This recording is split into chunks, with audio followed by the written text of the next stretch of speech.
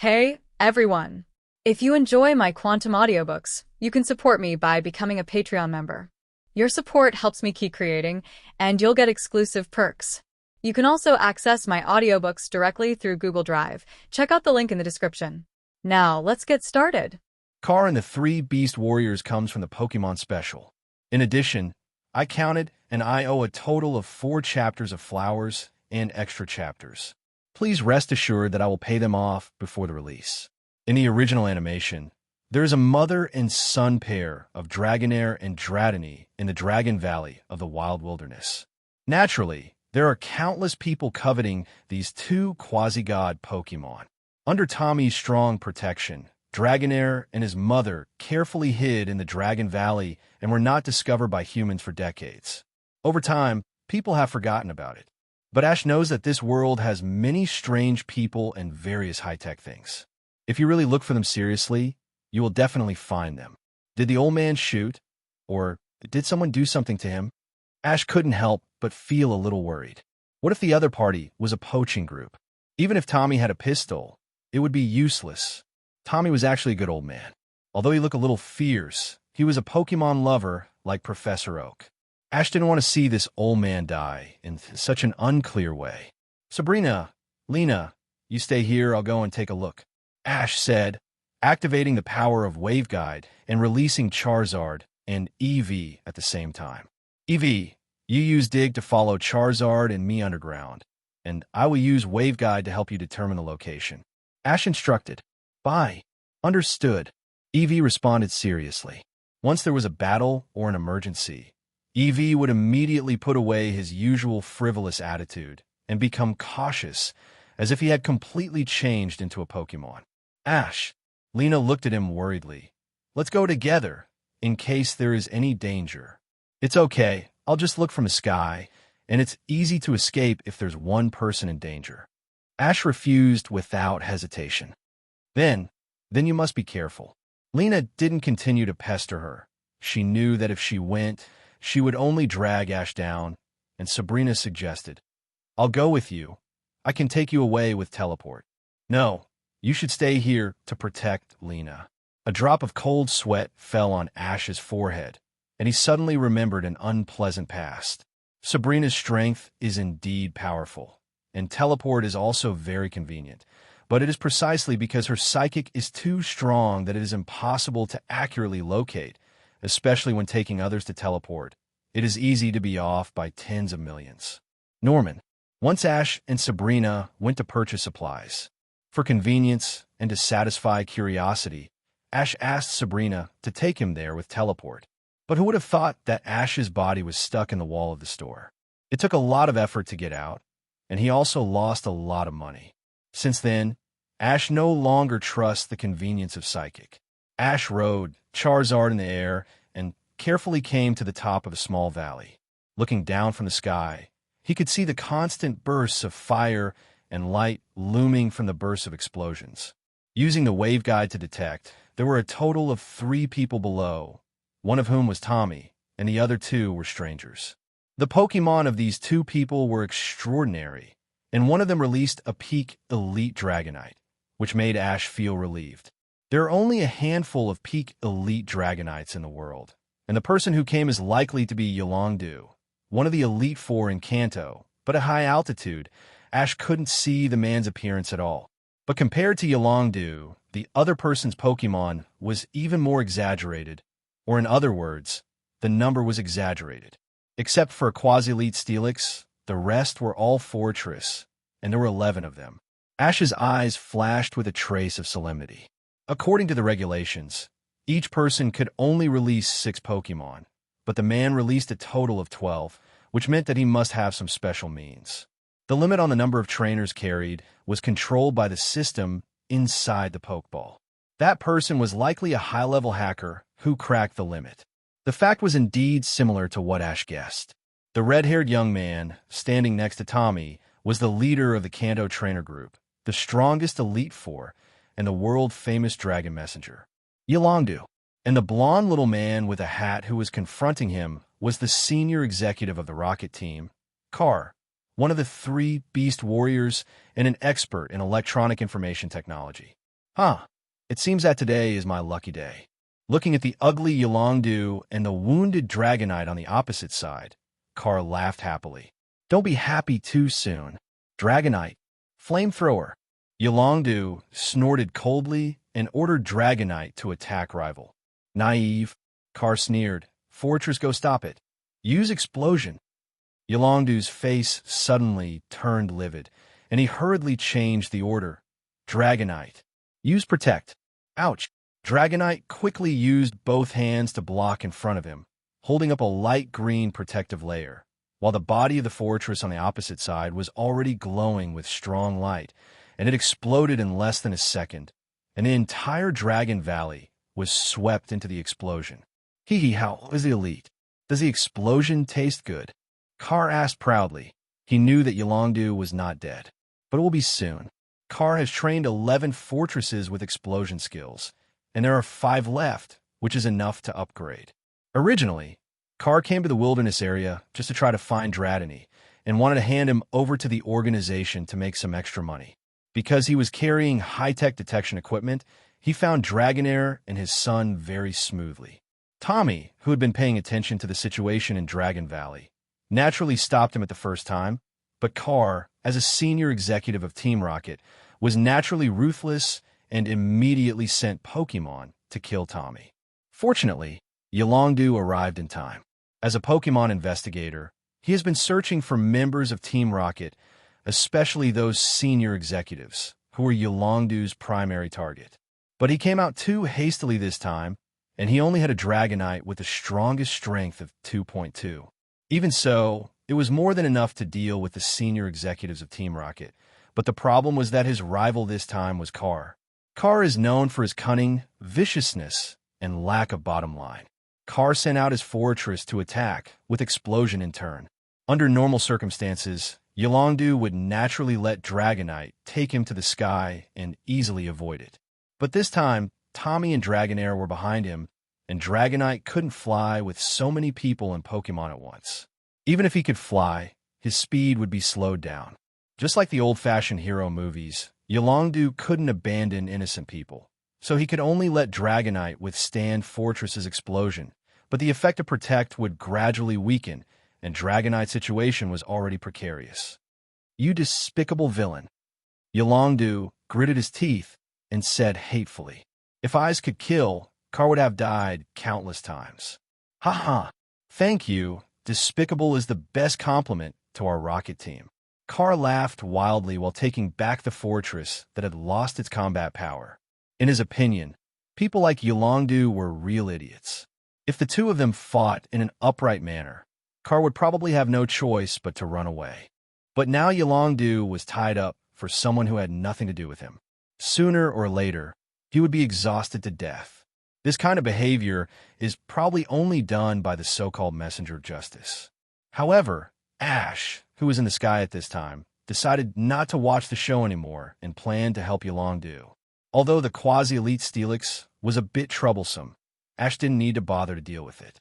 He only needed to kill the remaining 5 fortresses and relieve Yolongdu's worries. Charizard, rush up and use explosive flames on those fortresses. Ash grabbed Charizard's neck and ordered, roar! The originally lazy Charizard suddenly changed his momentum. His eyes flashed, and he suddenly flapped his wings and dived down from the sky. After approaching the enemy, 13 immediately opened his mouth and spit out an orange-red fireball, which exploded in the middle of the 5 fortresses. At this time, Carr's attention was all on Yolongdu, and he didn't notice Ash's sneak attack at all. The effect of the fire trick was 4 times the damage to the fortress, and the effect couldn't be better. The fortress at the center of the explosion immediately fainted. Who the hell are you guy? Carr was shocked and angry. His plan was foolproof, but as long as the opponent had a more powerful helper, his plan would fail. Completely ignoring Carr's questioning, Ash ordered Charizard to use the flame jet again and attacked the fortress wholeheartedly. Hole. You don't understand what I'm saying. Carr was immediately furious and hurriedly asked the remaining 4 fortresses to disperse and avoid the flame attack. Although Yolongdu didn't know Ash, he could at least see that he was a friend, not an enemy,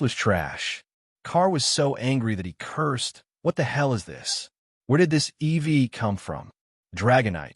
Use the Destruction Death Beam on Steelix. Yolanda naturally would not miss this great opportunity and decisively ordered Dragonite to prepare a killing move. Boom! In the blink of an eye, Dragonite condensed all the energy, and the powerful destructive death light burst through with a sharp sound, directly hitting Steelix, who had not figured out the situation. Even though Steelix's body was very large, the huge impact still blasted it far away and finally fell heavily on the ground. Seeing this scene, Ash's face flashed with shock. Although he knew that Dragonite must be very strong, knowing is one thing, and seeing it with his own eyes is another feeling. One hit, just one hit, Dragonite easily defeated the opponent, and it was Steelix who was famous for his defensive power.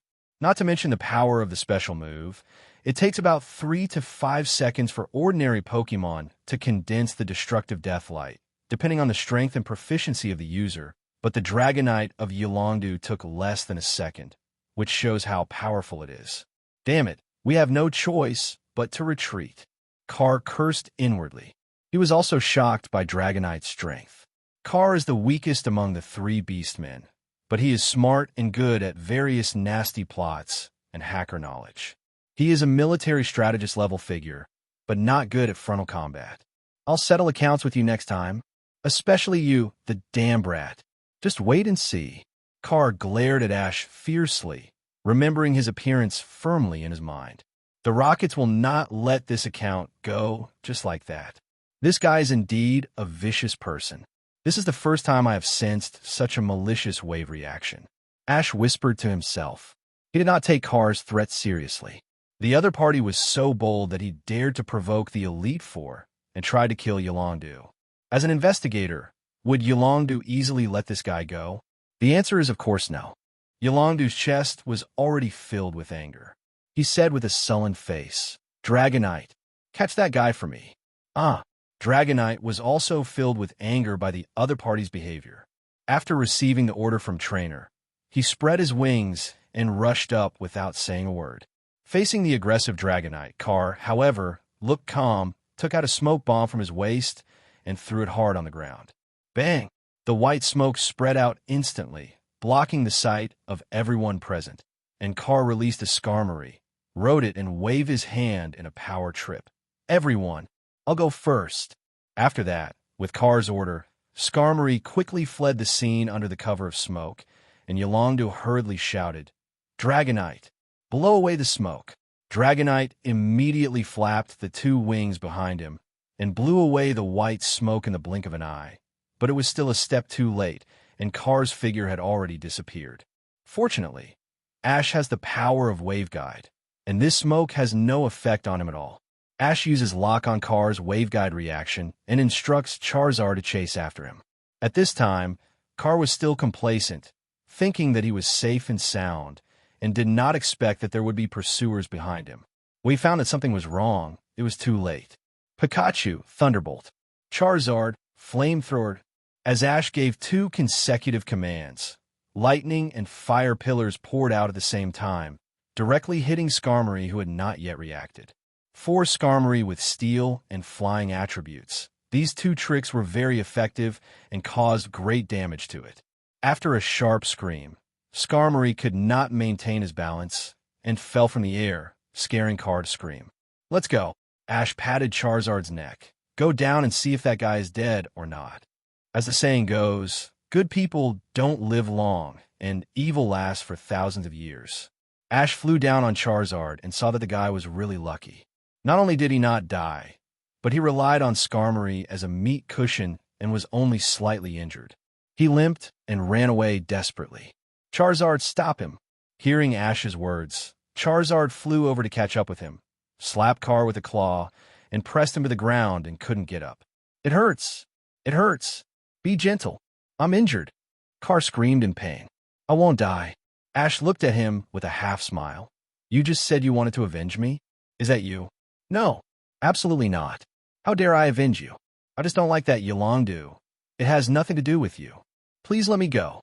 Carve immediately became a different person, no longer the evil face he had before. Hearing this, Ash was stunned for a moment, and then felt a little bit amused. This guy is a talent. He knows how to bend and stretch, but he has no backbone at all. At this moment, Yolongdu followed the previous explosion and said coldly, Carve, you can't run away this time. Carve. Ash's expression was strange. This name was really special. Could it be that this guy's parents had watched Blaze Ninja? Tisk, Yolongdu, if you didn't have helpers, you would have died today. Carve believed that Yolongdu would not spare him, but would not kill him, so he felt that there was nothing to worry about. Say whatever you want. You said I will die? Just wait and see who will die today. However, this time, Yolongdu's reaction was somewhat beyond Carve's expectations. His originally handsome face was almost distorted because of rage. Yolongdu waved his hand and ordered in an unquestionable tone, Dragonite, lift him up and prepare to use zero-distance destructive death light on him. Dragonite did as he was told, grabbed Carve from under Charizard's claws, lifted him in front of him, and then opened his mouth to condense energy. Really? Ash watched everything in front of him with great interest, but Carve was almost scared to death. He read one thing from Yulongdu's eyes. This guy is serious. Wait a minute. Carr hurriedly stopped. I'm a senior executive of Team Rocket. I know a lot of important information. If you kill me like this, you will get nothing. Humph, there are more than one executive of Team Rocket anyway. Just catch him after he dies. Yulongdu was not moved at all. Seeing the light coming out of Dragonite's mouth becoming more and more dazzling, Carr felt for the first time that death was so close to him. No, please don't. I'll tell you everything. I'll cooperate with you in everything. Carr's spirit almost collapsed, and he shouted at the top of his lungs. In the end, Dragonite's destructive death beam still blasted out, DDD. But the aim was slightly off, and the beam of light brushed past Carr's head. And without a doubt, Carr foamed at the mouth and was frightened to death. Idiot! Yulongdu cursed disdainfully, but seeing Ash looking at him strangely, he said a little embarrassedly, I just scared this guy. As long as we break his psychological defense, it will be much easier to interrogate him later. Also, let me say thank you on behalf of Pokemon. Thanks to you, Dragonair and his son are safe. Yulongdu expressed his gratitude to Ash solemnly. It's just a little help. Ash waved his hand, indicating that the other party didn't need to thank him. By the way, I haven't asked for your name yet. I'm Yulongdu. Please give me your advice. I went out to play with friends during the Husha New Year, so I'm sorry to update it in the early morning. You are the elite, right? I'm a trainer from Pallet Town. Just call me Ash. It was just a normal self-introduction, but Yulongdu opened his eyes wide after hearing it. You are the Ash? Inochi. Yes, elite knows me. Ash felt a little strange. He was not a big shot. How could Yulongdu know his name? Yulongdu was stunned for a moment, and then hurriedly said, It's like this. I once heard Professor Oak mention you, saying that you seem to have some kind of special ability. I see. To be honest, Yulongdu's strength as a trainer is beyond words, but he lies well. At least he can't fool Ash. But Ash was too lazy to expose him. If Yulongdu wanted to tell the truth, he would tell it naturally. He had no interest and no ability to force him. Ahem. Yulongdu coughed twice. Ash, how is Professor Oak's health recently? I haven't visited him for a long time. Same old, pretty good. Ash replied. How about his grandson, Gary? I remember when I first met Gary, he couldn't speak. Yulongdu asked again. Also pretty good. Next, Ash was completely puzzled. Yulongdu seemed to know the situation in Pallet Town very well. Almost everyone in the town was asked by him. Until the end, Yulongdu's eyes were erratic, and his tone was solation. Well, Ash, how is your mother Delia recently? Is she still the same? Although Yulongdu tried his best to pretend that he was just asking casually, the terrible thing was that this guy couldn't help blushing, which shocked Ash so much that his jaw almost dropped. Elite. Ash really couldn't help it. How do you know my mother's name is Delia? And why is she so familiar with Pallet Town? This is because I have been to your Pallet Town before, so I know it so well. Yulongdu explained hurriedly. However, Ash was so curious that his stomach was itching to death. He didn't say anything, but just stared at Yulongdu with a strange look on his face. Yulongdu admitted defeat and raised his hands and said, Okay, I'll tell you the truth. Actually, I was a partner with your parents when I traveled. We have been friends for many years. So that's how it is. Ash quickly accepted this reason. After all, it sounded very reliable. As for Yulongdu's previous attitude, Ash subconsciously chose to forget it. Ash, do you know who your father is? Yulongdu seemed to be hesitant to speak, but still asked. Although it's strange, I really don't know. Since the day he was born, Ash has never seen his father's appearance, nor has he heard Delia mention his name, but Ash is used to it. Anyway, he and Delia are living well. Yulongdu hesitated again. Do you want to know? Do you want to know who he is? I don't want to know. Ash answered without hesitation. Why is that? Yulongdu felt a little incredible. What child doesn't want to know his father's name? If it were a normal child, he would naturally try every means to find out. But Ash is a time traveler, and he really doesn't care who his father is. Anyway, he abandoned me and my mother. So who does I care? Ash had guessed why Delia didn't want to talk about it. It was nothing more than her father being an unfaithful man who abandoned them. After all, if a woman hates a man so much that she doesn't even want to mention his name, this is the only reason in most cases. But Yolande suddenly became excited. It's not like that. Your father has always loved you and your son. He has never abandoned you. Why are you so excited? Are you my father? Ash felt a little speechless, but what he thought in his heart was just a joke. After all, Yolande had red hair and Delia had brown hair. It was impossible for the two of them to give birth to a black-haired Ash. No, I can't help it. Ash, do you know about the disarmament treaty 12 years ago? Although he didn't understand why the topic jumped so quickly, Ash nodded. Almost everyone who had been to school knew about this history. The Pokemon world is different from the world of Ash's previous life. In this land of the land dominated by the Alliance has very weak concepts such as country, nation, and religion. Of course, it was not like this at the beginning. In ancient times, there were countries of all sizes, but they fought each other for years, causing great suffering to the world. Asterisk, asterisk, asterisk. Finally, some powerful Pokemon decided to intervene, the so-called divine beasts. They selected kind-hearted humans as partners to help them establish a new order, which was the original Pokemon Alliance. The leaders of the Alliance at that time believed that the war came from the conflict of interests among countries in the world, but because of the selfishness of human nature, no matter how the interests were distributed, it would be impossible to balance them, so they simply eliminated all countries. Of course, this move was opposed by almost the whole world, but the Alliance had the help of the divine beasts. After more than a dozen generations of efforts, the whole world is now under the control of the Pokemon Alliance, leaving only some insignificant small countries.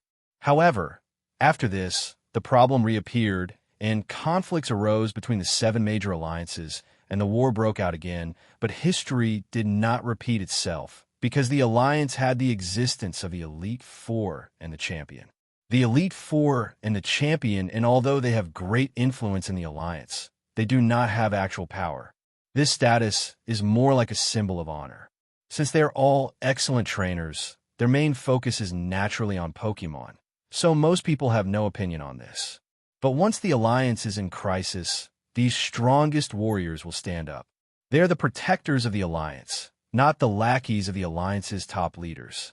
The only goal of these people is to maintain peace in the whole world. Therefore, the Elite Four and the Champion are not selected casually. First of all, their strength must meet the standards, and secondly, their character must pass the test. All active members need to vote. Only after more than half of them can they enter the 6-month probation period and finally decide whether to pass the test.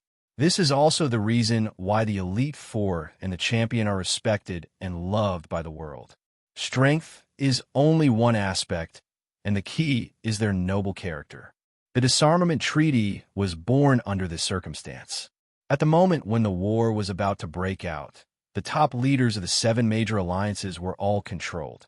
The Elite Four and the Champions implemented this treaty with extremely tough means. The treaty stipulates that all armies of the 7 alliances will be disbanded immediately, and local law and order will be maintained by the police. Individual vicious criminals or organizations will be dealt with by special departments set up by the Alliance depending on the situation. When he first learned about this history, Ash, as a time traveler, thought it was completely incredible, but after carefully reviewing the animation, he found that it was indeed true. No matter how those black forces or Pokemon made trouble, such as the giant Tentacruel attacking the city and the Plasma Group causing huge riots in the city, there was no shadow of the army. If it were Ash's previous life, would this be possible? The disbandment treaty can be said to have advantages and disadvantages. The disbandment of the army eliminated the hidden dangers of war, but it also bred a large number of criminals. The so-called soldiers are not all noble. Among those who were forced to retire, some of them opened gyms with great skills, and some of them switched to business with flexible minds, but most of them could only work as security guards. These people were naturally unwilling to accept it, and under various captivations, they joined various gangs. The famous rocket team in the city was developed and expanded during that earthy period. But in general, this treaty has more advantages than disadvantages. After all, compared with the wars that often killed hundreds of thousands of people, the things that the rocket team did were nothing. However, the next sentence from Yolongdu shocked Ash completely. This disarmament treaty was promoted by your father. Although Ash had vaguely guessed something since Yolongdu said the word disarmament treaty, he couldn't keep calm when he heard it in person. You mean my father is an elite or a champion? Yolongdu nodded and said, to be precise, he is a champion who is still in the probation period. But at that time, all the members unanimously became champions, and it was only a matter of time before your father passed the probation. Then, why has no one ever told me this? Ash was a little annoyed. Since his father was not a bad person, was it necessary to hide it from him? It was to protect you. Yolongdu smiled bitterly. When the disarmament treaty was implemented, your father killed countless alliance executives. In order to prevent the families of those people from attacking revenge, your and Delia's identities were classified as top secrets, and only those senior members knew about it. Hearing this, Ash fell silent, and then he couldn't help but swear in his heart. Damn, what is this cheap dad doing? Doesn't he know the principle of cutting the grass at the root?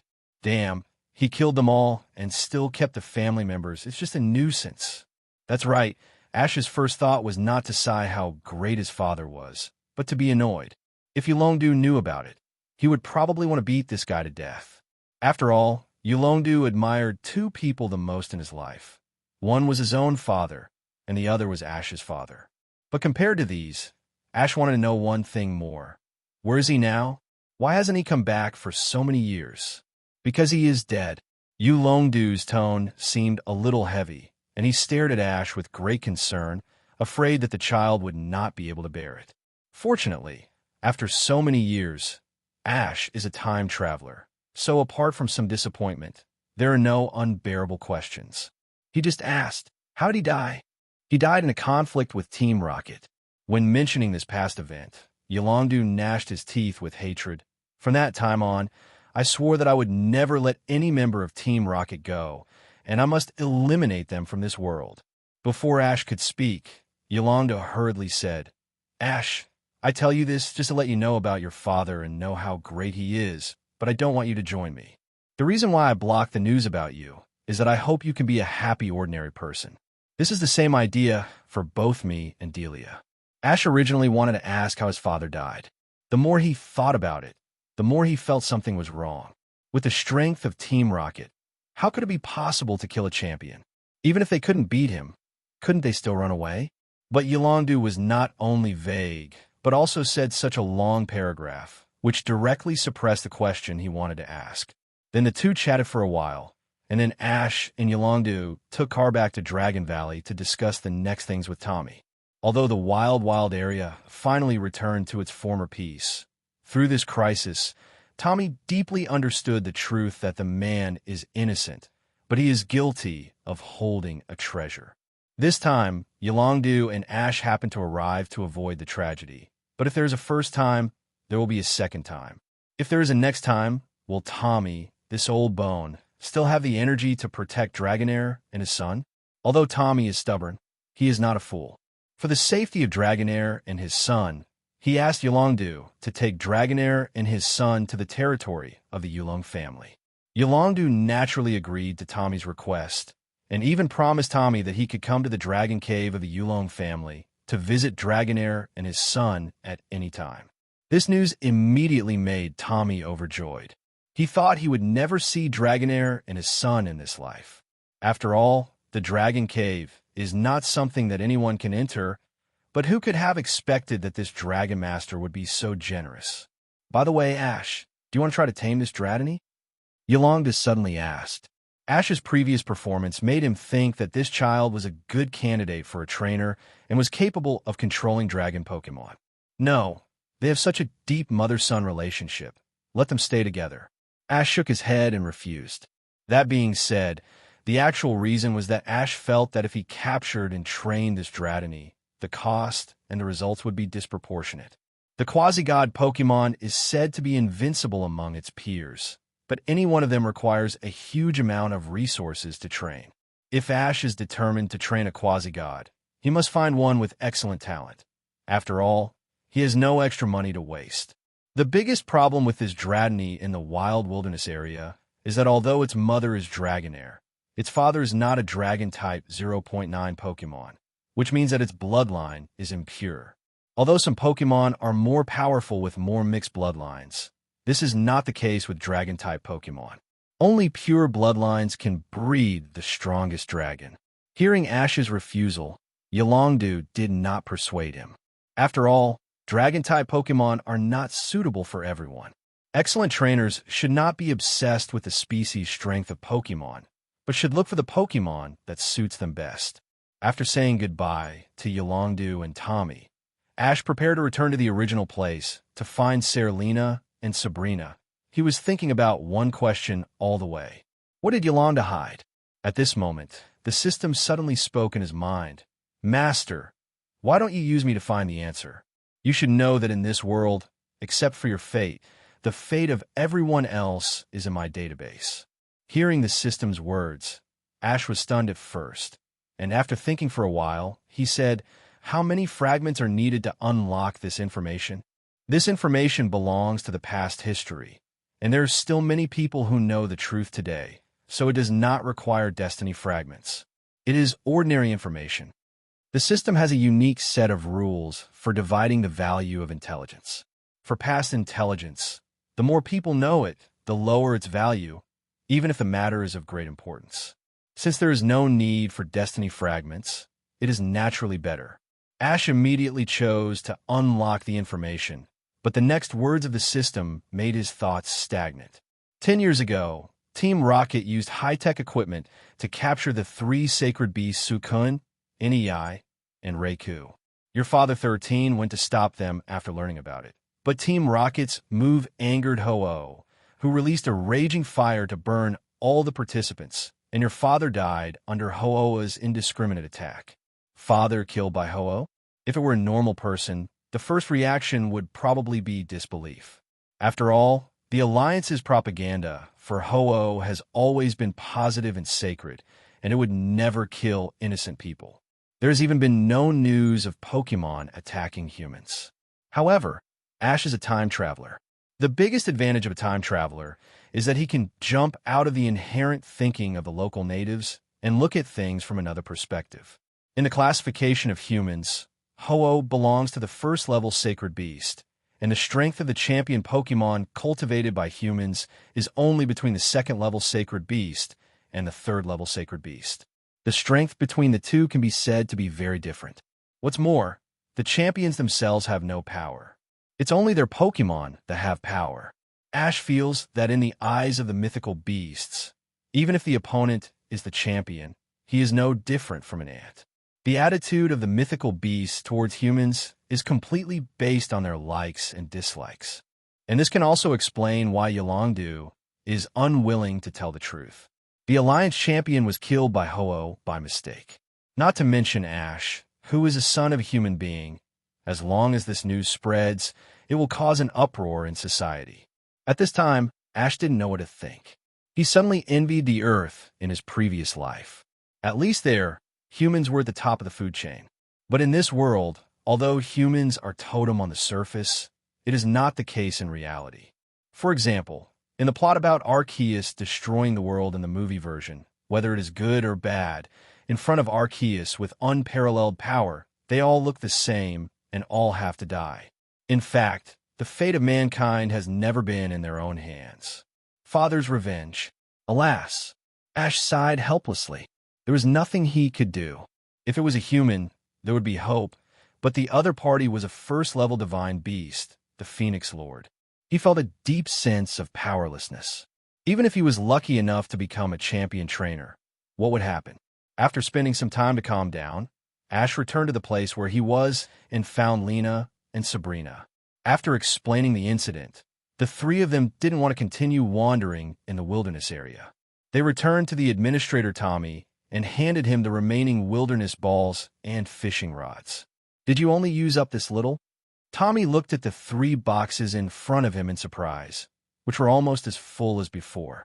Well, my friends and I like to capture only the Pokemon that suits us. Ash nodded gently and answered. So that's how it is. If only other trainers could think like you, they would all want to use up all the balls in the wilderness. Tommy's expression was a little sad.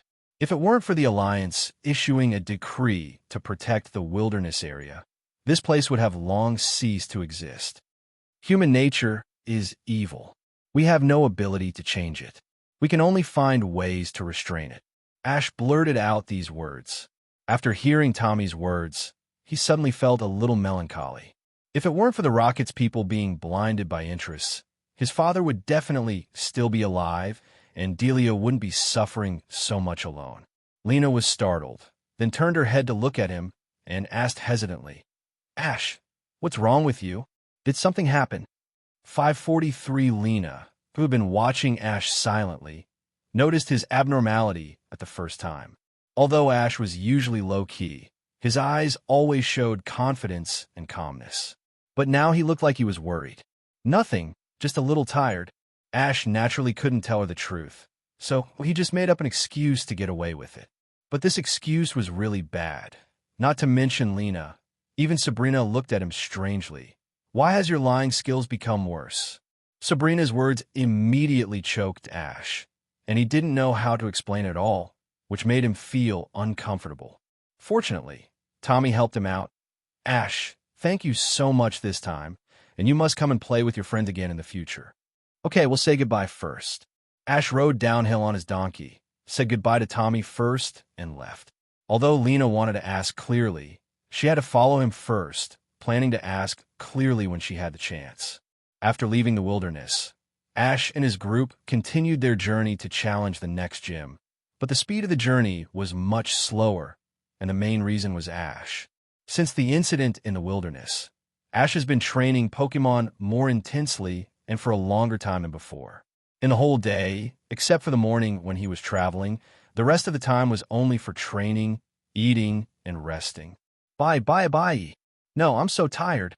Boss, I'm going to Alliance to sue you for abusing Pokemon. Eevee fell to the ground weakly and refused to move a step.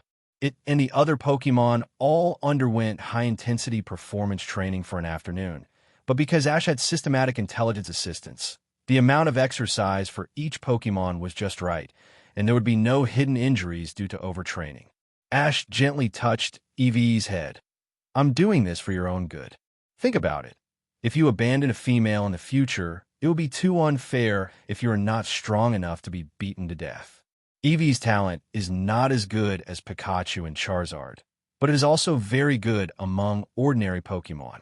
It is just that it is used to being lazy with Commisrii and is not used to such high-intensity training. Except for it, the other Pokemon just feel a little tired, nothing else, and some energetic ones are still chatting and playing there. Bye? What? Eevee was stunned for a moment, and then laughed. Bye. How? Is this possible? Boss, you will protect us. Maybe. Ash looked at it with a half-smile, which made Eevee's heart skip a beat. Although Eevee felt that Ash would definitely not ignore it, he might show up later and deliberately make it suffer. In fact, this was Eevee's own fault. It just couldn't stop its philandering habit. It was also a ruthless guy who liked every girl it saw, changing girlfriends faster than turning pages of a book. Fortunately, most humans couldn't understand the language of Pokemon, which gave Ash the opportunity to cover up for Eevee again and again, but Ash felt that if it continued like this, it would only be a matter of time before Eevee was chopped by a hatchet. After being reminded by Ash, Eevee also understood this. A big drop of cold sweat fell on its forehead, and then it stood up. Bye. Let's go run a few more laps. For a carefree life in the future, Eevee decided that he must become stronger, so strong that no Pokemon can chop him down, and to become stronger, he must endure hardships. Master, what did you say to Eevee? Why did this lazy guy move again? Riolu was surprised to see Eevee running again. Ash told Riolu about his conversation with Eevee, which immediately caused Riolu's dissatisfaction. How can you do this? You should teach Eevee a lesson. Just like humans, Pokemon also have their own personalities. Riolu and Eevee are two completely opposite Pokemon, so they often don't get along. I want this, but it's hard to implement. Ash shook his head helplessly. Evie had caused so many troubles, and he naturally preached to him. But the problem is that Evie is a Pokemon, not a human, and it is eloquent. It can make Evie a Pokemon with just one sentence. Ash blocked him back. Please don't impose human moral values on Pokemon. If Eevee's behavior were to happen to humans, he would undoubtedly be a scumbag. But if it were to happen to Pokemon, at least so far, no authoritative person has given a strong statement. Perhaps we can temporarily call him a Pokemon scumbag? Looking at Eevee, who was training hard, Riolu's eyes flashed with a trace of solemnity. If he continued like this, he would be surpassed by Eevee sooner or later. It would stop to be *******D from doing whatever he wanted. Rely on Pikachu or Charizard. Riola never thought about it this way. First, he didn't like to rely on others. Secondly, Pikachu and Eevee were together all day long, and Charizard was a Lone Ranger. These two guys were unreliable. After thinking it over, Riolu decided to rely on himself, and then quietly ran to the open space to start practicing again. Could it be that there was something wrong with my education? Ash was silent for a moment, and then he uttered this sentence after a long while. Eevee fought hard because of his own selfish desires.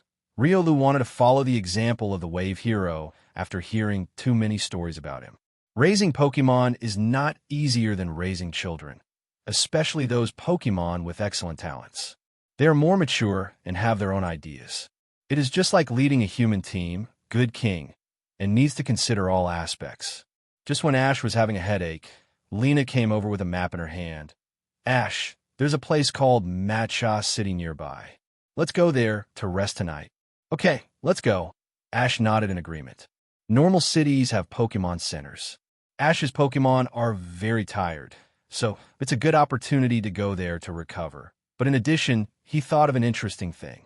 In a city called Matcha City, there's a very powerful person, Dr. Akihabara.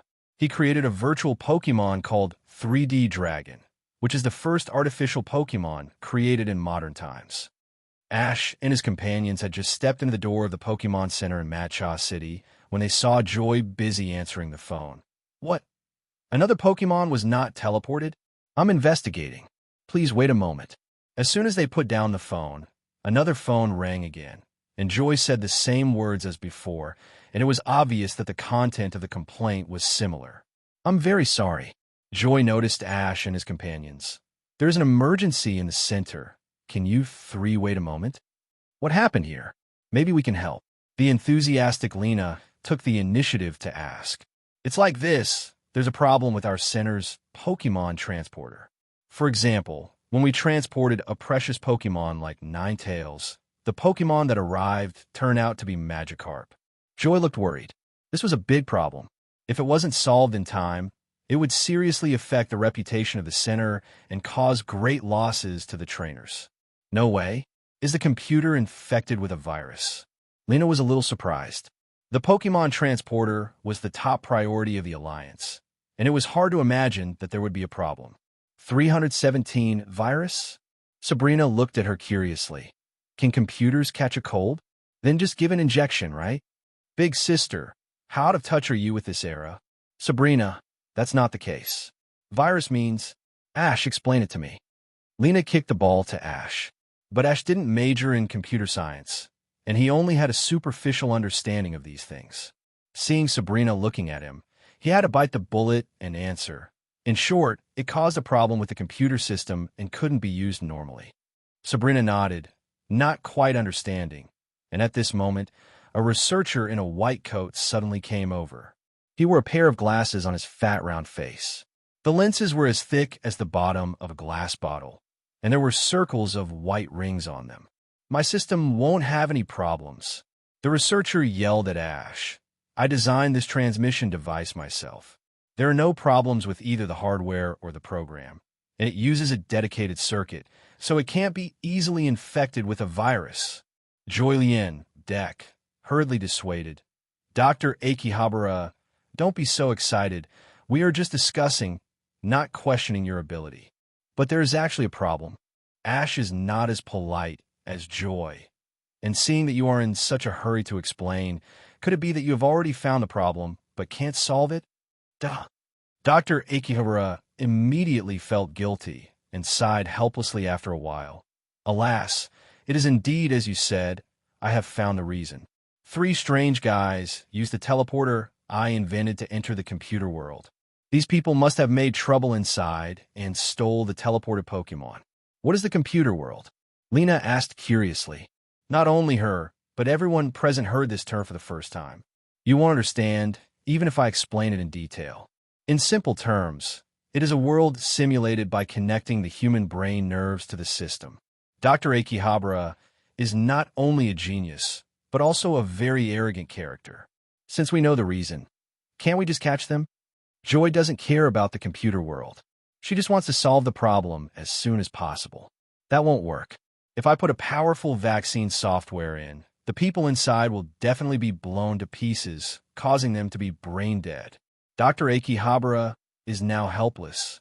Although he is angry about the behavior of these guys, he still can't bear to kill them. What should we do now? Joy asked anxiously. There is no good way. Dr. Akihabara shook his head, pretending to be helpless. Unless there is a powerful trainer willing to enter the computer world and catch these guys, am I right, little brother? No. Why are you watching, Ash? This kind of thing should be found by Officer Jenny. Lena thinks that this computer world sounds unreliable, and she doesn't want Ash to take risks. However, Ash is very curious about the so-called computer world. It sounds a bit like the virtual games and the online novels of his previous life. Song seems to have not developed to that stage yet. And since someone has entered before, it means that there should be no danger. But Officer Jenny's words always seem a bit unreliable. Dr. Akihabara said, with some embarrassment, Professor. Joy was immediately unhappy. Please stop talking nonsense, okay? What's wrong with Officer Jenny? The Joy family and the Jenny family have always been old friends, and their family members are almost all good friends, helping each other in the same city. Women are not reliable. Dr. Akihabara is not only stubborn, but also a male chauvinist, which surprised everyone present.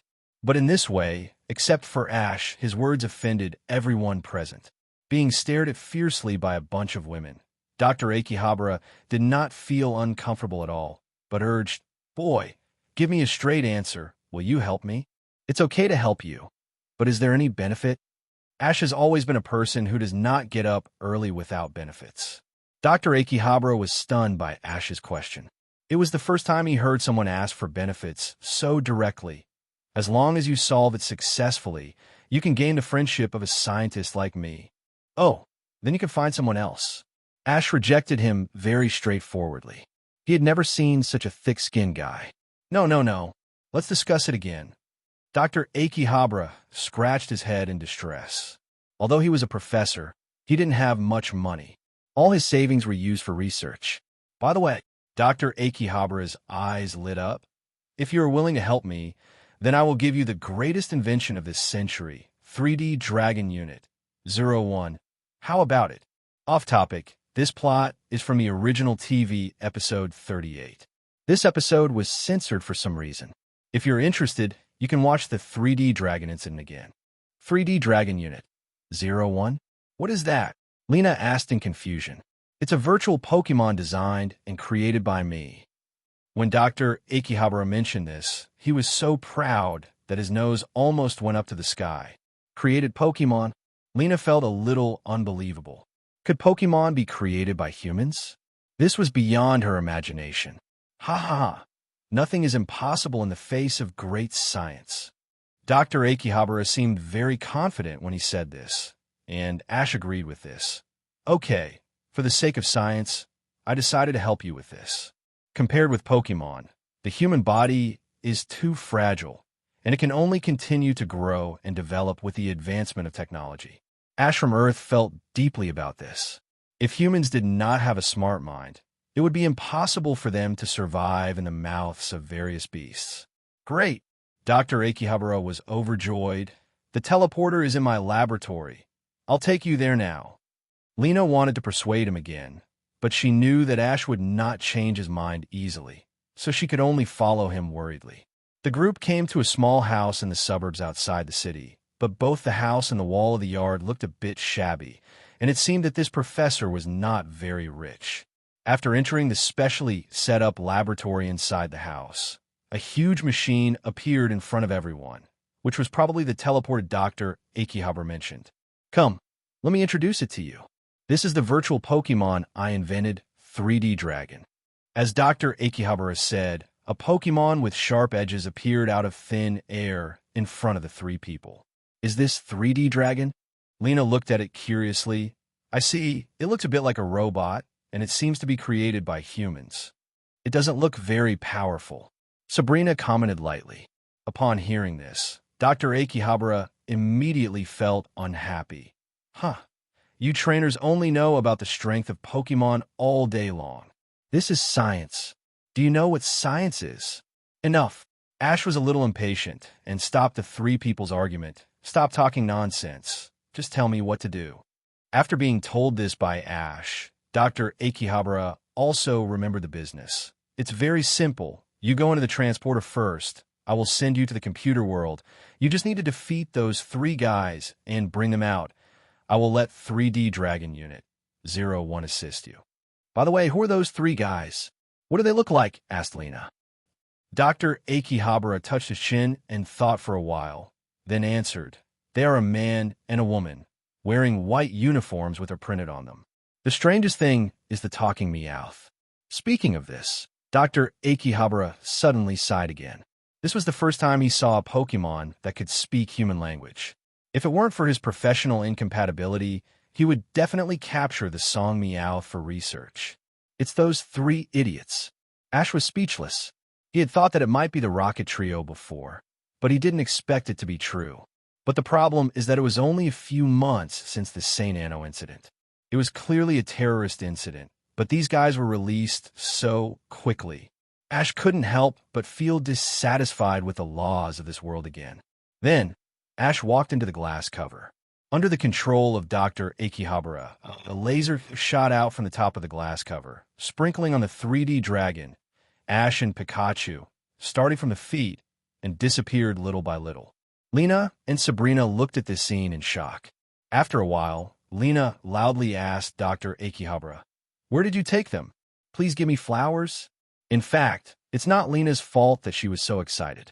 What happened in front of her was really beyond her imagination. A living person actually disappeared like this. Didn't I say that he was teleported to the computer world, and he will be fine? If you don't believe me, just watch it. As he said, Dr. Akihabara adjusted the picture in the computer world to the screen. At this time, Ash, who entered the computer world, was sitting on the 3D dragon. The 3D dragon can change its shape at will in the computer. It enlarges its body and acts as Ash's mount. Ash and Pikachu looked around curiously. In this world, the background is black, and there are colorful lines everywhere, which looks like a sci-fi movie. Ash, Lena immediately pushed Dr. Akihabara aside. Can you hear me? Are you okay? A screen popped up on the 3D dragon, showing Lena and Sabrina with worried faces. I'm fine. Ash smiled at them. Don't worry. Where's Dr. Akihabara? Here, you two little girls. Get out of my way. Don't interfere with our work. Dr. Akihabara waved at Lena and Sabrina unhappily. You don't look like an adult at all. Lena wrinkled her cute little nose, but in order not to hinder Ash, she still pulled Sabrina back a few steps and gave the position to Dr. Akihabara. Ash, listen carefully. Dr. Akihabara quickly typed on the keyboard. Since the Pokemon transmission device has a problem now, it means that the other party is likely over there. You just need to follow the Green Network Highway to find them. But I have to remind you of one thing first. They have controlled the 3D Dragon Unit 0, so you must defeat it first. Why didn't you tell me about this before? Lena was increasingly dissatisfied with Dr. Akihabara. He was obviously hiding something and waiting for Ash to go in before telling the truth. Ahem. Dr. Akihabara was a little embarrassed and pretended to cough dryly. Actually, it's nothing. 3D Dragon Unit 01 and Unit 0 are about the same strength. Ash just needs to defeat those bad guys. There's no need to worry too much. He looks like an honest man, but I didn't expect him to be so cunning. Lena was so angry that she couldn't help but ridicule him. Dr. Akihabara knew he was in the wrong and didn't dare to refute him. He could only pretend he didn't hear it. 3D Dragon can't fly in reality, but it can in the 807 computer world, and it's very fast. Following the high-speed network track, Ash soon found the Rocket Team trio. The three guys blocked the pipeline with roadblocks, making it impossible for the Pokeball to pass. Great harvest! Great harvest! We haven't been so successful in a long time. Looking at the pile of Pokeballs in front of them, Jesse and James danced with joy. As long as they brought all the Pokeballs back to Team Rocket, promotion, wealth, and officialdom would not be a dream. Meowth, who was busy at the side, was furious when he saw them so leisurely. Don't just chat there. Come and help clean up the Pokeballs, Meow. Don't worry. That's right. We're the only ones who entered this world anyway. Jesse and James sang in unison, without any tension of doing bad things, and even took out snacks and tea from their bags to taste them. Hey, idiots! At this moment, Ash shouted at them in midair. Why don't you three know the lesson of absorb? Haven't you had enough of jail? It's you again, you damned brat. Meowth gnashed his teeth when he saw Ash. Their actions were disrupted by the other party several times. Leave it to us. Asterisk 2. This time, Jesse and James reacted quickly. Without saying a word, they immediately threw out the Pokeball, and Arbok and Weezing appeared respectively. Ha, brat. This time, I'll let you see the strength of Pokemon after evolution. That's right. Don't think that their strength is still the same as before. Jesse and James' tone was full of confidence, as if they were sure of victory. If it were anyone else, they might be fooled by their tone, but Ash knew the temper of these three guys. In short, it was blind confidence. I'm counting on you guys in the computer world. Meowth pointed at Ash, and Weezing immediately rushed over, and a large amount of smoke spit up from the hole in his body, covering the scene.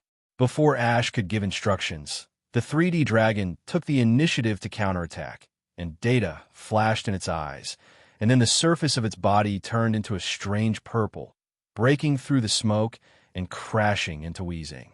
Being hit by the 3D dragon, Weezing not only flew backwards, but also affected Arbok behind it, fell to the ground. The trio happened to be standing there, and before they could react, they were pressed under the two Pokemon, and they were in so much pain that they couldn't move for a long time. Isn't this too useless? Ash really felt helpless. The 3D dragon killed them all with just one impact. It was so useless that they dared to do bad things. I couldn't understand what they were thinking. Dr. Akihabara was very proud of 3D Dragon's outstanding performance in the first battle. How is it? My 3D Dragon is very powerful. Its special move is called Transformation 2, which can change its own attribute to resist or be immune to the special move used by the target. This is something that other Pokemon can't do. Buzz! 3D Dragon laughed, which sounded a bit like a mechanical synthesized sound, and its eyes narrowed into a slit. It was obvious that it was in a very happy mood at this time. Damn! In this case, let's use 3D Dragon to fight. Jesse said, throwing the Pokeball again, and the 3D Dragon Unit 0 that they had stolen appeared. The two 3D Dragons look similar, but Unit 0 has a white 0 symbol on its forehead, and the trio added a rocket team, our flag on its tail. Ash and Pikachu quickly jumped off the 3D Dragons, and then the two 3D Dragons immediately started fighting. They transformed into swords and chopped each other, and then transformed into spears and shields and hit each other. They had a lot of fun fighting. The three members of Team Rocket cheered for Unit 0 below, but Ash got tired of watching after a while. Since they were all 3D dragons and were made by the same person, it was impossible to tell who was the winner in a short time. It's boring just watching, why don't we fight too? Ash looked at them with ill intentions, and Pikachu beside him also cooperated very well and made bursts of harsh electric current sounds. The three people's foreheads were all sweaty, and they shook their heads desperately. That's not necessary. Let's just wait quietly for them to finish fighting first. Just when Ash made up his mind to bully the weak, The two 3D dragons and soaring in the sky had already decided the winner. It seemed that Unit 01 had better luck, and the trick it used hit the vital point and knocked Unit 0 out. However, at this moment, a sudden change occurred, and Unit 00, which flew out, didn't know what it hit. Amidst the rapid alarms, all the pipes in the entire computer world lit up with dazzling red lights. Ash and Pikachu were stunned at first, and then they heard Dr. Akihabara's anxious voice. Something big has happened. Unit 00 accidentally touched the core just now. The entire computer world will be formatted soon. Format? When Ash first heard this word, he was a little confused. Dr. Akihabara quickly explained. It means that everything in the computer world will be returned to the original contest condition, and all of you as foreign objects will be cleared. I see. Ash nodded calmly at first, and then shouted to the sky. 3D dragon, come down quickly. If you don't leave, we will die. The 3D dragon, who was originally proud of defeating rival, heard Ash calling it, and quickly flew down to pick up Ash and Pikachu, and immediately started to run away. Huh? Why did the brat run away? Asterisk 3. The Rocket Trio was still a little confused. They had lost, but how come the other team ran away? Ash was still soft-hearted and kindly reminded them, if you don't leave now, you will never be able to return to the real world. As soon as the voice fell, police cars flew out of the pipes one after another, and syringe-shaped missiles were fired from the top, instantly blasting the roadblocks used by the rocket team to block the Pokemon transmission pipes into pieces. 13 gulp. Asterisk 3. The trio swallowed hard, then shouted, and hurriedly climbed onto Unit 0 to jump. These deformable floating police cars are the concrete embodiment of the formatting program. How about it? It's amazing. Dr. Akihabara explained proudly. You are so awesome. Lena was almost going crazy. Quickly stop this formatting. Ash is still inside. It can't be stopped. This is a measure to prevent hackers.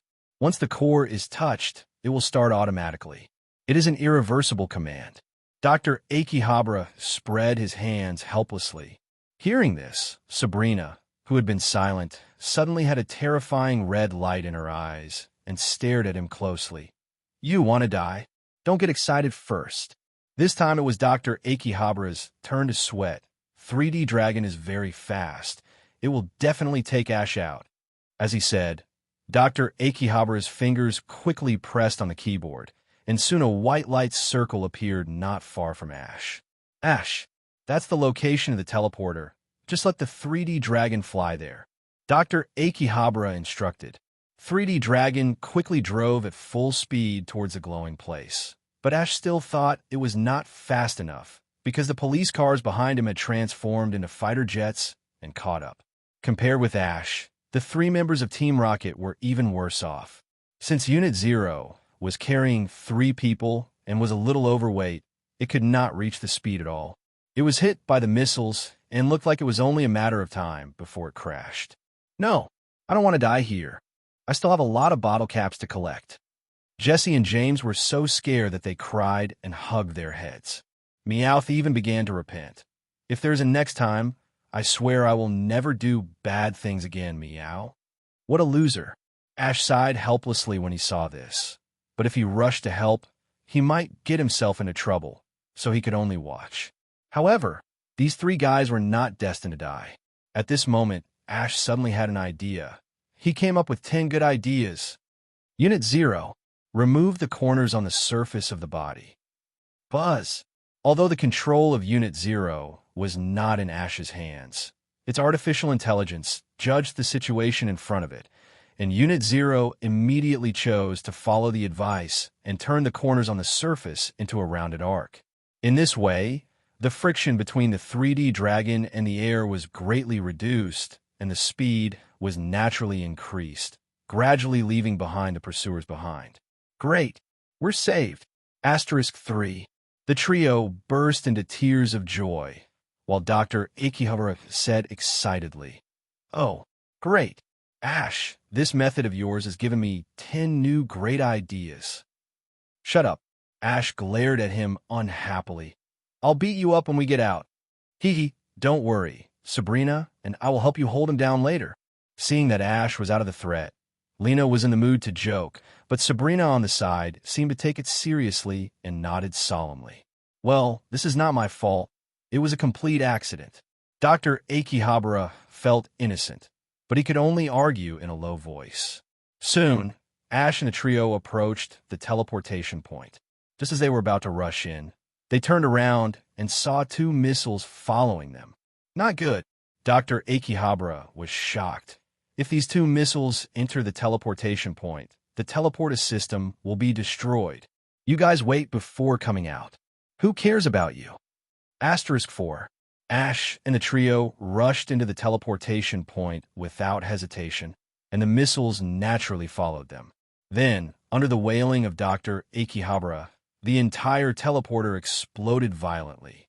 Fortunately, everyone came out safely. Team Rocket was very clear-headed this time. Under the cover of the smoke caused by the explosion, they slipped away without saying hello. And Ash was in no mood to argue with them.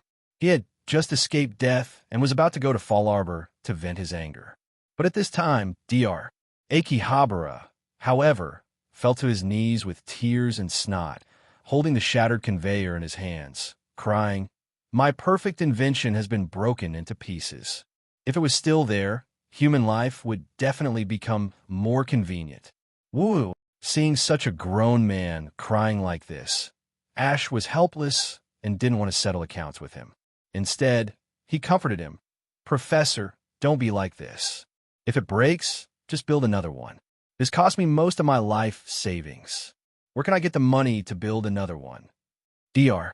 Akihabara's emotions were a little out of control. "Since you are such a great scientist and you have achieved results, it should be easy to find people to invest, right?" Ash was a little surprised. Normally, as long as they are not doing those two unconventional projects, scientists will not be short of money. "Is that so?" Looking at Dr. Akihabara's confused look, Ash was too lazy to explain and just took out a business card and handed it to him. "Go find this person. You will definitely be hired if you are so capable." The business card Ash gave to Dr. Akihabara was the one he got when he met Hyref last time. Although Hyref said he could ask him for help at any time, Ash just thought it was a polite remark. At least he couldn't help with a big favor. But introducing talents is a mutually beneficial thing. If Hyref likes it, it will be the best. If he doesn't like it, it has nothing to do with Ash, and he may even make some extra money. By the way, there's one more thing. If you are hired, you have to give me 30% of my annual salary as an agency fee. In the original animation, due to the lack of funds, several inventions of Dr. Akihabara were shelved indefinitely, but now due to Ash's intervention, these scientific products can continue, and the system also sent a prompt. "Master, because you continued the development of the 3D Dragon series, the development progress of human beings in space has been advanced by several decades, and 67 pieces of Destiny fragments have been obtained. What is the relationship between 3D Dragon and space?" Ash immediately raised his question, and the system's answer was, 3D Dragon 2, the evolution of 3D Dragon, was developed by humans to develop planets. Due to the existence of Rayquaza, humans cannot land on other planets, so this artificial Pokemon is used as a substitute. After being reminded by the system, Ash suddenly realized that in the original animation DP, Ash and his team and the Rocket team once flew out of the Earth on a rocket, but were smacked down by Rayquaza and almost died. Rayquaza is a Pokemon living in the ozone layer. It has a strong sense of territory and will attack indiscriminately once it finds humans entering the transmission. This is why the technology of humans in the Pokemon world is so advanced, but there's been no news of successful moon landing. It is all because of Rayquaza's obstruction. At this moment, Dr. Akihabara suddenly interrupted Ash's meditation. "Well, if I am lucky enough to be hired, I will definitely not default on my debt." At this time, Dr. Akihabara still didn't know how valuable his inventions were. Whether it was the 3D Dragon, the computer world simulated by the nerves, or the teleporter, all of these were epic-making technological products. This is not entirely Dr. Akihabara's short-sightedness. After all, the mainstream in this world is still about the research and development of Pokemon. Just making some reports on Pokemon can gain fame and fortune. In this way, other disciplines have become less valued by ordinary people. However, Silph is not an ordinary person. He is a tycoon who founded a business empire. With Ash's ability to Dr. Akihabara, it is estimated that his annual salary alone is at least several million. Okay, I'll wait for your good news. Ash and Dr. Akihabara exchanged their IDs and left. Although this was just a verbal agreement and had no legal effect, Ash believed that Dr. Akihabara would not default on his debt. After all, the 3D Dragon Unit 01 had been given to him as agreed. Name: 3D Dragon. Gender: none. Ability: adaptability. Attribute: normal. Intimacy: 60. Special moves: Transformation, Transformation 2, Triangle Attack, Impact, Zap Cannon, Magic Coat, Signal Beam, Angular. Strength: elite.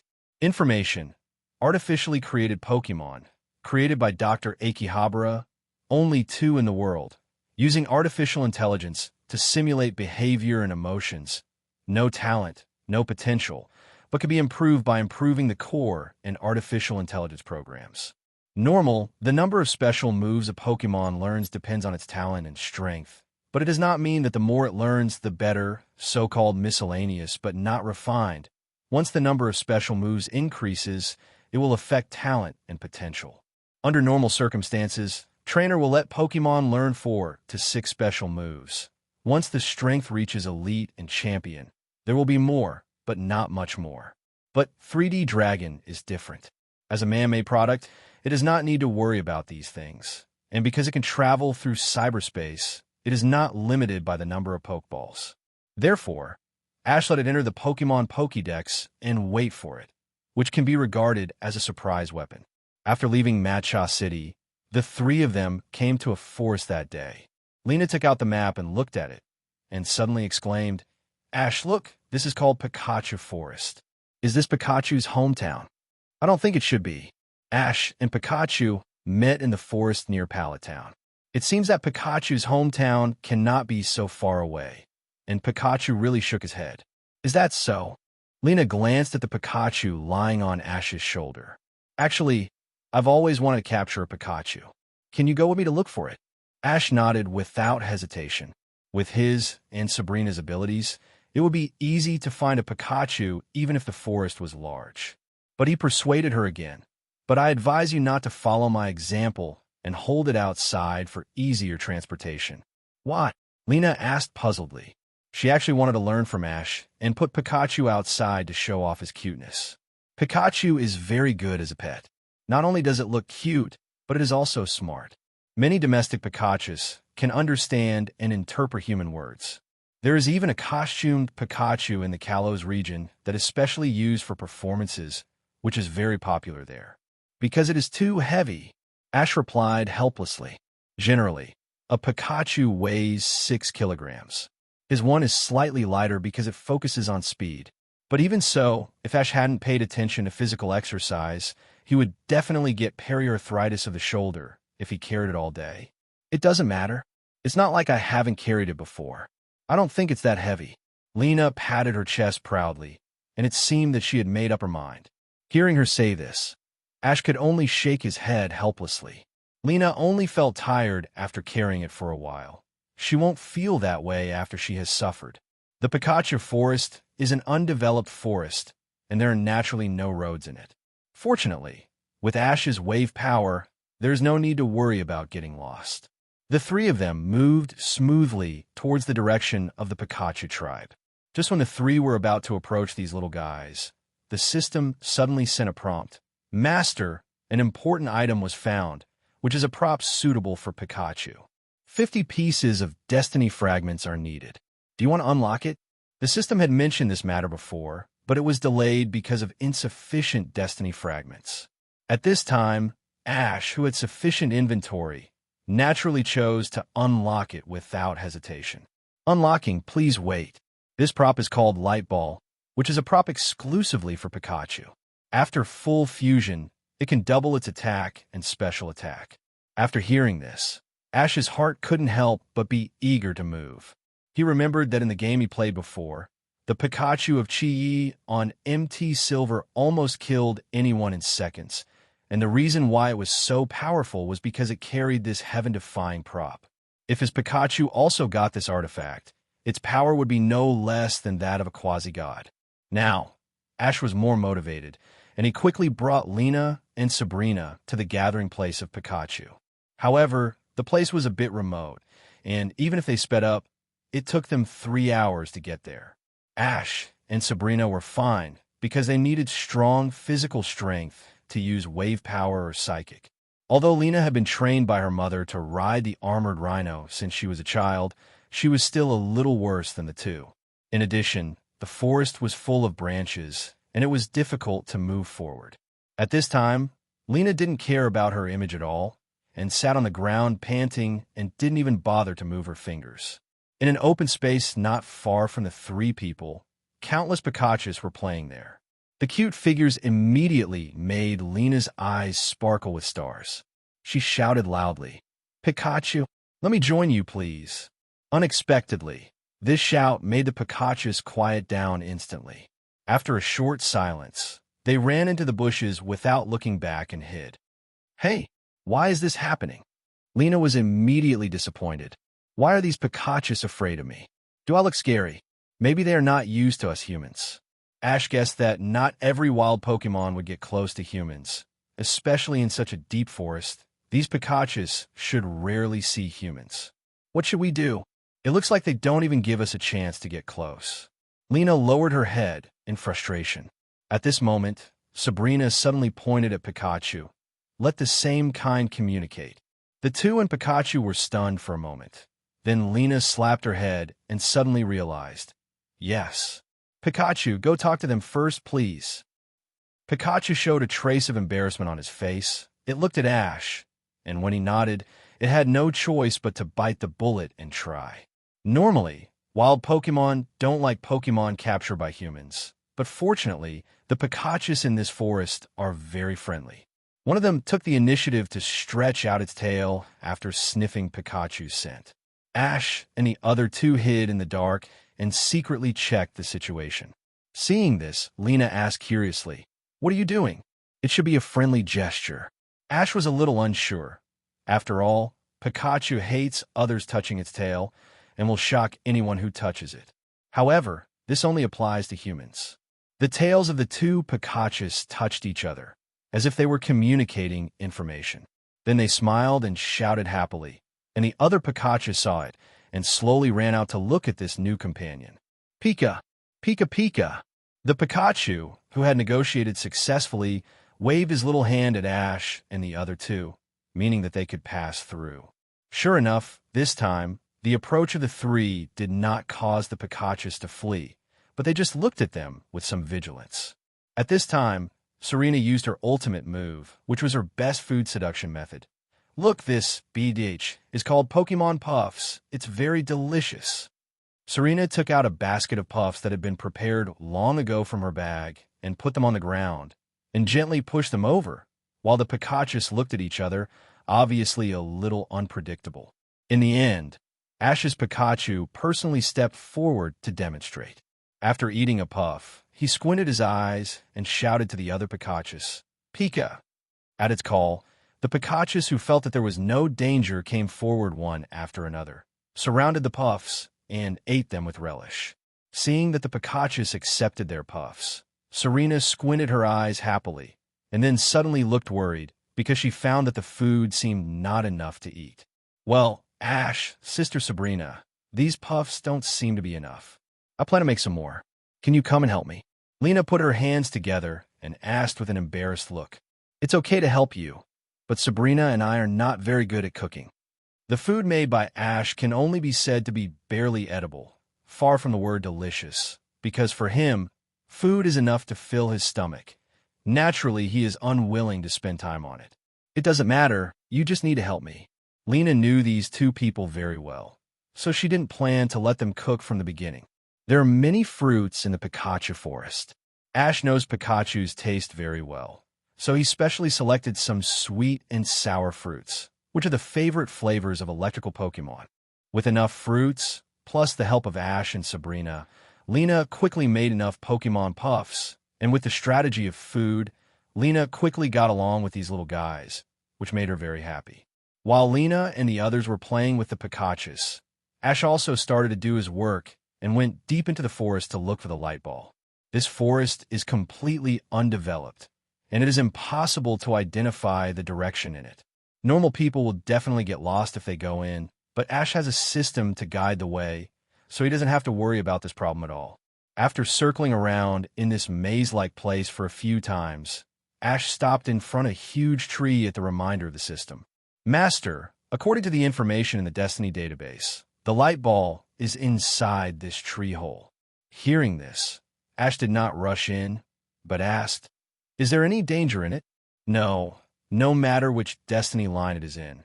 This light ball has never been discovered by humans, and has been staying quietly in place, waiting for the appearance of the destined person. The destined person? It should be the destined Pikachu, right? Ash couldn't help but sigh in his heart. Obviously, Pikachu is such a weak species, but it has its own exclusive props, while those powerful quasi-gods and even some mythical beasts do not have such treatment. By the way, how can we get in? Looking at the huge tree in front of him, Ash felt like he had nowhere to go. Although the system said that the light ball was in the tree hole, the problem was that there was no hole in the tree at all. Moreover, he tried to use the power of waveguide to detect the inside, but was surprised to find that the waveguide could not penetrate it. This was strange. Then Ash tried to let Pikachu use Orbird Tail, but the trick that could even break the wall only left a faint white mark on the tree trunk. Could this tree become a spirit? Although Ash never believed in this feudal superstition, this is the Pokemon world where everything is possible, and he couldn't help but think so.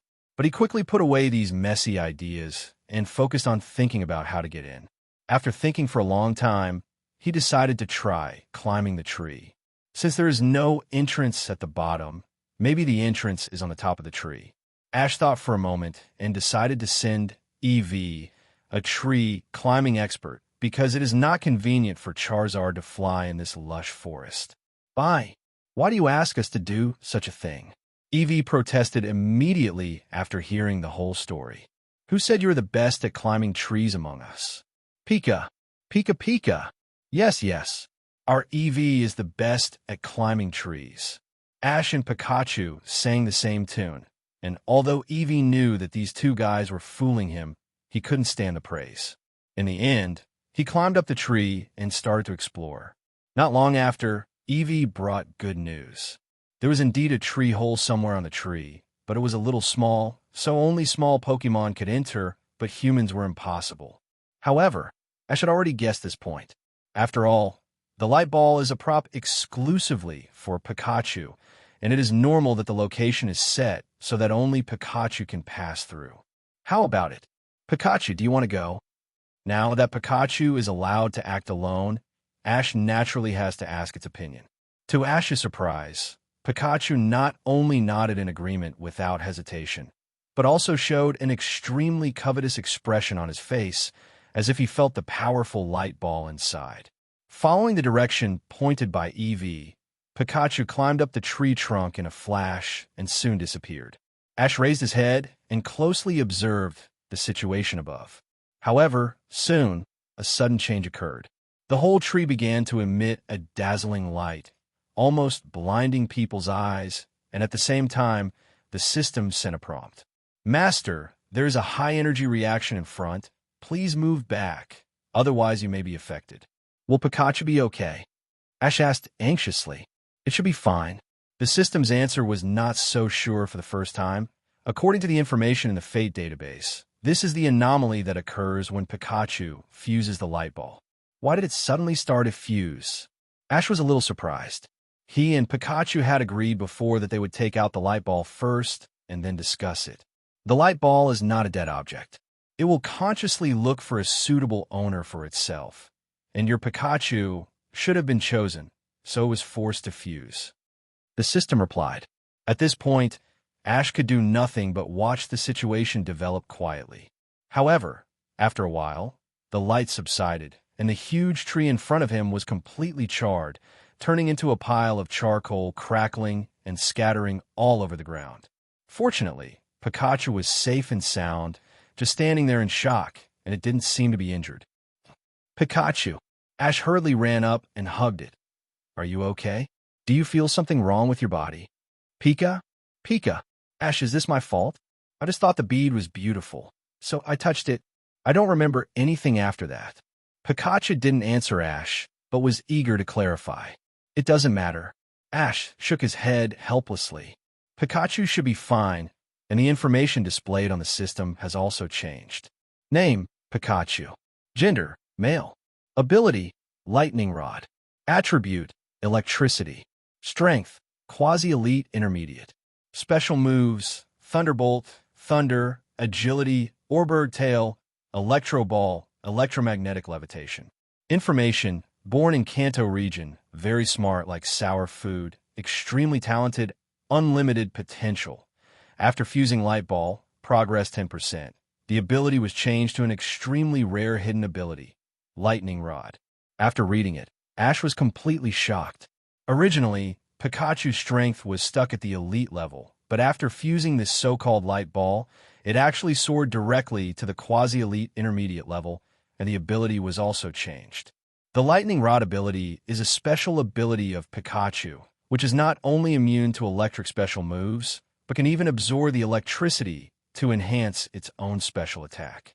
And Pokemon with special abilities are always the rarest, and some types are even more precious than quasi-god Pokemon, and are the kind that are worth a lot on the black market. At this time, Ash clearly realized the horror of the light ball. He only integrated 10% of it. If Pikachu was fully integrated into his body to double his attack and special attack, he would be able to kill anyone in seconds. Bye. Damn, Pikachu feels so scary now. I always feel like I'll be killed in one move. Eevee looked at Pikachu with a frightened face. Pikachu's appearance looks no different from usual, but the terrifying current that just burst out still makes Eevee feel scared. In fact, the principle of Light Ball's ability to enhance is very simple. Pikachu releases current mainly by relying on the electricity stored in the electrical sac on its cheek. After fusing with Light Ball, it is equivalent to having an additional source of electricity, so the power will naturally increase. However, although the effect of Light Ball is very terrifying, its only flaw is that it can only simply improve Pikachu's attack and special attack, not the overall strength. The attributes of each Pokemon are roughly divided into 6 categories, namely HP, Attack, 290 Defense, Special Attack, Special Defense, and Speed. The sum of these 6 attributes is used to judge the level of Pokemon strength. Pikachu is obviously biased now, with both attacks being frighteningly high, but both defenses being pitifully low, but these are not big problems. How to use Pokemon to make the best use of its strengths and avoid its weaknesses is something that the Sun-Chin family should consider. Since the Light Ball has been successfully integrated by Pikachu, Ash began to return along the original route to find Lena and Sabrina. His steps were a little hurried because this trip took a long time, and he did not tell the truth beforehand, just made up an excuse. Sure enough, as soon as he returned to the gathering place of Pikachu, Lena immediately came up to him with a worried look on her face. Ash, didn't you say you were bored and just wandered around? But why did it take so long? We were so worried. Don't worry, I have the power of wave guidance, so I can't get lost. Ash cleverly avoided the topic. Lena was concerned and confused, so she stopped asking questions when she saw that Ash was fine. But Sabrina seemed to be looking at Ash thoughtfully, or at the Pikachu at his feet. Not only Sabrina felt the abnormality of Pikachu, but with its arrival, the other Pikachus stopped playing and looked at it. Pika. Being watched by so many companions, Pikachu felt strange and uncomfortable at the same time. When he was about to ask a question, the Pikachus rushed up and surrounded him. Then, under the surprised eyes of the crowd, all the Pikachus lowered their heads and made gestures of submission to Ash's Pikachu. Hey, what's wrong with everyone? Lena couldn't help but screamed. You have to ask him about this. Sabrina looked at Ash. Her expression was still calm, but her eyes were full of curiosity. Maybe they think my Pikachu is handsome. Ash touched his chin and pretended to think, speaking as if it was true. Ash, do you think I'm a fool? Lena's tone sounded a little subtle, as if she was suppressing her anger. Of course not. Ash quickly picked up EV. For example, my EV. It is popular with other Pokemon because of its face, and it has nothing to do with strength and personality. When EV heard it, he immediately protested in dissatisfaction. Bye. What? Boss, what you said really makes me unhappy. Humph. EV is a Pokemon scum, so those ignorant children will be deceived. After a few months of getting along, Lena realized that EV had a bad personality under his appearance. Bye. Bye what? The boss's girlfriend actually sees it this way. We don't care about the opinions of stupid humans. La la la, 11. Unfortunately, Evie didn't care at all and even hummed a little song completely like a dead pig that is not afraid of boiling water and simply gave up on treatment. Alas, this child looks hopeless. Lena sighed helplessly and then suddenly shouted, Pikachu, what are you doing again? It turned out that Pikachu was surrounded by a bunch of companions at this time, and they were all females. The reason for this is that the tip of the female Pikachu's tail is heart-shaped, which is easy to identify. Surrounded by so many females, even a simple Pikachu can't help but feel a little dizzy, and both eyes are about to burst into red hearts. In fact, this is also easy to understand. The first condition for most Pokemon to seek a mate is strength, especially the weak races. This is more important, and now the Pikachu with a surge in strength has naturally become a golden son-in-law in their eyes. You bad boy. Lena walked up angrily and hugged Pikachu out. You must not learn from EV. Don't forget that you are Amalga's boyfriend.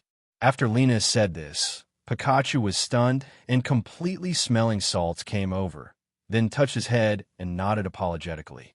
But at this time, EV shook his head and said, Bye. Little Pie, you have to think carefully. Do you really want to give up the entire forest for a tree city? EV, shut up. Although Lena didn't understand what EV said, she knew that the other party was definitely not saying anything serious. Now, Pikachu was in a dilemma. In its eyes, Lena and EV seemed to have turned into an angel and a devil. Although it knew that the angel's words were correct, the devil's whispers sounded too tempting. Pika. Ash. 0.1. What do you think I should do? In desperation, Pikachu naturally thought of Ash. Huh? You asked me? Ash, who was originally watching the show on the side, didn't expect Pikachu to ask him. And not only Pikachu, but Lena also looked over, obviously waiting for his answer. To be honest, this question is really difficult to answer, especially with women present. So it's even more impossible to tell the truth. Sabrina, let me ask you, what do you think is the right thing for Pikachu to do at this time? Ash was also decisive and immediately threw the question to others. Sabrina looked at Pikachu calmly and uttered two cold words, heavenly punishment. Now, Pikachu immediately understood what it should do. After camping in the Pikachu forest for a day, Ash and the other two left the place in the morning of the next day. However, Lena did not choose Pikachu, but instead captured a small and cute Piku. Piku is the infant stage of Pikachu. Normally, it is very rare in the wild. They will evolve as soon as possible to ensure their survival, but there are other Pikachus protecting them in the tribe, so there are many Pikus here. For safety reasons, these Pikus did not come out at the beginning. They did not show up until Ash's Pikachu was regarded as the leader by the entire tribe. However, Lena did this for another important reason. That is, she did not want Ash's Pikachu to become a Pokemon scum like Eevee. After all, Piku is equivalent to a child.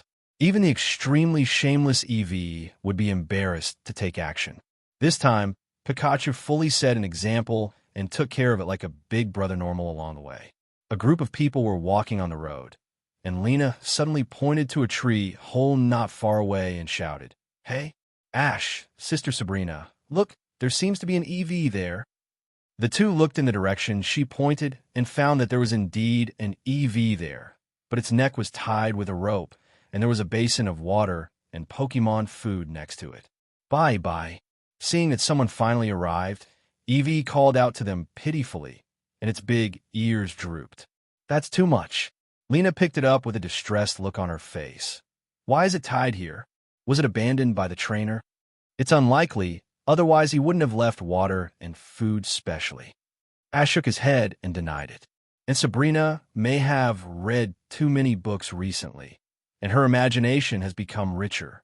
She said lightly, maybe this trainer is a psychopath and likes to abuse Pokemon. Don't think about it. Ash couldn't help feeling a little embarrassed. Although Sabrina's words were not completely impossible, in fact, she was just overthinking. Look, there is a tag on its neck. When helping Evie untie the rope, Lena found a small tag on its neck. Hearing this, Ash bent down and read word by word. Stauntown, number 3 to 14, tie. This should be the address of the trainer. Why don't we go over and take a look? This proposal was quickly agreed by the two. Lena took out the map and found that the town of Stan was not far away. The 10 people immediately decided to take EV with them. Stauntown is a town famous for producing a large number of evolution stones. Almost all the evolution stones on the market can be dug here, and there are many high-quality ones, so the residents of the town are very rich. Following the road, the three of them soon arrived at the town. After asking a few passers-by, they easily found their destination, an extremely luxurious manor. Mikey's family is a wealthy family in the local area. There are 4 brothers in the family. Since all 4 of them have EV, they are known as the 4 EV brothers, are generous and often hold evolution parties at home, providing free evolution stones to passing trainers to evolve their Pokemon. The huge manor covers at least dozens of acres, and a party is being held at this time. There are many trainers and their Pokemon in the courtyard, including Frog, Ninetales, Raichu, Executor, Cloyster. All these Pokemon need evolution stones to evolve. According to the people in the town, this is the habit of the 4 EV brothers. They especially like Pokemon that evolve with evolution stones. That's why they choose EV with multiple evolution types as their own Pokemon. When Ash was about to look for Mikey, 3 people came up to him. They were carrying fire Pokemon, water Pokemon, and thunder Pokemon respectively. They looked exactly the same except for their hair. I think they should be 3 brothers. EV, great, where have you been? We were so worried. The yellow-haired man in the lead excitedly threw EV was held in his arms, and the other 2 were also very happy. Thank you very much for bringing EV back. I haven't introduced myself yet. I am Sparky, the eldest brother among the 4 brothers.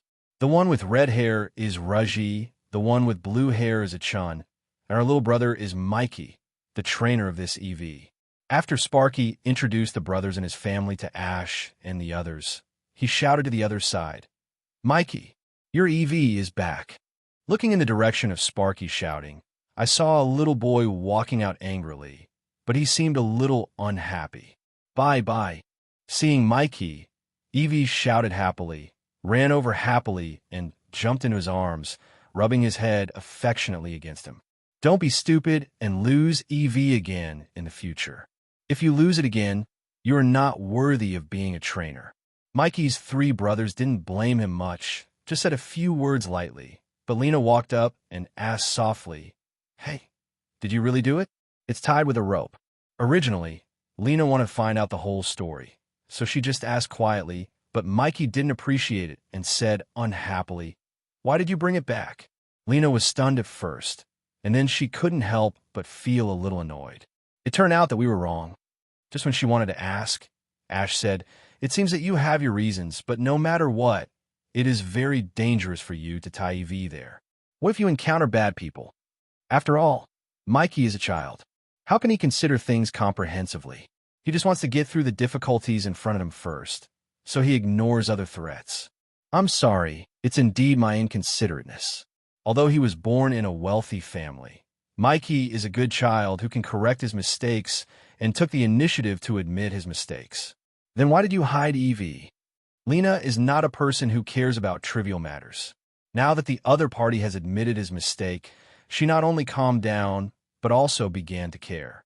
Because Mikey hesitated for a while, then slowly told the whole story. I don't want Evie to evolve, But now there's an evolution party at home, and my brothers will definitely ask me to help EV choose the evolution form, and they will definitely quarrel at that time.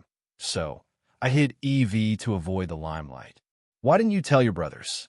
Sabrina looked at him strangely. Yeah, why don't you just say you don't want EV to evolve? Lena also felt a little puzzled. In her opinion, it's no big deal to not want Pokemon to evolve. Ash has never urged Pikachu and EV. Mikey blushed and whispered, But I don't dare. Don't dare. Serena felt strange. What is there to be afraid of? Are your brothers very fierce? They don't look like that. No, I just don't want to disappoint my brother's expectations of me. Mikey explained in a low voice. Oh, so that's it. Serena sighed. She had a deep understanding of the expectations of the so-called family. Although it was well-intentioned, it could sometimes make people embarrassed, such as when the two sides had different ideas. Since they are your relatives, they should respect your decision. Why do you have to care about their ideas?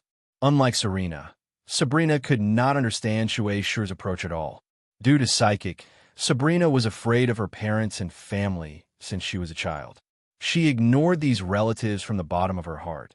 So naturally, she could not understand the feelings of Serena and Mikey. Sister Sabrina. Lena smiled bitterly. Don't say that. I know you are very angry with your uncle and aunt, but they actually care about you very much. It's just that you are a little special, so... Then why are you and Ash not afraid of me? Sabrina asked back lightly, which immediately made Lena speechless. People are different, just like in the X-Men. Some people are extremely afraid of aliens, even their own children, while some people have a tolerant heart. It can't be said who is right or wrong. It can only be said that the personality and ideas are different. During this journey, Sabrina gradually felt the happiness of having friends, and the cold heart gradually melted. At least she would not act arbitrarily like before and began to listen to other people's opinions. However, Sabrina's view of her parents has not changed. After all, it is Ash and Lena who treat her well. In Sabrina's heart, the existence of these two people is more important than her parents. Hey, now we have to help Mikey solve the trouble. Ash shook his head helplessly, and the two of them went further and further away from the topic. Although Ash wanted to tell Mikey, don't run away from things, face them bravely, he gave up after thinking about it, because he himself couldn't do it completely, and he had no right to teach others. By the way, Ash, why don't you give him some advice? Don't you have an EV? Lena suddenly suggested. Big brother, do you have an EV too? Can you let it out for me to see? Mikey looked up at Ash with a hint of expectation.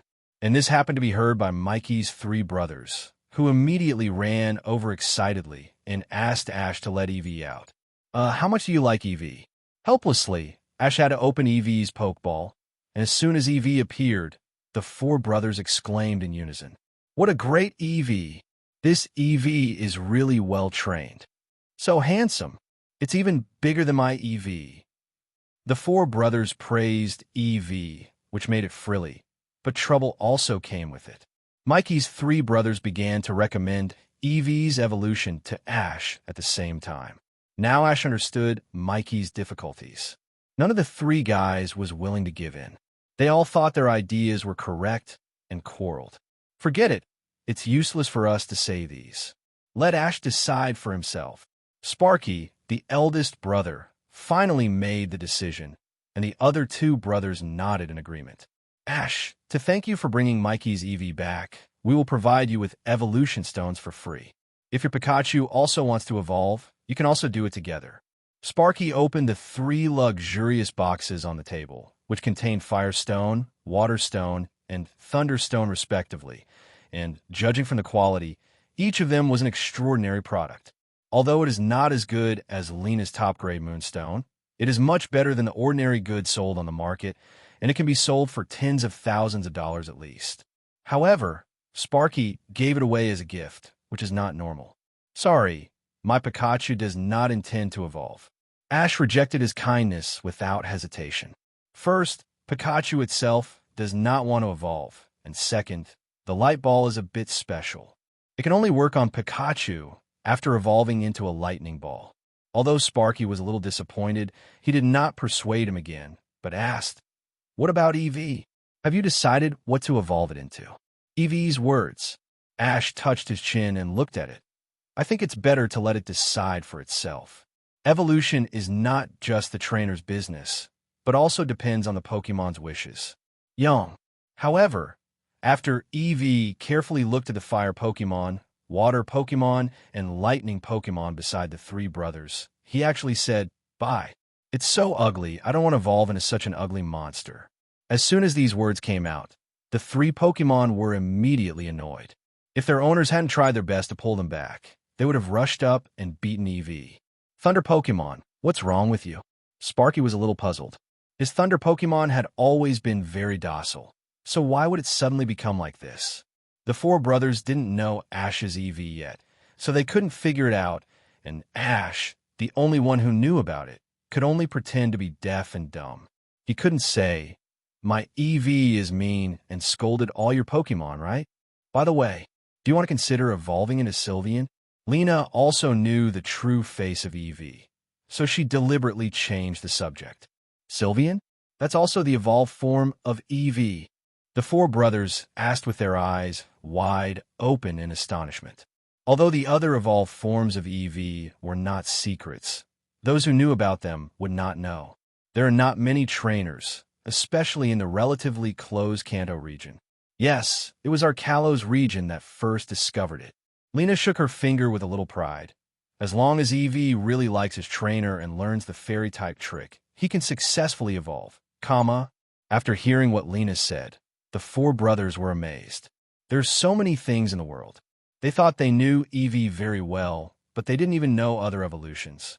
Not only that, so far, there are a total of 8 evolutions of Eevee. And as people learn more, there may be others. Ash added. The four brothers were completely speechless. After a while, Sparky sighed. It seems that we have stayed in this place for too long and have become completely ignorant. But now is not the time to talk about these. Since Eevee has so many evolutions, Ash, you must let us see at least one. Sparky is obsessed with this matter. Eevee, have you decided which one you want to evolve into? Ash squatted down and asked it. Under the current conditions, Moon Pokemon can wait until night, but Ice Pokemon and Leaf Pokemon are impossible, but Ash doesn't care about it. No matter what Eevee wants to evolve into, it depends on its own wishes. Eevee rolled his eyes, suddenly jumped on Ash, and called out with a smile, "Bye-bye. I like the boss the most, so I want to evolve in a 580 Sylveon." Flatterer. Ash chuckled and rubbed Eevee's head. Although he knew it was flattery, it sounded comfortable. Hearing this, Eevee felt a little proud in his heart. This is a rare opportunity to improve his favorability.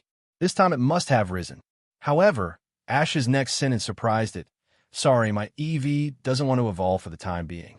It hasn't decided yet." Ash knows Eevee very well. The reason why he said this must be to please him, which means that Eevee has not thought it through. But Ash thinks that evolution is a big deal for Pokemon, and it should be considered. After all, evolution is irreversible. If you regret it, there is no way to remedy it.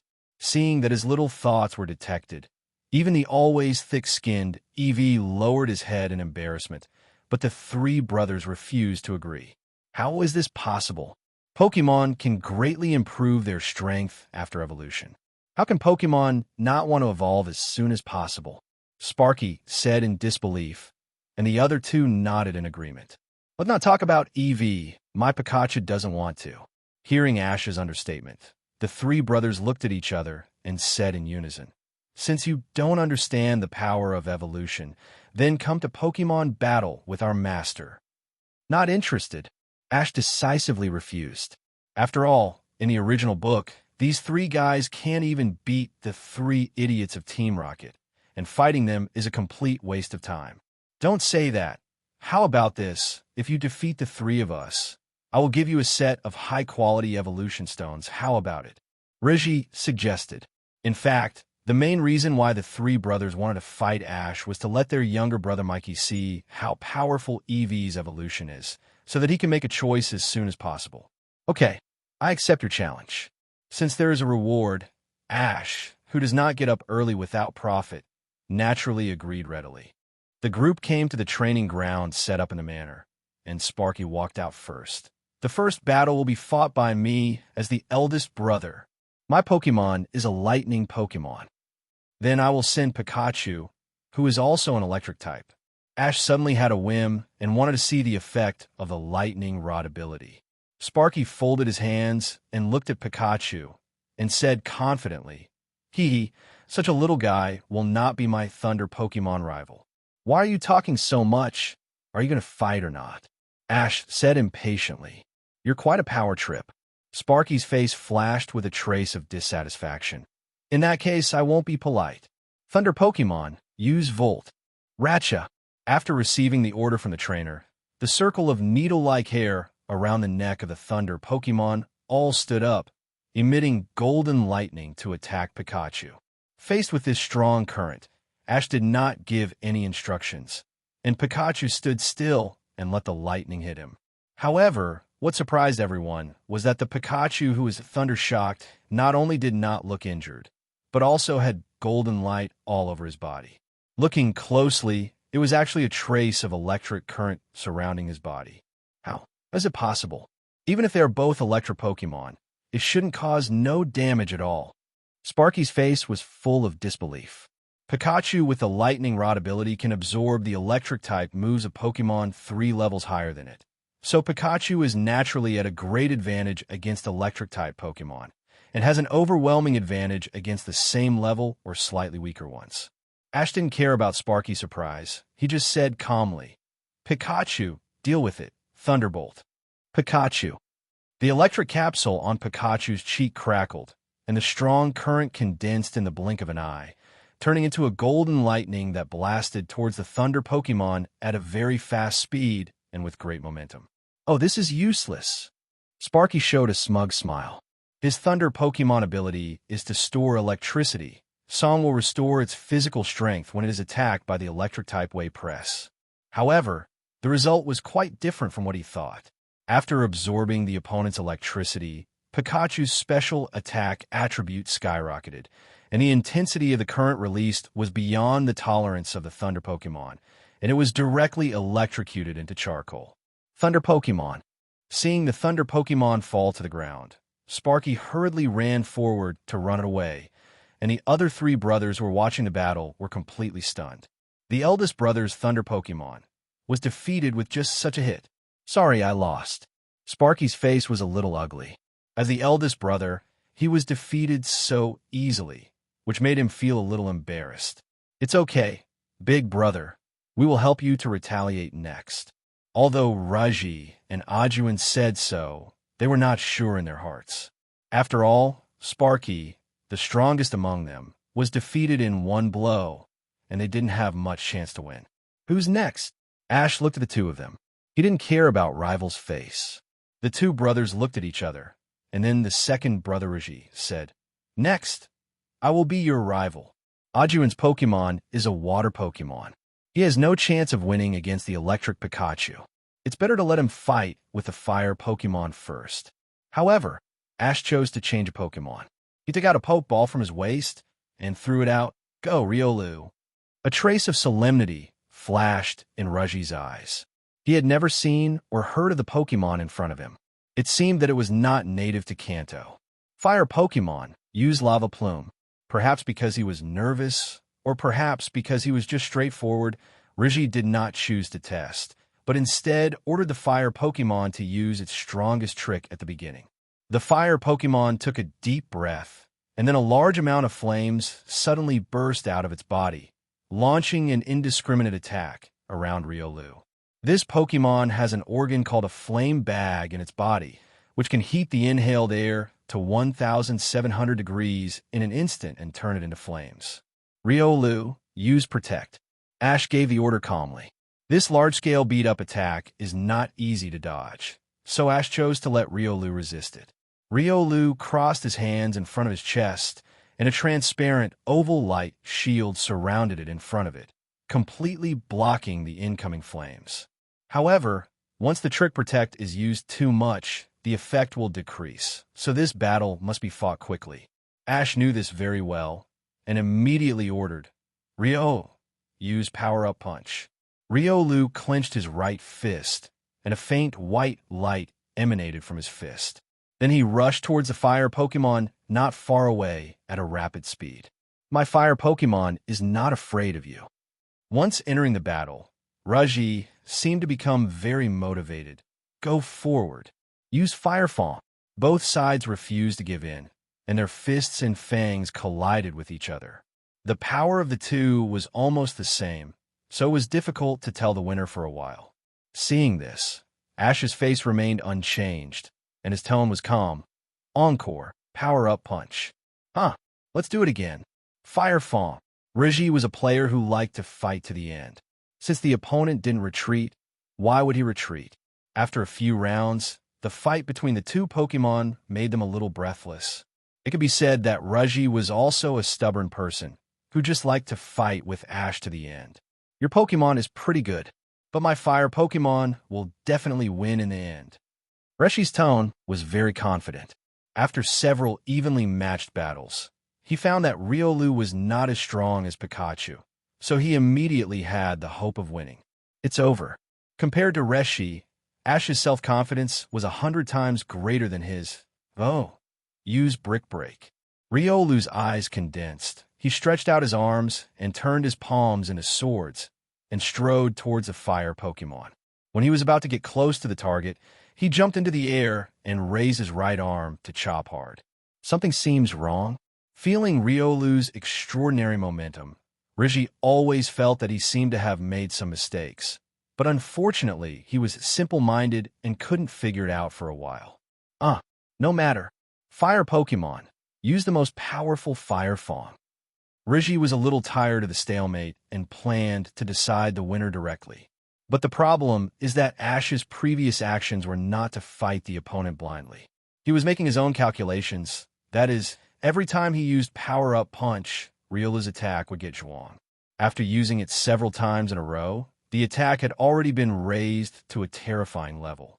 The development of things was exactly as Ash expected.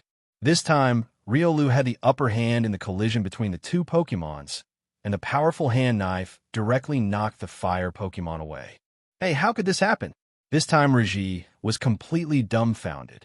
Ash naturally would not miss this great opportunity. Take advantage of the victory, Riolu, Force Palm. Riolu immediately rushed forward, and while the fire Pokemon had not yet stood up, he gently slapped its head with his right palm. Asking for flowers. That's it. Zhiye and the fire Pokemon were both stunned. They thought the other party would release some powerful tricks, but now Frillish is done. Before this pair of innocent combinations came to their senses, Riolu's real attack had already arrived. Every muscle in his body surged with great power and hit the fire Pokemon's head along his arm. Bang! There was only a muffled sound, and the fire Pokemon twitched all over, and then mosquito coils appeared in his eyes and fell to the ground, undoubtedly losing his ability to fight. It's over. How did I lose? Zhiye screamed in pain, holding his head. Power-Up Punch can increase the attack power of Pokemon, don't you know? Ash looked at him strangely. There's such a thing. Zhiye looked completely confused. Forget it, let's go last. Ash was convinced by this guy. Before, the other party allowed Riolu to use Power-Up Punch, and he thought there was some trick, but now it seems that he was just overthinking, and the other party was just simple-minded. Thank you for your hard work, Riolu. Ash smiled at it. You did a great job and lived up to my expectations. Riolu nodded gently. Then his expression froze, and white light gradually began to appear on his body until it completely enveloped him. It was going to evolve. Everyone present was watching intently. Even Zhiye temporarily forgot about the fire Pokemon. Ash was also very happy in his heart. The conditions for the evolution of Pokemon, like Riolu, were a bit strange. The strength was only secondary, and the key was to rely on the inner emotions. Therefore, Ash would always encourage and praise it after the battle or training, and this effort finally paid off today. As the white light became stronger and stronger, Riolu's body shape gradually changed. The evolution time was very short, and it was over in less than 5 seconds. The white light dissipated, and a tall Lucario appeared in the same place. Just like Anubis, the god of death in Egyptian mythology.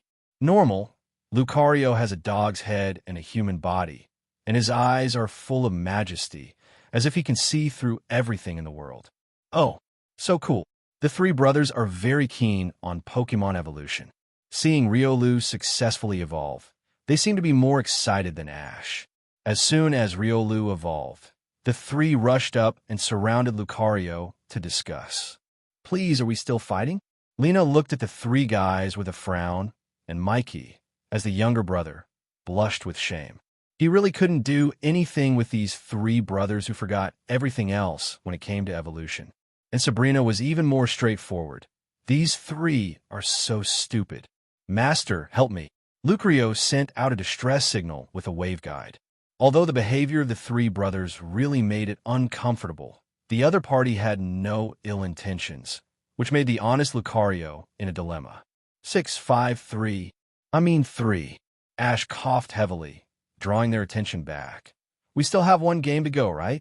After being reminded by Ash, the three realized that their behavior seemed a bit abrupt, and then Sparky said embarrassedly, Sorry, we're so excited to see the Pokemon evolve, and the next one you will fight is the third one. At this time, Chun had completely lost the confidence of winning, but he had no intention of giving up. Ash, you are really strong, definitely the top among your peers, but I still want to see how big the gap is between us. Okay, let's start quickly. Ash urged. Don't worry. Chun smiled mysteriously. My water Pokemon is a little special, so I hope to change the type of battlefield. Okay? Whatever. Ash didn't care much about this. Since the opponent was a water Pokemon, the venue was most likely the home ground of the water. After all, water Pokemon had an overwhelming advantage in fighting in water. Sure enough, the group came to the backyard of the manor, where a huge home ground of water was specially set up, which was no smaller than the one in the Cerulean Gym. Looking at a Chun's water Pokemon, Lena said worriedly, Which Pokemon will Ash send? It should still be Pikachu, right? Ash had never captured a water Pokemon, and was completely at a disadvantage in this special venue. Even the electric Pikachu might not be able to take advantage. However, what was surprising was that he sent Onix. Ash, Onix is completely restrained by the water type. Lena couldn't help but remind loudly. Lena, be quiet. Just take a good look. Ash put a finger on his lips and made a silencing gesture. Oh. Lena was stunned for a moment. Then she stopped talking obediently, just watching the situation on the field with a pair of worried eyes. Seeing Ash send out Onix, the three brothers thought he had a brain seizure. Although they were surprised at the size of Onix, letting Onix participate in the Battle of the Water Main field was a suicidal act. Hee, your girlfriend cares about you very much. Don't let her down. Ah-Chun now became confident and even in the mood to joke, and this immediately made Lena blush. You should take care of yourself when you have time. If the water Pokemon is defeated by Onix, I'm sure the expressions of you brothers will be very interesting. Ash counterattacked expressionlessly, and this remark sounded like a bad taste. You are such an irritating guy. Chun was immediately annoyed. Water Pokemon, teach him a lesson. Use acid armor. The water Pokemon swung its tail and dived into the water. The molecular structure of its body quickly changed to liquid and merged with the water. If you don't look closely, you can't even tell apart. How about it? Let's see how your Onix can attack. Chun smiled proudly. This trick is equivalent to the signature of the water Pokemon, especially in the water home field. It is extremely useful. Physical tricks can hardly hurt it. Haha, I advise you to admit defeat. My water Pokemon has never lost in the water home field, and I don't even need to make a move. I guess your Onix will fall down first. At this time, the situation on the field was indeed as Chun said. Ash's Onix stood upright in the water with a painful face, and its HP was constantly decreasing. The only way was to deal with the water elf as soon as possible. Ah-Chun also knew this, so he let the water Pokemon use acid armor, leaving Onix helpless. Ash's mouth pulled a disdainful smile. Who told you that this is the home of water? Onix, use dig. Hearing the order issued by Ash, everyone was stunned. Even Sabrina was no exception, But Onyx did not daze and immediately began to carry out the task. Dig is easier than eating for Onyx, who has lived in the mountains for a long time. The big head directly broke the tiles under the pool and drilled a big hole in the ground. The water in the pool gurgled into the hole dug by Onyx. Because Onyx is huge, the hole dug is naturally large, so it only takes a while. The water in the pool is all gone. This is okay.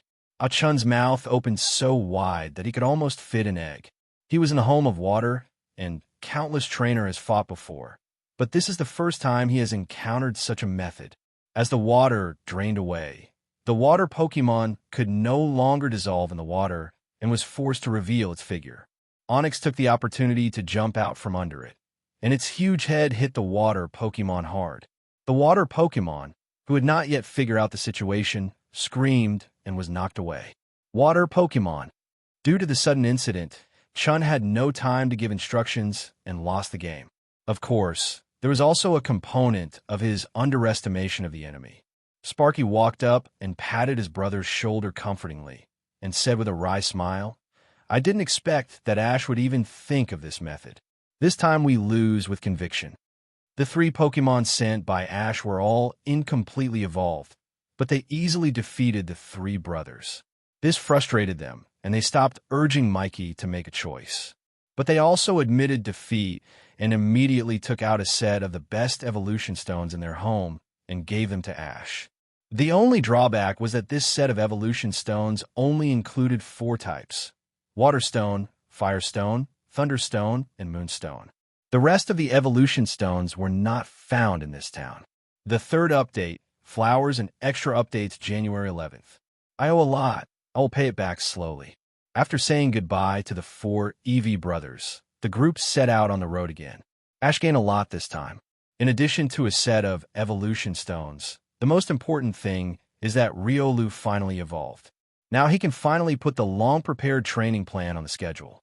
After evolving into Lucario, Ash can clearly feel that its wave power has increased a lot.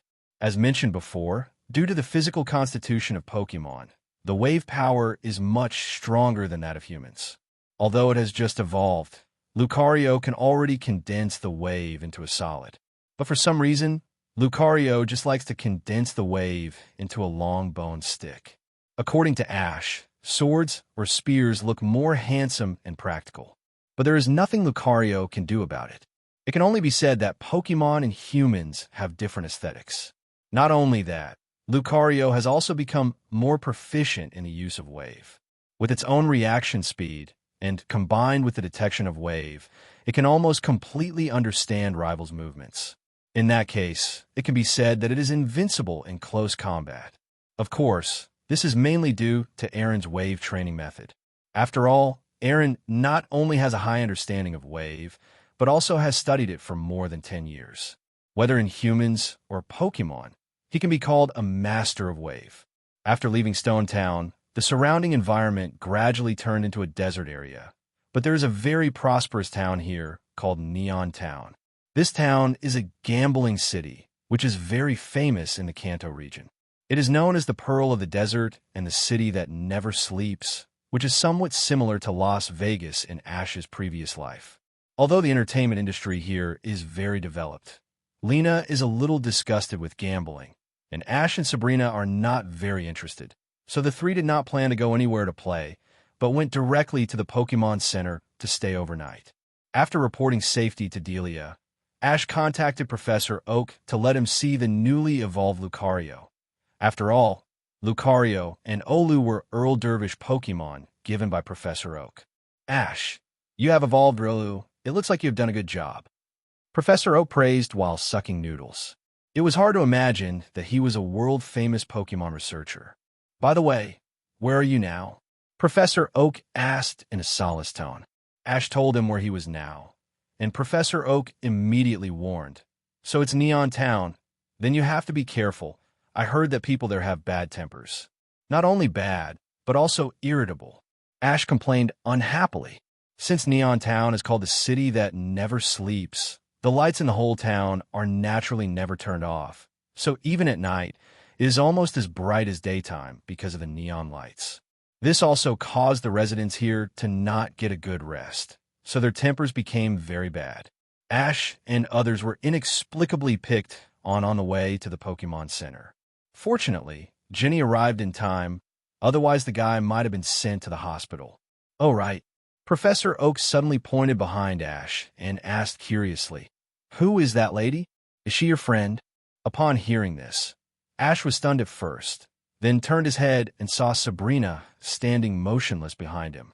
Her meticulous attitude would probably make people who didn't know think she was a bodyguard. "Oh, what are you doing?" "Boring." Ash then remembered that Sabrina should have no friends to contact, let alone her parents. "Professor Oak, let me introduce you." Ash pulled Sabrina to the screen. "This is my friend Sabrina. She was originally the gym leader of Saffron City, and now she is traveling with me." "So you are Sabrina. I've heard of you. You seem to be a very powerful psychic, right? If you have a chance, you must show me," Professor Oak said with a smile. But Sabrina ignored Professor Oak's meaning, just looked at him expressionlessly, which immediately made the atmosphere on the scene drop to freezing point. "Don't mind, Sabrina is just like that." Although Ash said hello, there was no apology on his face. Instead, he looked like he was enjoying the show. But Professor Oak, who was a good guy, was not so easily angry. He just laughed and scolded. "You little b******************** D. You are still the same after not seeing you for so long." Then, the two chatted about some trivial family matters, and Sabrina seemed to have nothing to do. She just listened quietly from beginning to end, without saying a word. At the end of the chat, Professor Oak suddenly mentioned a place name. "Ash, you are very close to Dasha Valley. I heard that extinct Pokemon fossils seem to have been discovered there recently. If you have time, you might as well try your luck there." Let's not talk about this place name that makes people want to complain for the moment. Pokemon fossils are indeed very attractive. Nowadays, humans have developed fossil resurrection machines. As long as the fossils contain enough Pokemon genetic information, there is a high chance that they will be successfully resurrected. After hanging up the phone, Ash looked at Sabrina strangely and asked, "What? After traveling with us for so long, are you still not used to talking to strangers?" "No." Sabrina looked at him expressionlessly. "It's just that there is no need. I don't know him. No two people know each other from the beginning, whether it's you and me or you and Lena. Everyone is like this." Ash felt that what he said was just a normal conversation between friends, but Sabrina looked at him with a strange look in her eyes. Just when Ash was wondering, she suddenly said, "You want to pick me up?" "Yes." Ash was stunned at first, and then said calmly, "You have a good self-image." "It has nothing to do with self-image. This is what the book says. Your performance is very similar to what is described in the book." Sabrina answered seriously, "Read less of those messy books in the future." Ash shook his head helplessly. "Go to bed early. We have to leave for the Grand Canyon tomorrow." "Das wrong." Just when Ash was about to go back to the room, Sabrina stopped him and said, "You haven't told me yet. Do you want to pick me up? You have a brain. Don't use it. Think about it yourself." Ash said unhappily, "Only a fool would want to pick up this problem child." But unexpectedly, Sabrina took his words seriously, and a thoughtful look appeared on her face. After a while, she said to herself, "I can't think of it." Or, ask Lena. Sabrina was a person who dared to speak and act.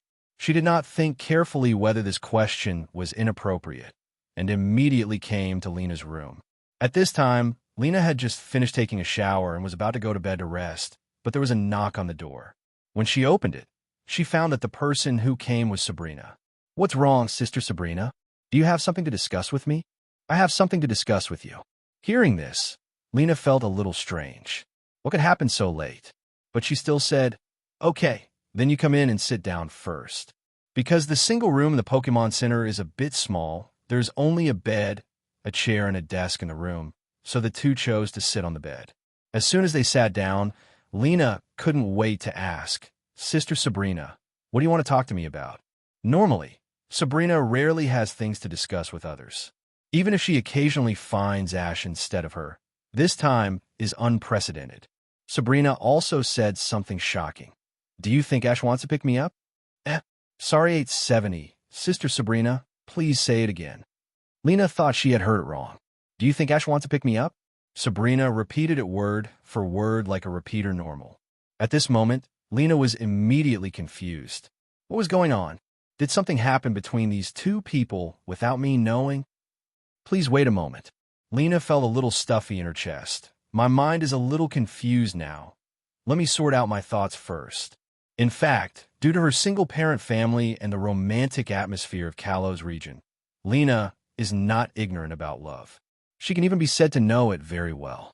She knows clearly that she likes Ash. Or, since she first saw Ash at the age of 7, she has liked this boy. His temperament, which is much more mature than that of his peers, deeply attracted her. But because of this, Lena didn't know how to answer Sabrina at all. This was not to help her best friend solve her love troubles. After all, the object was the boy she liked. What's more troublesome is that if someone else said this, it would naturally be a declaration of a love rival. Lena would have nothing to be afraid of. At most, she would just accept the challenge. But Sabrina's situation was a little special. She couldn't see that Lena liked Ash, or she didn't understand love at all, which made the situation extremely complicated. Did something happen between the two of them when I didn't know? After thinking about it, Lena thought that this was the only possibility, but she didn't dare to ask in detail, fearing that the answer she would get would be the one she feared the most.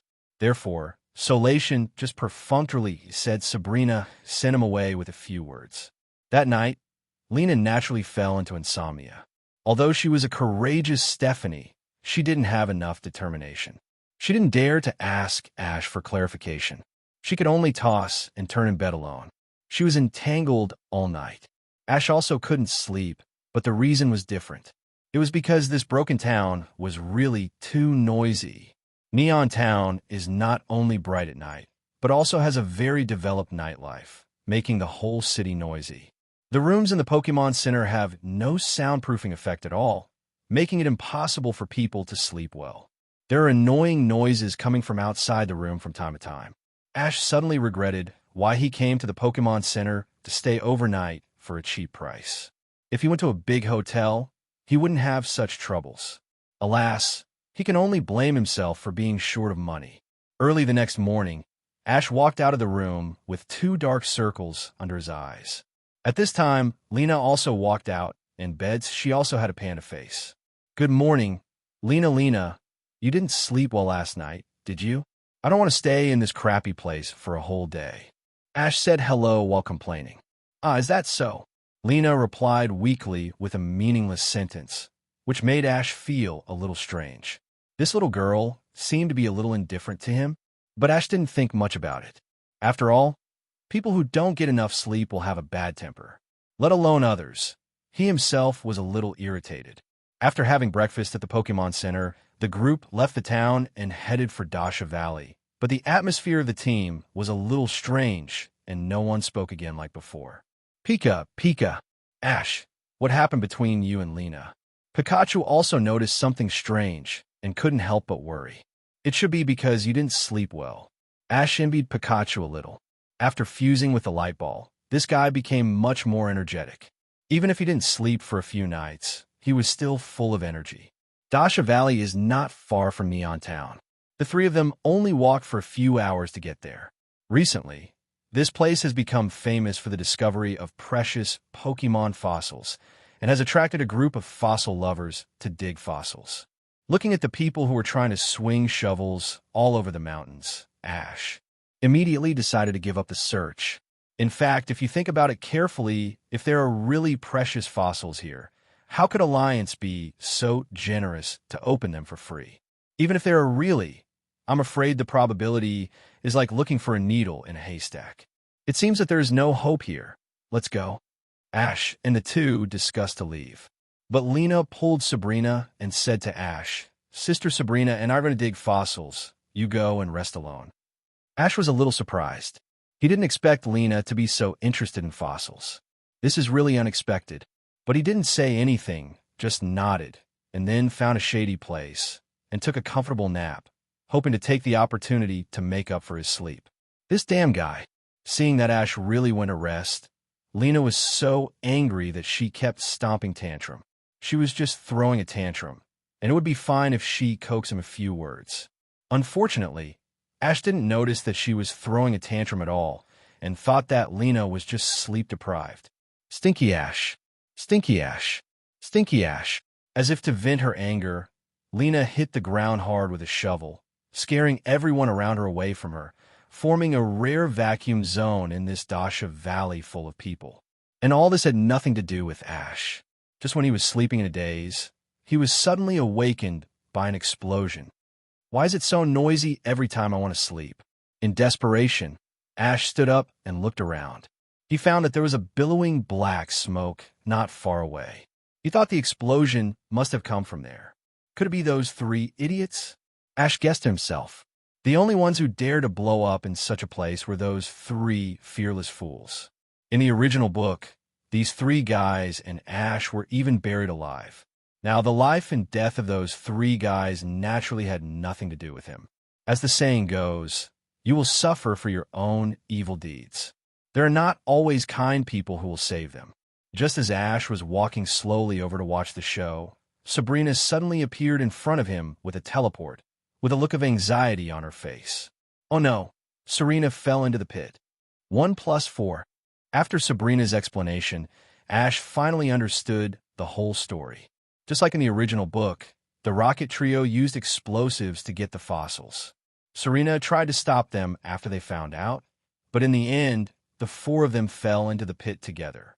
Now, Ash naturally lost the mood to watch the show and hurried to the explosion site with Sabrina.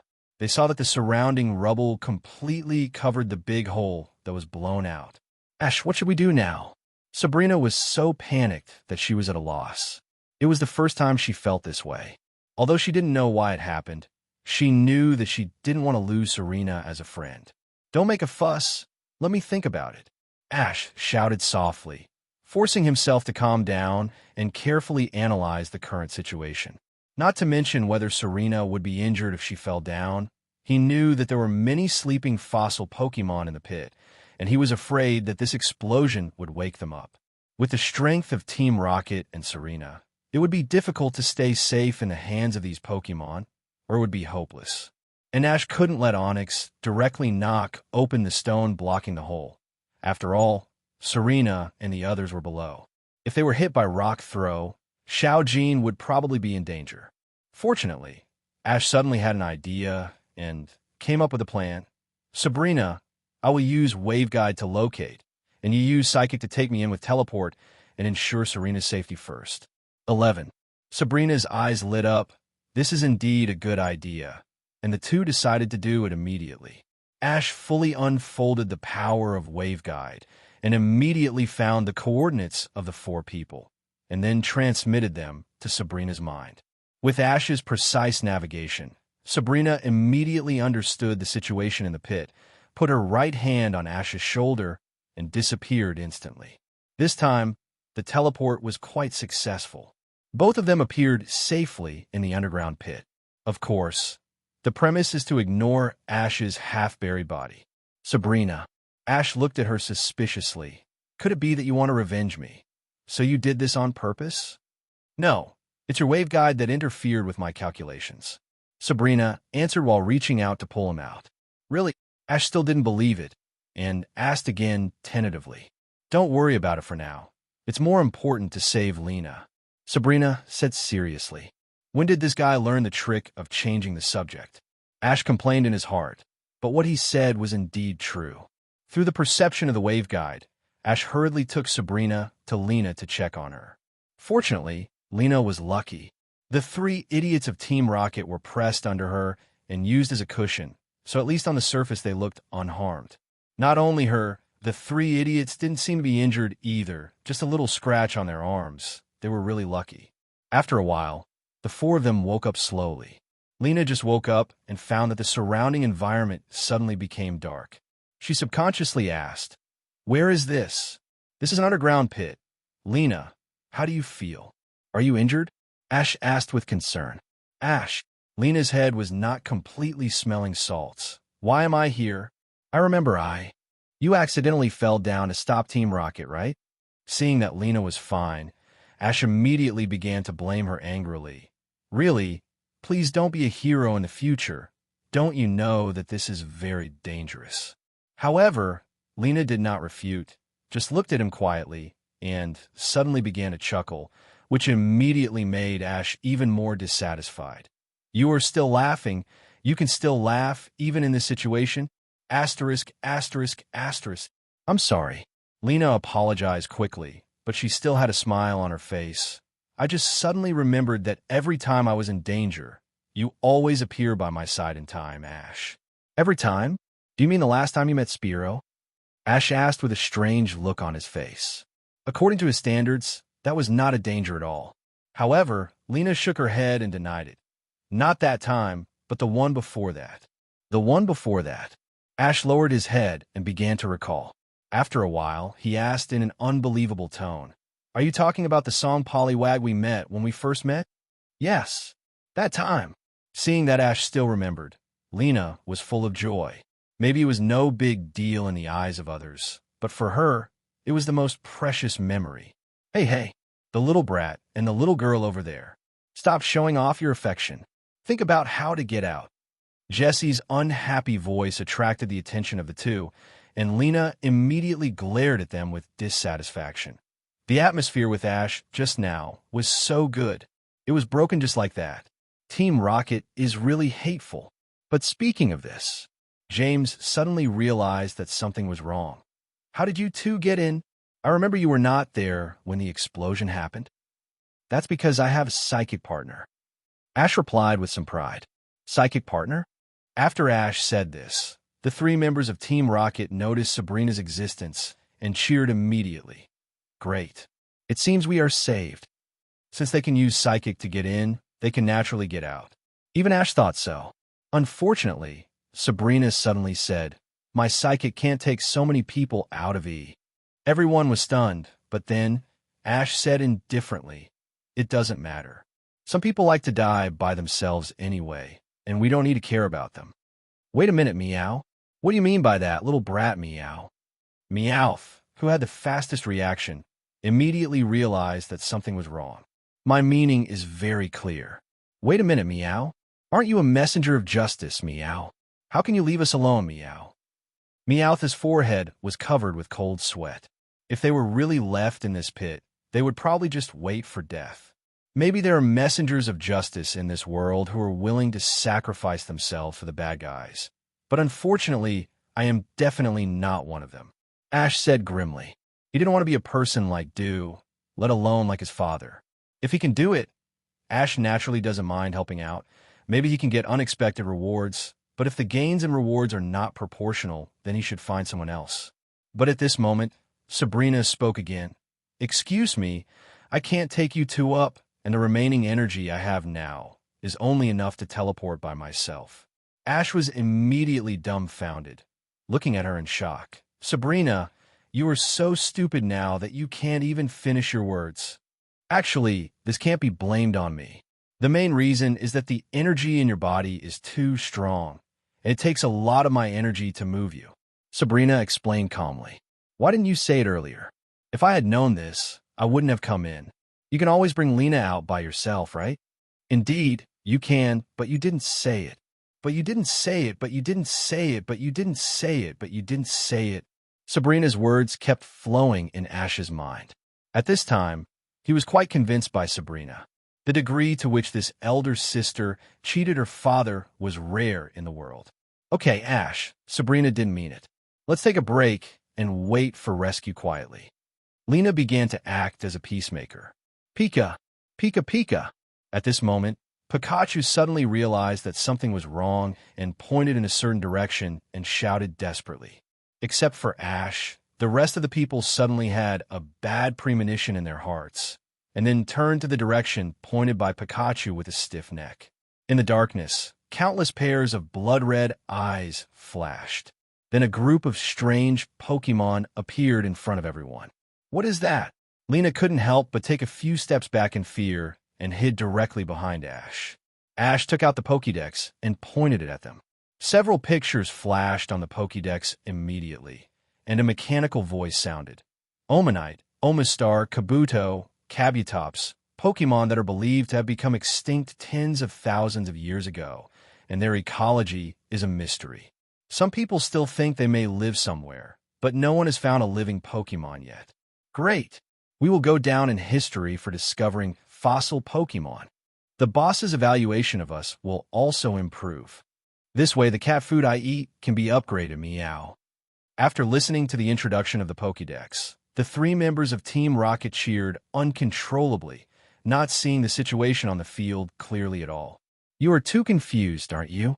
Don't you realize that these guys are not very friendly?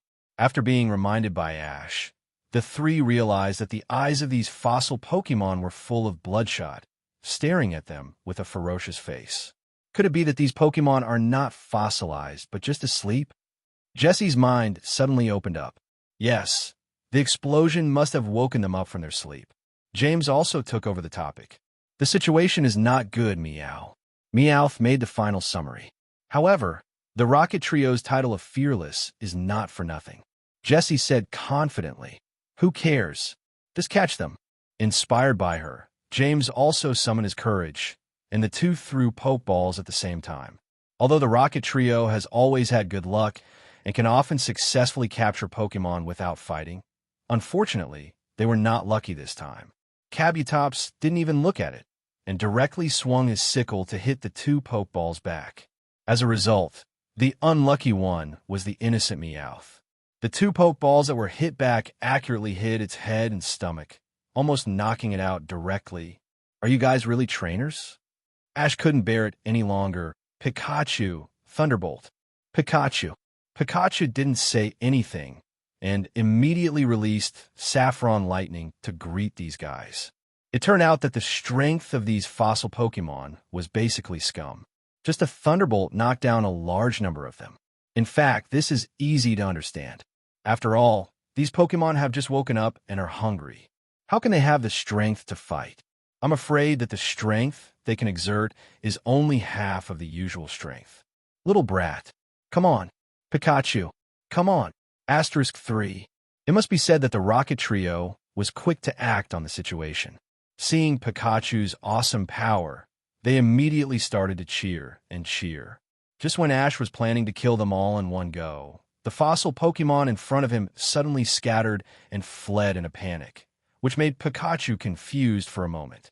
Could it be that I have developed the spirit of a turtle? Just when Pikachu was thinking about it, Ash's expression changed and pointed to the depths of the pit. Pikachu, pay attention, there's a powerful guy coming.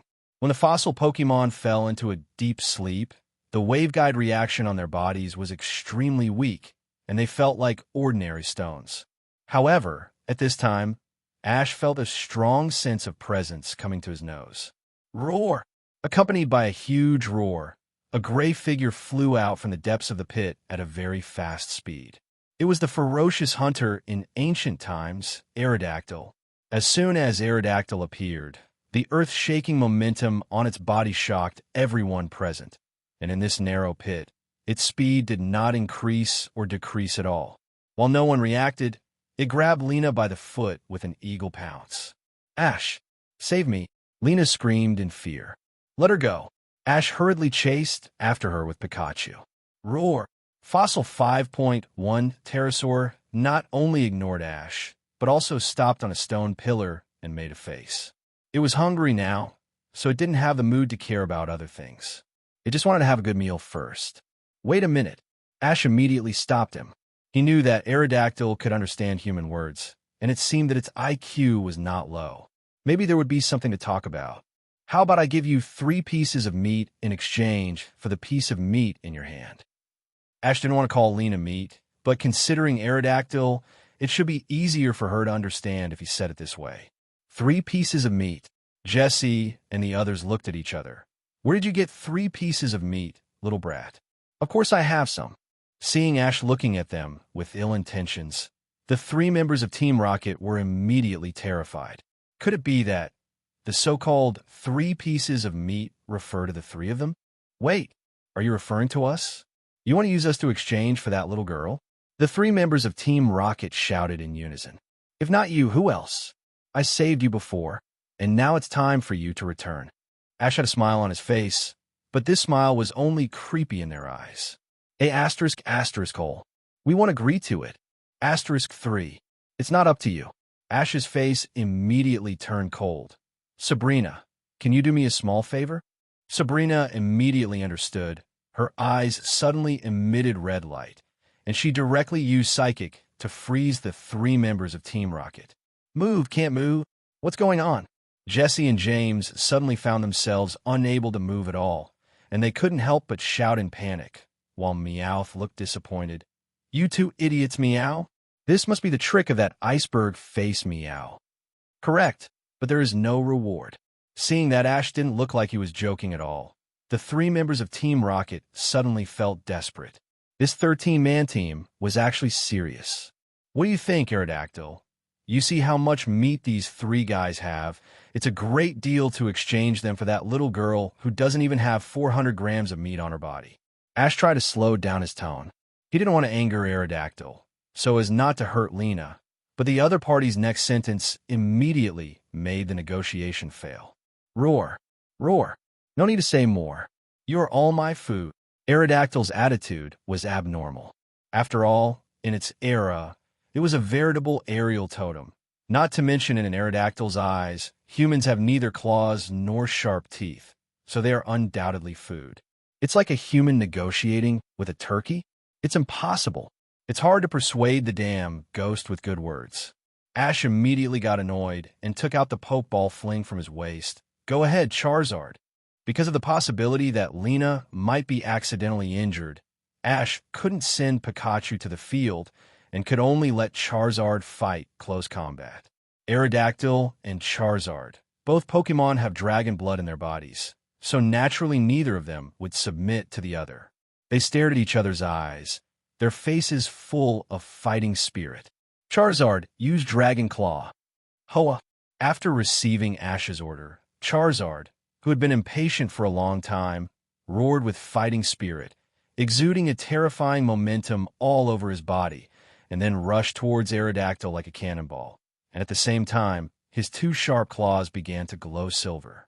In the blink of an eye, Charizard flew in front of Aerodactyl, raised his right claw high, and slapped the opponent fiercely with a sound of breaking wind. Duh. Even though there was a person on his feet, Aerodactyl's speed was not affected at all. He spread his wings and flew back lightly, avoiding Charizard's Dragon Claw attack easily. However, Charizard's claws instantly smashed the stone pillar into pieces, which made Aerodactyl a little confused. It never thought that the opponent's attack would be so powerful. If this hit itself, although Aerodactyl has a rock type and is very resistant to attacks, it does not want to try what it feels like to be hit by the seemingly powerful Dragon Claw. Although Charizard tried very hard to chase Aerodactyl, Aerodactyl was too familiar with the environment in the pit and used the terrain very cleverly. No matter how Charizard attacked, he could not hit it. Charizard was very anxious now. He really wanted to spray the other person to death with a mouthful of fire, but because Lena was still caught by Aerodactyl, Charizard could only do it anxiously. Charizard, don't worry, Ash said to comfort it. Think about its movements when it was dodging the attack just now, and see if you can find anything. Ooga. Charizard nodded its big head, suppressed the impatience in his heart, forced himself to calm down, and then began to observe Aerodactyl carefully. The space in the pit is not only narrow, but also full of stalagmites and stone pillars. Even flying Pokemon find it difficult to display their flexible speed here. But Aerodactyl can do whatever it wants in this environment. The reason is that there are 2 small claws on its wings, which can help it climb the rock wall and adjust its posture, so there's no need to worry about accidentally hitting the rock wall due to excessive speed. After Ash's reminder, Charizard also discovered this, and then immediately began to imitate. Its limbs are more powerful than Aerodactyl, and can assist the rebound force of the rock wall to burst out at an amazing speed in an instant. Aerodactyl never expected that rival's speed would suddenly increase, and was caught off guard. Charizard punched her in the chin. This punch made Aerodactyl see stars and feel dizzy. He couldn't maintain the flying action. He screamed and fell to the ground. The claws that were holding Lena loosened powerlessly. Ah! Lena screamed subconsciously. Fortunately, Charizard was ready and caught her accurately. Good job, Charizard, Ash praised with a smile. He was about to check on Lena's condition, but unexpectedly, as soon as Charizard landed on the ground, Lena jumped down and threw herself into his arms. I'm so scared. Lena's voice was a little tearful, and her body trembled slightly. Just now I really thought I would die and never see you again. That kind of situation is thrilling for a grown man, not to mention a girl like Stephanie. 710 survived the attack of Aerodactyl. I am afraid that no one else in the world has had such an experience. Until now, Serena still feels cold in her hands and feet, and the shadow of death in her heart is still lingering. It's okay now. Ash gently stroked her hair with his hand, and Serena closed her eyes in enjoyment like a well-behaved kitten. Roar! At this moment, Aerodactyl roared suddenly, spread its wings, and flew again. Its unusually red eyes clearly conveyed its mood to everyone. In one word, angry. Seeing this, Ash immediately let go of Serena and said with disdain, "It seems that you don't accept it, so I can only beat you until you accept it." The answer was Aerodactyl's bloody mouth, which opened wide and gathered orange light. It seemed that it was going to use a destructive death ray. Charizard, use flamethrower. Ash did not hesitate at all and immediately gave a countercommand. Roar, roar. The roars of the two Pokemon sounded at the same time, and the orange light and orange flames also sprayed out at the same time, and they collided violently in an instant. Boom! A huge explosion sounded in the cave, and for a moment everyone felt dizzy and the earth was shaking, as if the pit was about to collapse. Ash, don't you think the noise is a bit too loud? If you don't handle it right, this place will collapse. Lena's face was a little pale. She just escaped from Aerodactyl's mouth and didn't have time to celebrate. She didn't want to be buried alive again so soon. Well, you are right. However, Ash was a little embarrassed. This Aerodactyl was different from humans. It didn't consider the consequences of its actions. In other words, it was impossible to reason with it. There is no other way. It can only be done this way. Ash took out 2 Pokeballs from his waist. Pikachu, Charizard, Lucario, Eevee, you all go together and subdue the guy on the opposite side. Finally, Ash added, although it is a group fight, don't have any psychological burden. If you don't handle it well, we will all be buried alive here. Actually, this was a helpless move. Although Ash was confident that Charizard alone could defeat Aerodactyl, he could only choose a safer method due to the environment on the scene. After hearing what Ash said, the 4 Pokemon looked at each other and then rushed forward to beat Aerodactyl. Even Lucario, who was the least flexible, did the same. After all, in the eyes of Pokemon, the safety of trainers' life is the first priority, especially since they have such a good relationship with Ash. They will naturally not do something stupid for the sake of self-esteem. This time Aerodactyl was in bad luck. Facing the beat-up of 4 Pokemon, it was simply a rich and no chance of winning. Charizard flew in the sky to block its actions. Eevee kept using flying sand kicks to interfere with its vision. Lucario used wave guides to detect its actions and notify other Pokemon. And Pikachu served as the main attacker, releasing electric current to attack. Under this all-round attack, Aerodactyl couldn't hold on for a while, lying on the ground gasping like a dead dog, but the Pokemon also showed mercy, so it was actually not in serious trouble, just hungry and tired. Now you are finally obedient. Ash walked up and looked at it. Roar. If you want to kill me, do it quickly. Aerodactyl said weakly and resentfully. Oh, Ash pretended to be surprised. I thought you would say, what kind of hero is it to beat me with so many people? If you have the guts, fight me one by one. Roar, roar. That's your boring idea. Companions are your own strength. Aerodactyl said with contempt. Okay. Ash was a little stunned.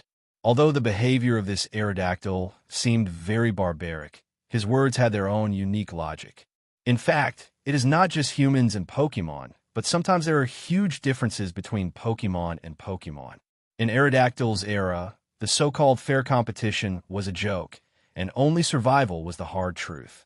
Anyway, we are not interested in fighting with you. We will leave after the rescue comes. Ash explained that this was purely an accident. Roar, roar. Whatever you want, by the way, is there any food? I'm really starving to death. Aerodactyl seemed to be very familiar with people and actually asked Ash for food directly. After all, he just beat him up, and Ash was not a stingy person. He immediately took out a bag of Pokemon food from his bag. Roar? Roar! What is this? I'm a meat eater. Aerodactyl's face was full of dissatisfaction. This kind of food doesn't look like meat at all. You will know after you have eaten it. Ash was too lazy to explain, and directly opened the package and poured it into its big mouth. Aerodactyl didn't want to eat it, but it didn't have the extra strength to resist, so it could only chew it with a crunching sound. It would have been better if it didn't eat it. It actually felt a little painful after eating it. Roar, roar. Beastmaster, give me some more of this stuff. Aerodactyl said in a negotiating tone. I'm not a Beastmaster. In my era, people like me are called trainers. Ash corrected. The name of the so-called Beastmaster comes from the ancient civilization of mankind. At that time, there was no Pokeball. In order to tame the beasts, that is, Pokemon, you must first understand their meaning. Therefore, the number of Beastmasters at that time was very rare, and most of them had special abilities. Therefore, Aerodactyl was not surprised that Ash could understand what he said. Roar, roar. It doesn't matter what you call it. Anyway, give me some more. This thing tastes unexpectedly good. Aerodactyl urged. The status of Pokemon food is equivalent to human rice. It is not a delicacy, but almost everyone can adapt to it. For Aerodactyl, who has never eaten anything good, this Pokemon food is the most delicious delicacy it has ever eaten. A whole bag of Pokemon food went into Aerodactyl's stomach, and this guy was still licking his mouth with satisfaction. The roar. It's so delicious. I didn't expect there would be such delicious food in this era. While waiting for rescue, Ash was bored and told Aerodactyl a lot of modern things, which immediately aroused its curiosity. Roar, roar. Beastmaster, I have slept enough in these years. I want to go out and see the world. How about I become your subordinate? Aerodactyl asked, shaking his big head. It's okay, but you have to enter the Pokeball. Got it. Can you accept it? Just in case, Ash decided to ask in advance. Ash was still a little moved by this Aerodactyl. After all, since the other party is so smart, his talent must not be bad. Roar, roar. Do you mean the ball you just threw? That's fine, but I'm surprised. How can such a small ball contain a beast? Aerodactyl asked curiously. I don't know the principle very well. You can understand it as human power. Try it yourself. Remember, no matter what happens, don't struggle. Seeing Aerodactyl nod, Ash took out a brand new Pokeball, placed it on its forehead, and pressed it gently. Suddenly, Aerodactyl turned into a red light and was collected into the Pokeball. After shaking it a few times in Ash's hand, it stopped moving, successfully captured. After taming Aerodactyl, it also let its minions come out to meet Ash again. And those minions were naturally the fossil Pokemon that Ash had met before, including Omanite, Omastar, Kabuto, Kabutops, 2 of each, a total of 8.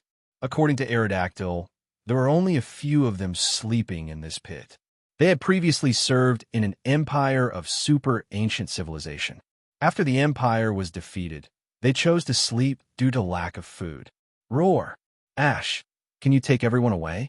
Although they are all scum, they still have some fighting ability. Although Aerodactyl was harsh in words, he actually cared about them in his heart. He also hoped that these subordinates could go out and see. After all, if there was no other way, who would be willing to rest all day? Those fossil Pokemon were very afraid of Aerodactyl, and naturally they dared not disobey its orders, but they also wanted to leave this pit, so they didn't have any resistance. Ash said that it was no problem for 863. He believed that Professor Oak would be happy to help. He would be so excited just by hearing the news. However, there is still a small problem. That is the Rocket Trio. If the news that he has captured so many fossil Pokemon spreads, there will probably be countless pairs of malicious eyes staring at him. In terms of strength, these fossil Pokemon are naturally just normal, but in terms of preciousness, they are probably rarer than quasi-god Pokemon. Hey, don't make a decision for me. No, we will never tell anyone.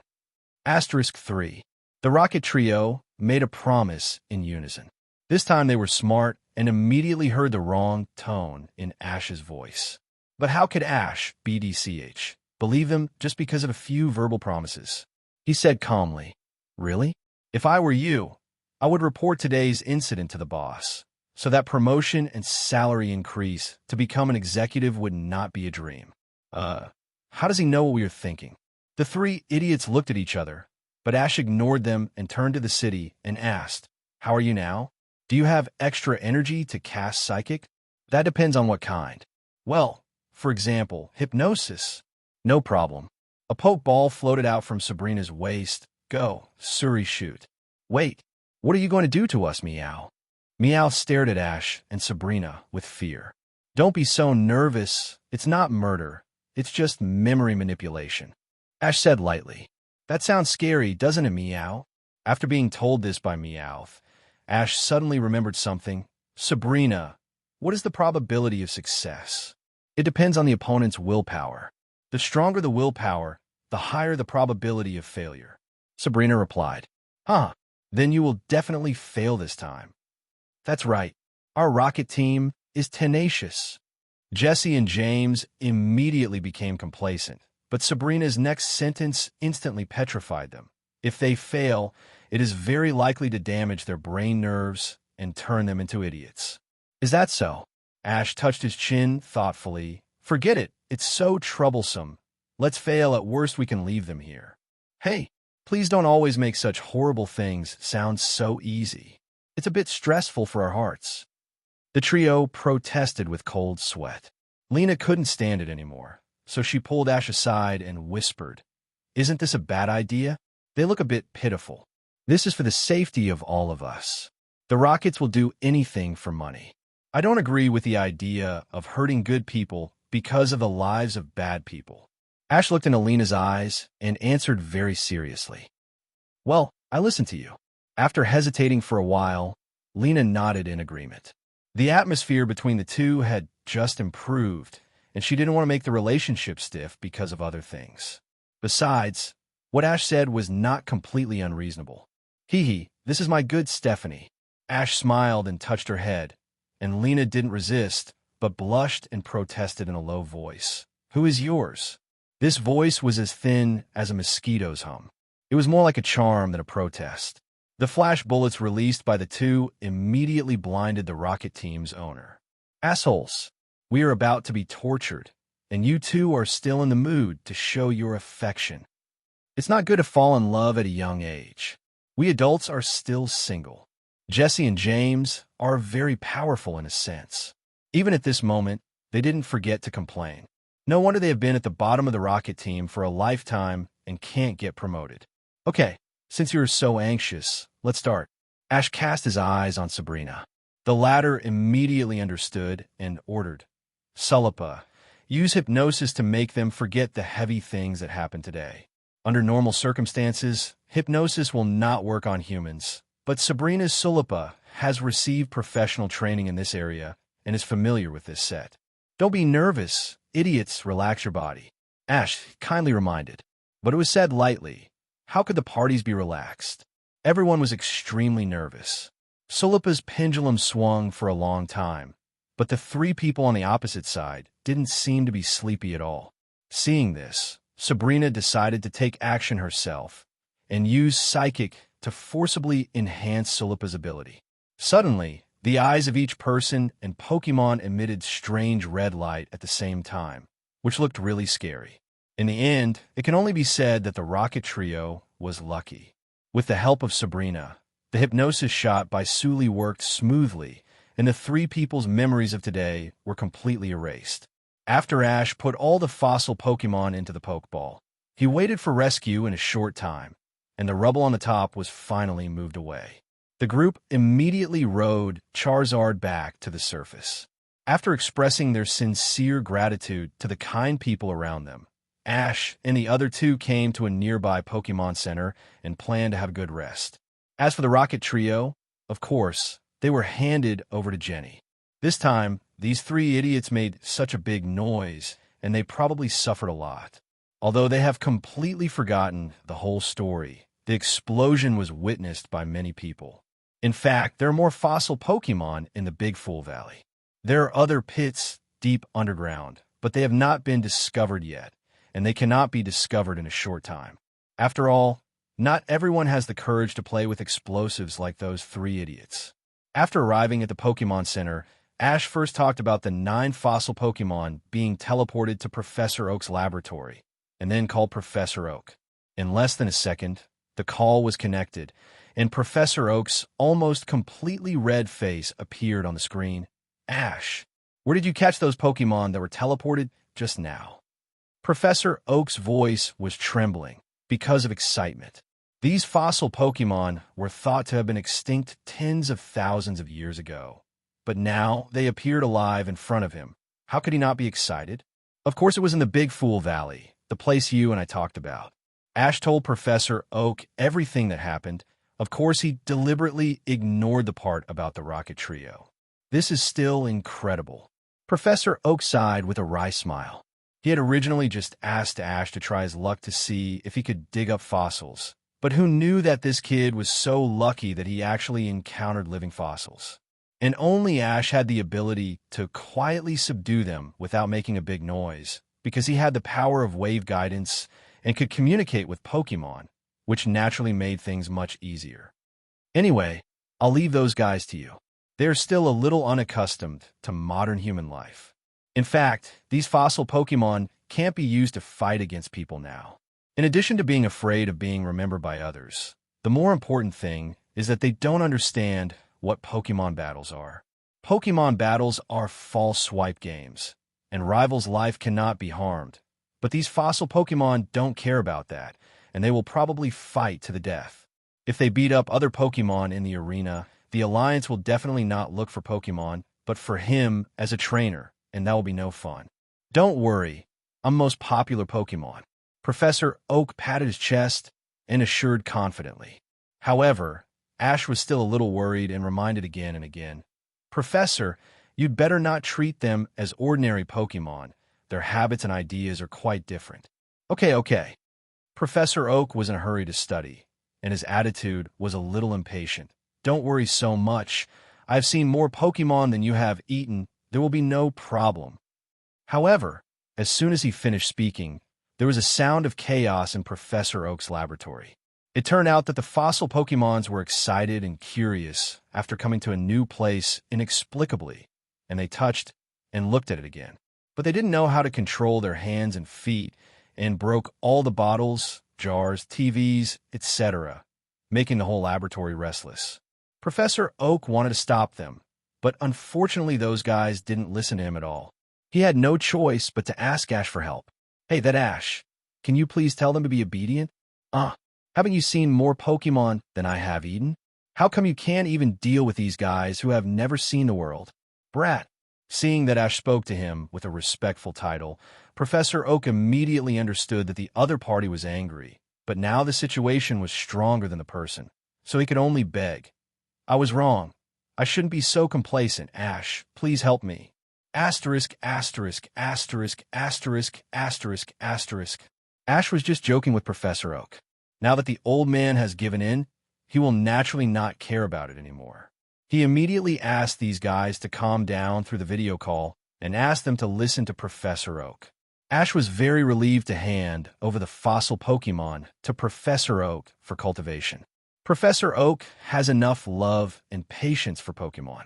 I believe these guys will soon be able to adapt to modern life.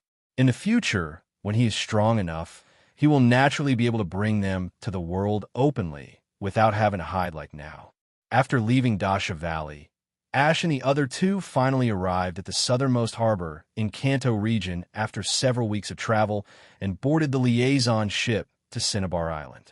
Oh, to say what is the most famous thing about Cinnabar Island? Of course, it is the hot springs, but this place is overcrowded. After a round, all the hotels are in full competition condition. What should we do? Lena said with frustration. If this goes on, we will have to sleep on the street. It's annoying. I originally wanted to soak in the hot springs. Don't worry, I have already reserved a place. Ash was well prepared for this and had booked a room by phone a few days ago. The price was not cheap. However, the previous incident had left a great psychological shadow on Lena. In order to let her relax, Ash spared no expense to book the most luxurious hot spring hotel. Of course, there was also the reason for the extra income, which was the verbal agreement with Dr. Akihabara before, which was the introduction fee of 30% of the annual salary. As Ash thought, Dr. Akihabara had no intention of defaulting on the debt and happily transferred the money to Ash's account, with a total of $300,000, which means that Dr. Akihabara had an annual salary of $1 million when he just joined the Hero Group.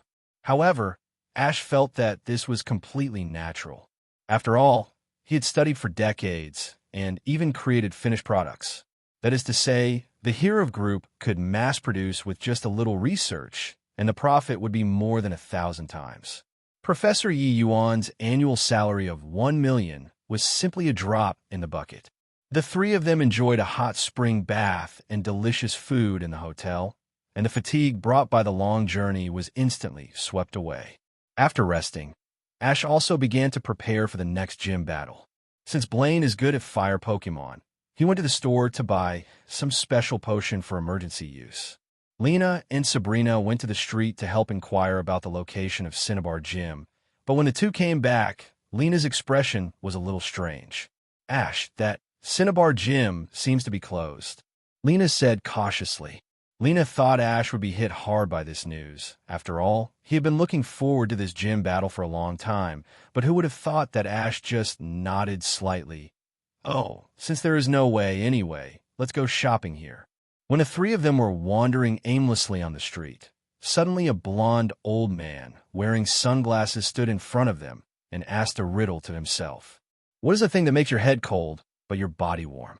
Lena and Sabrina were stunned, and then they started thinking subconsciously, while Ash was a little surprised. Wasn't the weird old man in front of them Blaine himself? He didn't expect to run into him by chance. I figured it out.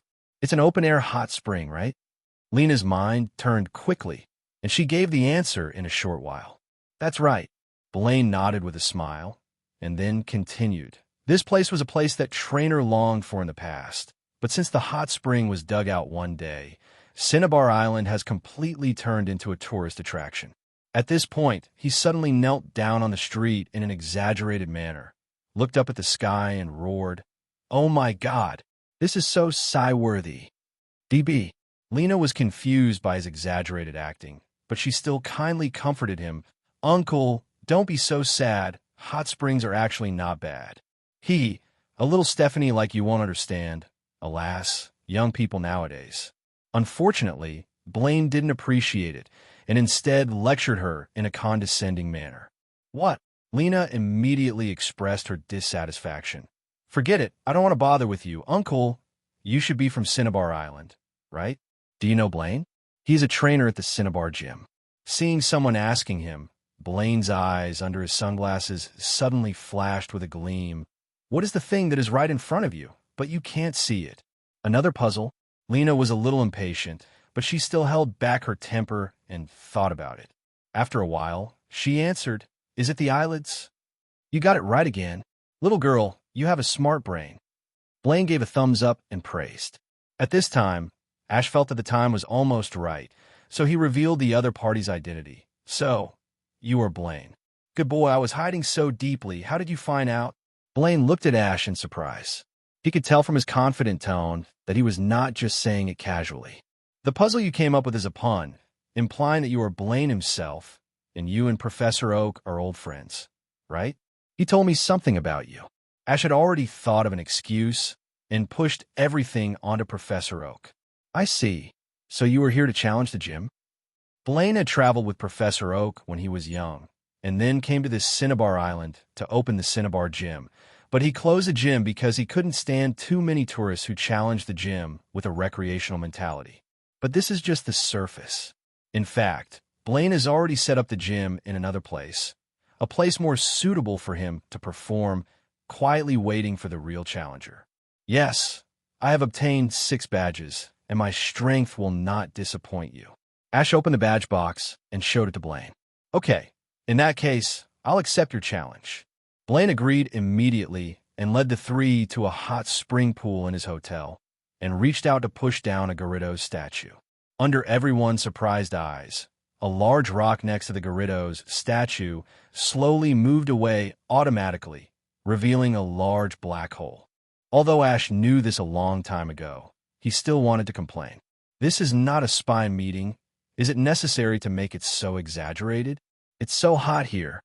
Walking down the stairs, Lena felt the temperature around her getting higher and higher, and couldn't help wiping the sweat from her forehead. Walking to the bottom, a big door appeared in front of everyone. After Blaine pressed the switch next to it, the iron door creaked and opened automatically, and inside was the real arena of the Cinnabar Gym. 4 thick iron chains suspended the battlefield in the air, and underneath was boiling magma, with bubbles constantly bubbling. In this environment, fighting is not only a test for Pokemon, but also a difficult problem for trainers. Although it is said that calmness naturally makes one feel cooler, there are very few people who can really do it. It is really difficult to calm down in such a hot environment. I am Blaine, the Cinnabar Gym trainer. Blaine took off his wig and sunglasses while introducing himself, revealing his original bald head. This action is to show his respect for the challenger. It can be seen that Blaine is a conservative and rule-abiding person. No wonder he can't accept the changes on the island. I'm Ash from Pallet Town. For 0.8-inch, Ash also responded. The rules of the game are 3-on-3, until all the Pokemon on one side fall down. The gym trainer cannot change Pokemon in the middle. The challenger is Solation. Are there any problems? No, Ash replied calmly. Okay, first of all, my number 1 player is it. Blaine threw the Pokeball, and a Pokemon with 9 tails appeared. It really is 9 tails. After using the system to scan the opponent's intelligence, Ash immediately had a plan in mind. Pikachu, I'll leave the first battle to you. The opponent's 9 tails is good at speed, so naturally we have to restrain it with a faster speed. And Pikachu is undoubtedly the best candidate. Go! 9 tails. Flame Whirlpool. Blaine is good at Fire-type Pokemon. Perhaps influenced by this, his fighting style can be described as aggressive and fiery.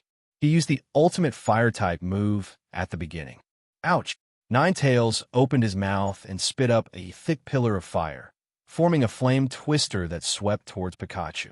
Moreover, under the blessing of the high-temperature environment, the flame vortex expanded a full circle and looked very powerful.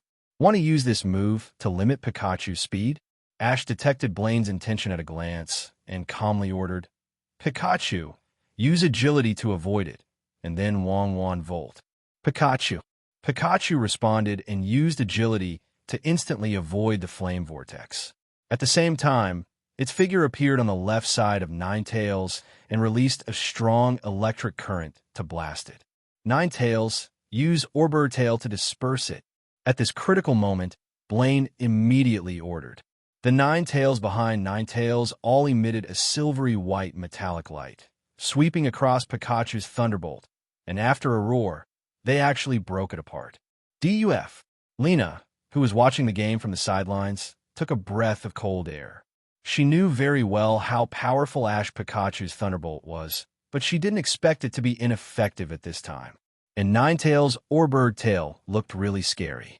It had 9 tails in total. Could it be that its power could also be multiplied by 9? Pikachu, use Electro Ball on yourself. Ash ordered again. After receiving the trainer's instructions, Pikachu did not hesitate at all, and condensed a saffron-colored flashing Electro Ball from the top of its tail, and then bent its long tail towards its back, and the Electro Ball immediately hit itself. What's going on? Blaine didn't think the other party was crazy. There must be something he didn't know. As an experienced trainer, he immediately saw the clue from the spark emitted by Pikachu. Could it be that your Pikachu can absorb electricity? Blaine guessed. He didn't know that Pikachu had a hidden ability, but he still judged the situation almost accurately with his rich experience. It's up to you to imagine. Even if the other party had guessed it, Ash would not admit it so stupidly. Instead, he said something ambiguous and mysterious to interfere with the other party as much as possible. Haha, interesting kid, 9 tails. Use Exploding Flame. Although Blaine smiled, The command he issued was merciless. Ninetales whistled and spit up a brightly colored fireball at the Pikachu on the opposite side. Pikachu tried to dodge it, but unlike the normal attack, this fireball suddenly exploded in the air and the flames sprayed in all directions. Due to the high-temperature environment around, the scale of the flames was really extraordinary, almost covering the entire venue. "Pikachu, just go ahead," Ash responded quickly. At this time, the only place that was not affected by the flames was the open space in front of Ninetales. He concluded that the reason why Blaine asked Ninetales to use this move was probably for close combat. The reason why he was so sure was because he had long known that Ninetales' ability was to spread the fire, and there was no need for Sherbo to be afraid of accidentally hurting Ninetales. Blaine's next instruction also confirmed Ash's guess. Ninetales, or Bird Tail. Given Pikachu's size and strength, it would definitely be defeated if it went head-on with the opponent at this time. Blaine knew this very well, so he deliberately left such a gap, hoping to lure the enemy into a trap. At this critical moment, Ash's expression remained calm, as if everything was under control. Jump back to avoid it, then get close to the opponent and use Thunderbolt. Not good. Blaine's brows jumped. Tail, quickly retract your strength. However, Blaine's order was still a beat too late. Pikachu was too fast and easily avoided Ninetales' attack. The Ninetales hit the ground at once, raising a cloud of dust. Pikachu took this opportunity to climb up along the opponent's tail. After running to Ninetales' head, he used Thunderbolt without saying a word. Ouch! Hit by this zero-distance Thunderbolt, Ninetales couldn't hold on at all. He immediately let out a cry of pain and fell to the ground with convulsions all over his body. Ninetales, are you okay? Blaine shouted anxiously, while Lena was a little puzzled. Why didn't the opponent say anything when Pikachu climbed onto his head? In fact, it was not that Ninetales didn't want to fight back, but that he couldn't fight back. It was using Orberg has a fatal weakness when swinging its tail. Since it needs to swing Ninetales at once, it must use a lot of strength. This will cause the same sequelae as the destruction of the Death Ray, which will cause immobility. Although it is possible to reduce the stagnation time by increasing its own strength, Ninetales itself is not 300 Pokemon known for its strength. Once the opponent approaches, this sequelae is enough to give the opponent enough time to deal with it. In the past, Blaine used this trick and it worked every time. Rival was first frightened by the flames in the sky and ran there impatiently after seeing a way out. Who could have expected that it was a dead end? However, Ash had a clear mind. He saw the clues when Ninetales broke up Thunderbolt and detected Blaine's thoughts. Therefore, he used the trick against Blaine and deliberately lowered Blaine's vigilance, thus winning in one fell swoop. What a powerful observation. Blaine silently took back Ninetales and gave Ash a very high evaluation in his heart. How many years have I not seen such a young and excellent trainer? Ash, you are really good. I am looking forward to the next battle. Come on, my second player. Speaking, Blaine threw the second Pokeball, and with a flash of white light, a majestic Rhydon appeared on the field. Pikachu, you come back first. Electric type is ineffective against ground type, so Ash will naturally not continue to send it to the field, and took out a Pokeball from his waist. Lucario, this is your first battle after evolution. Come on. Master, I won't let you down. Facing Rhydon, who is much bigger than him, Lucario's eyes showed no fear, only determination. What a great look! Blaine couldn't help but praise. Just like its attribute, Lucario's has always been as strong as Orberg, which is what Ash admires the most. But I won't hold back. Rhydon, use crazy attacks. Blaine ordered loudly. Roar! Rhydon lowered his head slightly and used the sharp horns on his head to stab Lucario quickly. But Lucario's movements were very flexible, and his body easily avoided all attacks with a very small amplitude. Hee, quite capable. Blaine smiled slightly. But let's see how you deal with the next move, Rhydon. Rock block. After receiving the trainer's order, Rhydon roared, and 4 huge rocks suddenly fell from the sky, completely blocking Lucario's actions. Seeing that this worked, Blaine waved his hand and confidently ordered, Final attack. Horn drill. Roar. Rhydon immediately roared to the sky, and the horns on its head spun rapidly like a steel drill. Then it strode towards Lucario, and its footsteps on the ground rumbled loudly, with extraordinary momentum. First, he tested the opponent's speed, then blocked him, and finally used his ultimate move. Blaine's series of instructions were smooth and did not give the opponent a chance to breathe. Horn Drill is a one-hit kill trick. If you're hit, you're finished. However, its disadvantage is also obvious. That is, it can only rush straight over, which is too easy to dodge. Now Lucario is trapped in the rock and has no way to dodge. It can't dig, let alone fly. In fact, even if it can dig, it can't use it. After all, this field is suspended above the magma. If dig is used, it will fall into the magma. Looking at Rhydon's rushing figure, Lena and Sabrina couldn't help but worry secretly, but Ash said calmly, "Lucario, hit it with Aura Sphere." "Got it," Lucario responded, and then condensed an Aura Sphere with his hands and accurately hit Rhydon's knee with the positioning of the Wave Guide. Aura Sphere is a special move that only a few Pokemon can use. It condenses the wave power in the body into a ball to attack the opponent. Its domineering part is that it can be locked on, unlike other special moves that can be avoided. Rhydon, who was charging, couldn't maintain his balance in pain and fell directly. Ash naturally wouldn't miss this great opportunity. Lucario, rush up and hit him with close range. Lucario pushed away the obstructing boulder in front of him, rushed to Rhydon quickly, and without saying a word, raised his two fists and launched a swift attack. Boom, boom, boom, boom, boom. Lucario's fist, as hard as Orberg, hit Rhydon mercilessly. The close combat at the cost of giving up his own defense was extremely powerful, not to mention that fighting-type special moves were very effective for Rhydon, who had a rock type. "Rhydon, use Fire Punch," Blaine ordered anxiously.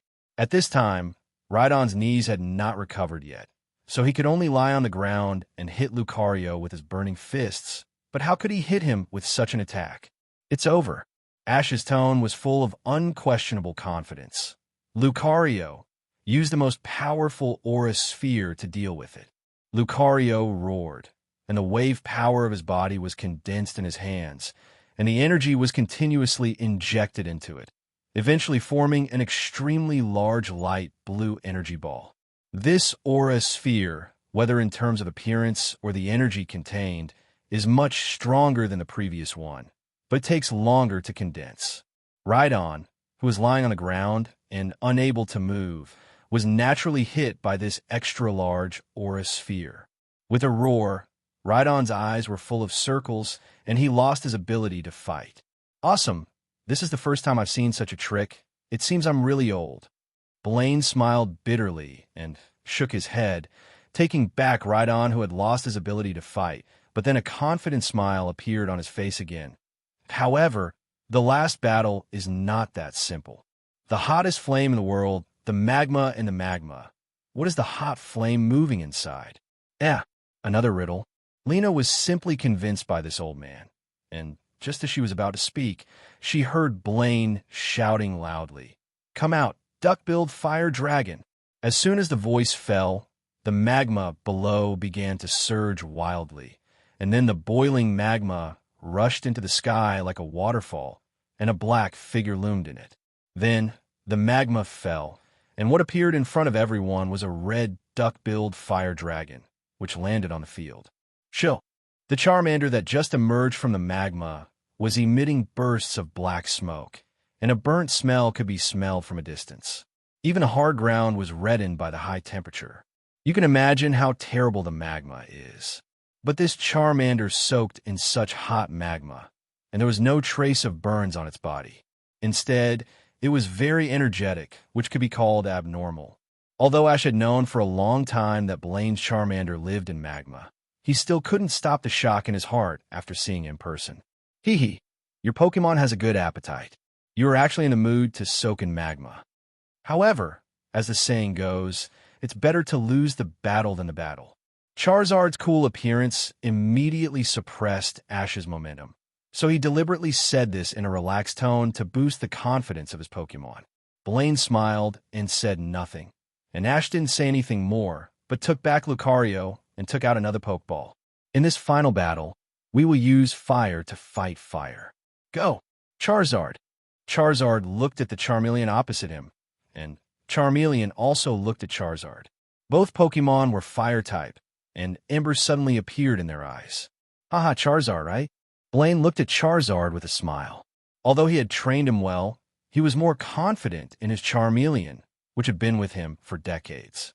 Charizard, don't be careless. This is the strongest rival you have encountered so far. Ash reminded. Hoga.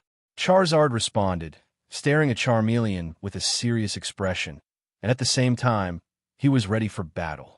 Charmeleon also felt the opponent's strength and did not dare to be careless at all. Charizard, Flamethrower. Charmeleon, Flamethrower. Both sides issued orders almost at the same time, and the two Pokemon used Flamethrower at the same time, and a huge explosion occurred after colliding with each other. However, the figure of the duck-billed fire dragon suddenly emerged from the smoke, with a blazing flame wrapped in its right hand, and it actually used Fire Punch. Charizard 463 was startled and quickly used Dragon Claw to fight back. Although Dragon Claw has an attribute advantage, the duck-billed fire dragon is higher than Charizard, so the two tricks are evenly matched, and neither of them is willing to retreat, so they can only stalemate. Very determined. Blaine praised, Duck-billed fire dragon. Retreat for now.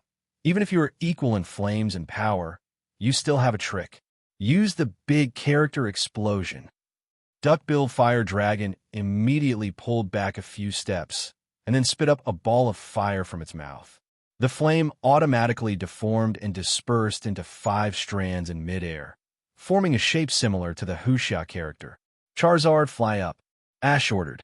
After receiving the trainer's instructions, Charizard immediately spread his wings and flew high, easily avoiding the attack of the Big Whir explosion, and Blaine took the opportunity to shout, "Good opportunity." Used a rocket headbutt. The duck-billed fire dragon squatted slightly, and then suddenly exerted force and rushed into the sky like a rocket normal, and hit Charizard's arms, smacking it so hard that it almost vomited bile. Charizard, hold on. Ash saw that the situation was not good, and cheered it up loudly. Just grab it like this. Don't let go. Roar. Charizard roared, and used both hands to hold the duck-billed fire dragon tightly, and the duck-billed fire dragon tried desperately to break free. But Charizard took it flying around and soaring in the sky, and occasionally performed difficult moves, which scared the duck-billed fire dragon to death. Although Blaine's duck-billed fire dragon is very powerful, it has a rare shortcoming. That is, it is afraid of heights. It is okay for a short time, but it will not work if it stays in the sky for a long time. It is precisely because of this that in the original animation, Ash's underdeveloped Charizard was able to defeat this abnormal duck-billed Charizard. Duck-billed Charizard. Blaine was also stunned. He never thought that the duck-billed Charizard would be afraid of heights. After all, it has lived in magma all year round and has never been to high places. The duck-billed Charizard was caught by Charizard and flew in the sky for so long that he felt his stomach churning and dizzy, and he couldn't help but vomiting. Taking advantage of his illness to kill him, Ash would not miss this great opportunity and shouted to the sky, "Now, Charizard, use Seismic Toss." Charizard grabbed the duck-billed Charizard and flew directly to the highest point in the cave in the hall. After turning a few circles quickly, he rushed down from the sky and smashed the duck-billed Charizard in his hand hard to the ground. Boom! Charmander smashed a big hole in the ground, and circles appeared in its eyes. However, this result was a relief for it. At least it didn't need to be airsick anymore. Seeing this, Blaine was stunned for a moment, patted his head, and smiled bitterly. Alas, I lost. It seems that I am really old. No, you are really amazing. If you replace my other Pokemon, the outcome is still unpredictable. Ash was rarely modest. In fact, this was the truth. Even the strongest Pikachu and his team did not have a 100% chance of winning against Charmander. It's a pity that the opponent has such a fatal weakness. It can only be said that Pokemon battles are not only about strength, but also various other factors that need to be considered. Duh. Blaine sighed and said nothing more. He just ran to the center of the venue, patted the duck-billed Charmander who had already smelling salts, and said apologetically, "Sorry, old man. I never noticed this." In fact, Blaine felt very ashamed. He had lived with the duck-billed Charmander for so many years, but he didn't realize that the other party was afraid of heights. But he couldn't blame him. After all, who would think of this for no reason? The duck-billed Charmander shook his head and didn't mean to blame Blaine. In fact, let alone Blaine, even he himself didn't realize that he was afraid of heights until today's battle with Charizard. After taking back the duck-billed Charmander, Blaine walked towards Ash, who was hugging and celebrating with Charizard, and handed him a badge shaped like a flame. "Ash, your strength is really outstanding. This Cinnabar badge is yours." "Thank you."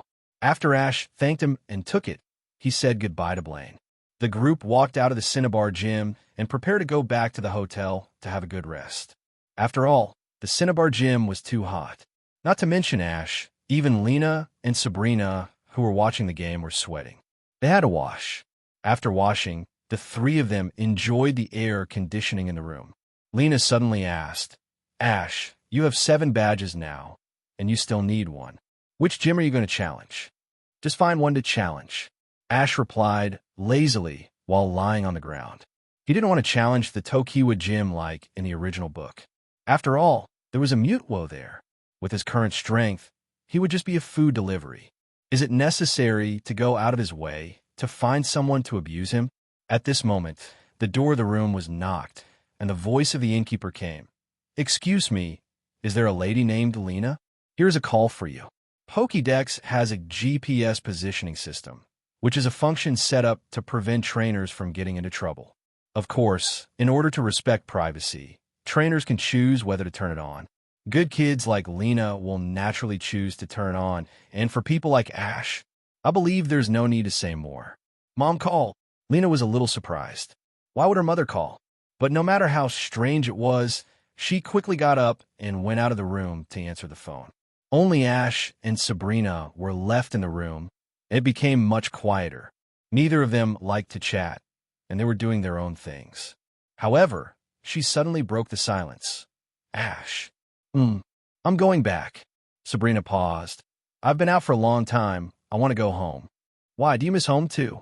Ash asked curiously. From her performance along the way, Sabrina seemed to have not let go of her parents' attitude at the beginning. "No, I just subdued Sullipapoke and Slowpoke this time. I need to test their power with the apprentices in the gym." Sabrina said some dangerous remarks expressionlessly. Ash shook his head helplessly. Sabrina was still so obsessed with Psychic. Although their relationship had improved, she might have never forgotten the idea of defeating Ash from the beginning to the end. "Since you were leaving, how about we fight again before you leave?" Ash decided to fulfill her wish. But Sabrina refused decisively. "With my current strength, I am not your rival." "Then leave it for next time." Since the other party clearly expressed his unwillingness, Ash naturally couldn't force him, not to mention that he didn't care about this matter. "Next time," Sabrina's expression suddenly became a little subtle. "Will the 3 of us meet again in the future?" I saw a similar example in a book. After the 3 people separated, the man suddenly died in an accident. What is this? Is Sabrina, this damn girl, forcing him to set a death flag? No. It's not similar at all. I told you not to read those messy books. Ash denied it quickly. I think so too. The book says that good people don't live long, and evil people will last for thousands of years. You won't die so easily. Sabrina vowed. Is she speaking the truth? Or is she mocking me? No matter which one it is, Ash feels that he can't be happy. He always feels that Sabrina seems to be gradually becoming sharp-tongued. He doesn't know who has influenced her. Forget it. Ash was too lazy to argue with the troubled girl. Anyway, I will attend the Indigo Plateau Conference when the time comes. If you're interested, come have a look. That is a great opportunity to observe your strength. I will not miss it. Come on. Ash responded helplessly. Sabrina said this, as if he had hidden strength. Obviously, he had used all his tricks in front of people along the way. This girl is really cautious. On the other side, Lena came to the video phone of the hotel and started talking to her mother. "Mom, why did you call today?" Lena asked curiously. Normally, she was the one who took the initiative to contact Saki. "Because I miss my lovely daughter." Saki first chatted with Lena with a smile, and suddenly pretended to be Solation and said, "Oh, by the way, have you been training your writing skills recently?"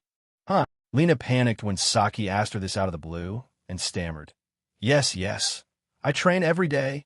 Unfortunately, Lena was not good at lying at all, and she didn't even dare to look her mother in the eye, so she was naturally detected by Saki.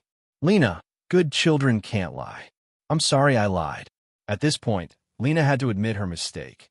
"I accidentally forgot about the training, but I promise that I will practice every day in the future." "No, I want you to come home now. Please give me flowers." Saki has always wanted to train Lena to be an excellent armored rhino rider like her. But she also knows that she can't push too hard, so she often turns a blind eye. This time, it seems that Lena has been idle for too long. At least Saki feels that her daughter has never done anything serious. Even this good-tempered mother can't help it. "How can that be? I'm still traveling with my companions. It's very rude to leave so suddenly." Lena protested excitedly. "It's okay. You call your friends, and I'll talk to them. I believe they will understand." Saki said calmly. This won't work. They're all very shy." Lena didn't want Ash and Saki to meet too early. After all, her relationship with Ash has not been confirmed. If her mother's words leave a bad impression on the other party, it will be a loss. If it doesn't work, then come home. Although Saki didn't know Ash, she could guess that there must be such a person beside Lena. After all, she was an experienced person. It's not that Saki was against her daughter's relationship. She just hoped that Lena could do something serious, not focus on love all day, and should have her own ideals and goals. But, Lena naturally didn't want to leave, but Saki's attitude was extremely firm this time. As a daughter, she couldn't beat her mother in the end, so she could only reluctantly agree to go home. What should I do?" After hanging up the phone, Lena leaned against the wall somewhat weakly. Her relationship with Ash had just warmed up, and it seemed that it was about to be successful. Wouldn't this sudden departure make all the previous efforts go to waste? And what's worse is that when she left, Ash and Sabrina would travel together. Under this long-term love, what would happen between these two people? Lena didn't dare to think about it anymore. No, there can't be such a possibility. Her eyes flashed with extreme determination. "Tonight, I will decide the outcome tonight." In the room, when Ash was chatting with Sabrina, the door was suddenly opened. They turned around and saw that it was Lena who came back. However, Ash found that her expression was a little strange and immediately asked with concern, "Lena, what happened? Did you quarrel with your mother?" Lena hesitated and seemed to be unable to make up her mind to speak. Ash did not urge her, but just quietly waited for her to tell what happened. "It's like this, I've been out for so long, my mother missed me, so she asked me to go home." Lena still didn't tell the truth. Hearing this, Ash's expression became a little strange, and he asked, "Did you and Nafa discuss it?" What did you discuss?" Seeing Lena's confused expression, Ash immediately realized that it was just a coincidence, and he replied, "Just now, Sabrina decided to go home." Sister Sabrina is going home too." Lena was stunned at first, and then a sense of surprise came to her heart. After all, in this way, the things she was worried about before would not happen. Although this idea always feels a bit despicable, love itself is selfish, and no one could be a genius in this matter. "Well, why don't you two go together? I don't have to see you off one by one," Ash suggested. "Okay." Naturally, both of them had no objection, but Lena asked again, "But what are you going to do after we leave? Will you continue traveling?" "No, there are only 2 months left before the opening of the Indigo Plateau Conference, and I'm also going to go home to recuperate for a while." It has been almost a year since he left home to travel, and even Ash is a little homesick and wants to go home to see how Delia and Professor Oak are doing. "Well, I will definitely come and cheer you up on the day of the Indigo Plateau Conference." Lena secretly made up her mind that she would come even if Saki opposed it, and it didn't matter even if she ran away from home. Since the biggest worry has disappeared, Lena no longer has the courage to fight to the death. She originally planned to confess to Ash tonight, but since Sabrina is leaving now, she is naturally not in a hurry. If she is rejected, then there will really be nothing. Lena thinks it is better to wait until the time is ripe. This is like a middle school student doing summer homework. He always has to wait until the last few days of the holiday before he starts to work hard. Anyway, the longer he can delay, the better. It's better to die late than to die. The next morning, the three of them hugged each other and said goodbye at Cinnabar Island Airport. Ash watched the two girls get on the plane, and suddenly a faint reluctance flashed through his heart. After all, they have been traveling together for so long. It is impossible to say that there is no affection. Pikachu was also reluctant to let the two leave, and his two ears drooped decadently. Seeing this, Ash picked it up and comforted it softly. "It's okay, we can meet on the opening day of the Indigo Plateau Conference, and we must win the championship then." Pikachu. Pikachu immediately perked up and answered loudly with confidence. Ash smiled and nodded, but soon his heart sank again. Although his current team is quite good and has a great chance of winning the championship, the problem is that there is still one missing from the 6 main Pokemon. Neither 3D Dragon nor Aerodactyl is suitable for the world to see at the moment. Indigo Plateau Conference is a 6v6 battle, and he has to find a suitable 6th player as soon as possible. But for a moment, Ash didn't know where to look. Fortunately, he was very familiar with the original plot, so he thought of the goal of conquering it after a while. In the original animation, the Pokemon that impressed Ash the most, besides the legendary beast, was the Flash Metagross in the Sinnoh region. After all, the shape and color were too cool. Metagross is a quasi-god Pokemon in the Hoenn region, with a brain that surpasses the Mega Computer. Such a Pokemon is absolutely top-notch in terms of talent and potential, not to mention that the opponent is Flash Pokemon. The biggest feature of Flash Pokemon is that they are stronger than other wild Pokemon. It is not that they are gifted compared to their peers. In fact, due to the color difference, Flash Pokemon are usually excluded by their peers. It is also for this reason that wild Flash Pokemon must work twice as hard to survive alone, and their strength will naturally improve. Although it is far away in Sinnoh, modern transportation is very convenient. It is just a matter of a few hours on a plane ticket, so it is nothing to go there. Besides, while Metagross is rare, not to mention Flash Metagross, considering the value of the other party, it is completely worth it for Ash to do this, and it is also worth the money. As soon as he said it, Ash immediately bought a ticket to Sinnoh region. The valley where Metagross is located is near Strong Wind Town, but that town does not have an airport, so Ash first came to Snowpoint City, which is closer to there. Snowpoint City is a city located at the northernmost end of Sinnoh region and is covered with snow all year round.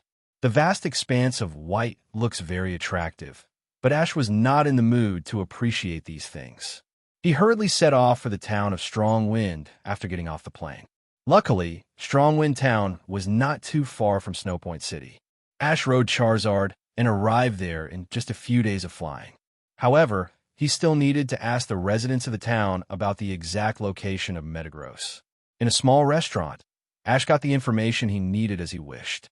It was a coincidence that Ash just wanted to fill his stomach before asking people on the street. But at a table next to him, several local trainers were talking about Flash Metagross. "Hey, have you heard that the Metagross 4.3 with a different color on the nearby mountain hurt someone again? I heard that it seems that even its ribs were broken. Is that the trainer who said he would subdue it not long ago?" "Yes, that's him. Alas, that Metagross has a very bad temper and has hurt many people. Even Officer Ginny can't do anything about it, but there are always people who don't listen to advice. Yeah, I really hope there will be a powerful trainer to subdue it." Sure enough, Flash Metagross is nearby. Hearing this, Ash was in no mood to continue eating. He immediately paid the bill and walked out of the restaurant and started to head to the valley where Metagross was. As for the comments of those people, Ash naturally didn't take them to heart. He was afraid of taking risks and being a shitty trainer. Wouldn't it be better to just go home and study? The valley where Metagross is located is not far from this town. Ash traveled through mountains and rivers all the way. When he came to a fork in the road, he finally found a signboard. This signboard seemed to be set up by Jenny. There was a cartoon-shaped platinum Metagross on it, and there were a few lines of words next to it, which reminded passers-by not to enter this valley because there were very dangerous Pokemon inside. However, this just helped Ash point in the right direction. He walked in a short distance and came to a cliff. Ash looked around and found that there were bare rocks everywhere around him, and there was no sign of Pokemon activity at all. Metagross has a strong sense of territory for its home and will attack intruders without hesitation. Ash felt that the reason he didn't find it was probably because the other party was lurking and waiting for an opportunity to attack. Unfortunately, any sneak attack by any creature is meaningless to Ash. With the power of Wave Guide, no matter how the other party sneaks, it will be foresight. As soon as Ash unleashed the power of Wave Guide, he immediately found the opponent's trace.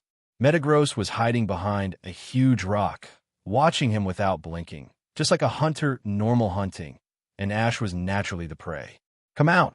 I've seen you," Ash shouted at the rock. But Metagross pretended to be deaf and dumb, or it judged that Ash was just testing casually, so its body remained motionless. Hee, really smart. Ash rarely praised, but this compliment sounded like irony.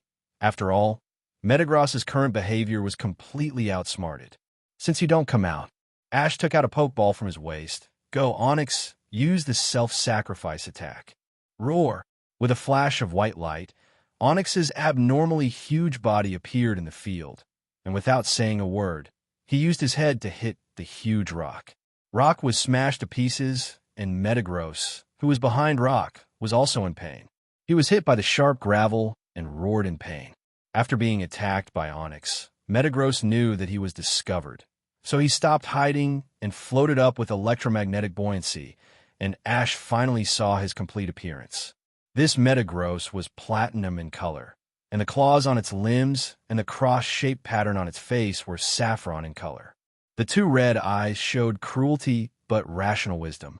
In Ash's vision, there were rows of data given by the system next to this Metagross. Name: Metagross. Gender: none. Ability: transparent.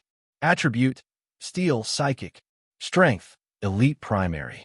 Special moves: electromagnetic levitation, confusion, alloy claw, illusion, arm punch, destruction light. Information: born in Hoenn region, was ostracized and expelled from home by his companions due to his different color. After being illegally captured by a poaching group and sold to Sinnoh region, he escaped by chance and lived in an unknown valley. He is hostile to all foreign humans and Pokemon. He is extremely talented and has the potential to be a champion. Even though Ash had prepared himself mentally in advance, he couldn't help but be shocked when he saw the information of this Metagross. It has been mentioned before that it is difficult for wild Pokemon to improve their strength. Even if a quasi-elite appears, it is incredible. But this Flash Metagross actually has the strength of an elite primary. You must know that quasi-god Pokemon are difficult to evolve. For example, the Dragonair in the wild wilderness area has not evolved into a Dragonite for decades. This can prove one or two. However, from the data, this Metagross seems to have had a very rough life, so it is no wonder that he has such a strong strength. After all, suffering can not only promote human growth, but also be useful for Pokemon. At this moment, Metagross suddenly rushed towards Ash, raised his right claw with a white glow, and used the alloy claw without hesitation. Fortunately, Onix's reaction was not slow, and he directly blocked in front of Ash to stop Metagross's attack. The two Pokemon began to compete with each other. Although Onix had an advantage in size, Metagross relied on Psychic to increase its strength, and it was impossible to decide the winner for a while. "You actually attack humans directly?" Ash was a little surprised. Few Pokemon would actively attack humans, let alone harm human lives, because Pokemon are not ordinary beasts. They know that if they kill humans, they will get into trouble. Therefore, normally, they will only teach them a lesson at most. and Metagross used this powerful alloy claw, and no matter who saw it, no one would think that the other party had the intention of hold back. But if you think about it carefully, you can understand it. After all, Metagross was once illegally captured by a poaching group, and it has a bad temper. It is no wonder that it will hurt humans recklessly. Onyx, retreat first, then use Smackdown and knock it down. Ash felt that there was no point in continuing the stalemate, so he took the initiative to attack. Roar!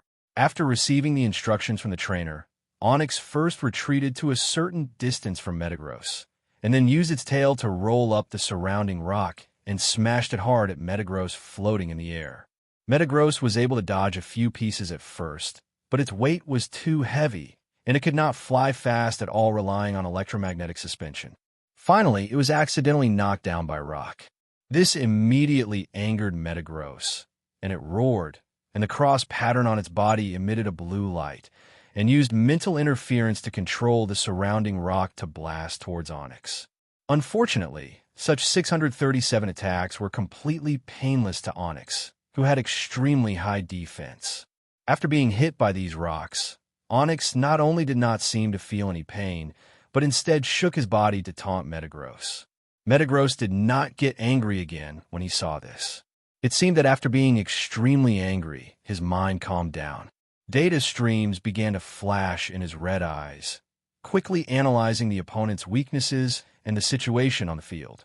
In less than a second, all the information was taken in by Metagross, and corresponding measures were formulated. Metagross used mental interference again, but this time he controlled not rocks, but small stones. These small stones were controlled to attack Onyx from all directions, and specifically aimed at the gaps in its body, making it feel uncomfortable all over. Ash immediately realized what the other party was trying to do, and hurriedly shouted. Onyx used the hole drilling skill to hide underground. The other party's attack was not to hurt Onyx, but to hinder and hurt the other party. In the original animation, the giant Onyx was in agony because a pangolin got stuck in its gap. Once the number of small stones stuck in the gap increases, it will naturally have the same effect. Now Ash no longer dares to underestimate the wisdom of this Metagross. No wonder it is said to have a brain like a mega-computer. Now it seems that it is indeed worthy of its reputation. As Onyx burrowed into the ground, the rocks lost their target, but Metagross did not stop. Instead, he controlled the rocks and attacked Ash. Pikachu. Fortunately, Ash was always protected by Pikachu. Without Ash's order, it immediately used its Orberg tail to smash the rocks. Pikachu. Pikachu. Ash is a trainer. Why are you attacking him? And you're fighting with Onyx now. Pikachu couldn't help but question Degree. Metoa. Stupid question. The so-called battle is just a rule used by humans to restrain our Pokemon, and only brainwashed guys like you will abide by it. Metagross answered in a calm tone. Although he knew that Pokemon of Metagross's kind were very smart, Ash was still surprised that he could say such a philosophical word. If we think from another angle, if Ash was a Pokemon, he would definitely not be willing to be conquered by humans. After all, humans are much weaker than Pokemon. Even if humans have advanced technology, it is an external object after all, and it is impossible to convince people from the bottom of their hearts. Well said, but it is meaningless. Ash did not intend to argue anything. What the other party said was indeed true to a certain extent. It was only because the results obtained from the positions of both parties were different that it was impossible to argue, and there was no need to argue. The only thing to do was to defeat Metagross. Just when Ash was about to continue to issue orders, a dragon roar suddenly came from soaring in the sky. Looking up, it turned out to be the mighty Tin-Song Salamander falling from the sky. On the back of the salamander stood a woman in a black uniform. When Ash saw the woman's appearance clearly, his pupils shrank. He never thought that he would meet this evil star here. Zhiye is a Pokemon hunter, a cold-blooded poacher. In her eyes, there is nothing else except money. She is willing to do anything for money. She is the most wanted criminal of the Alliance. Found the target.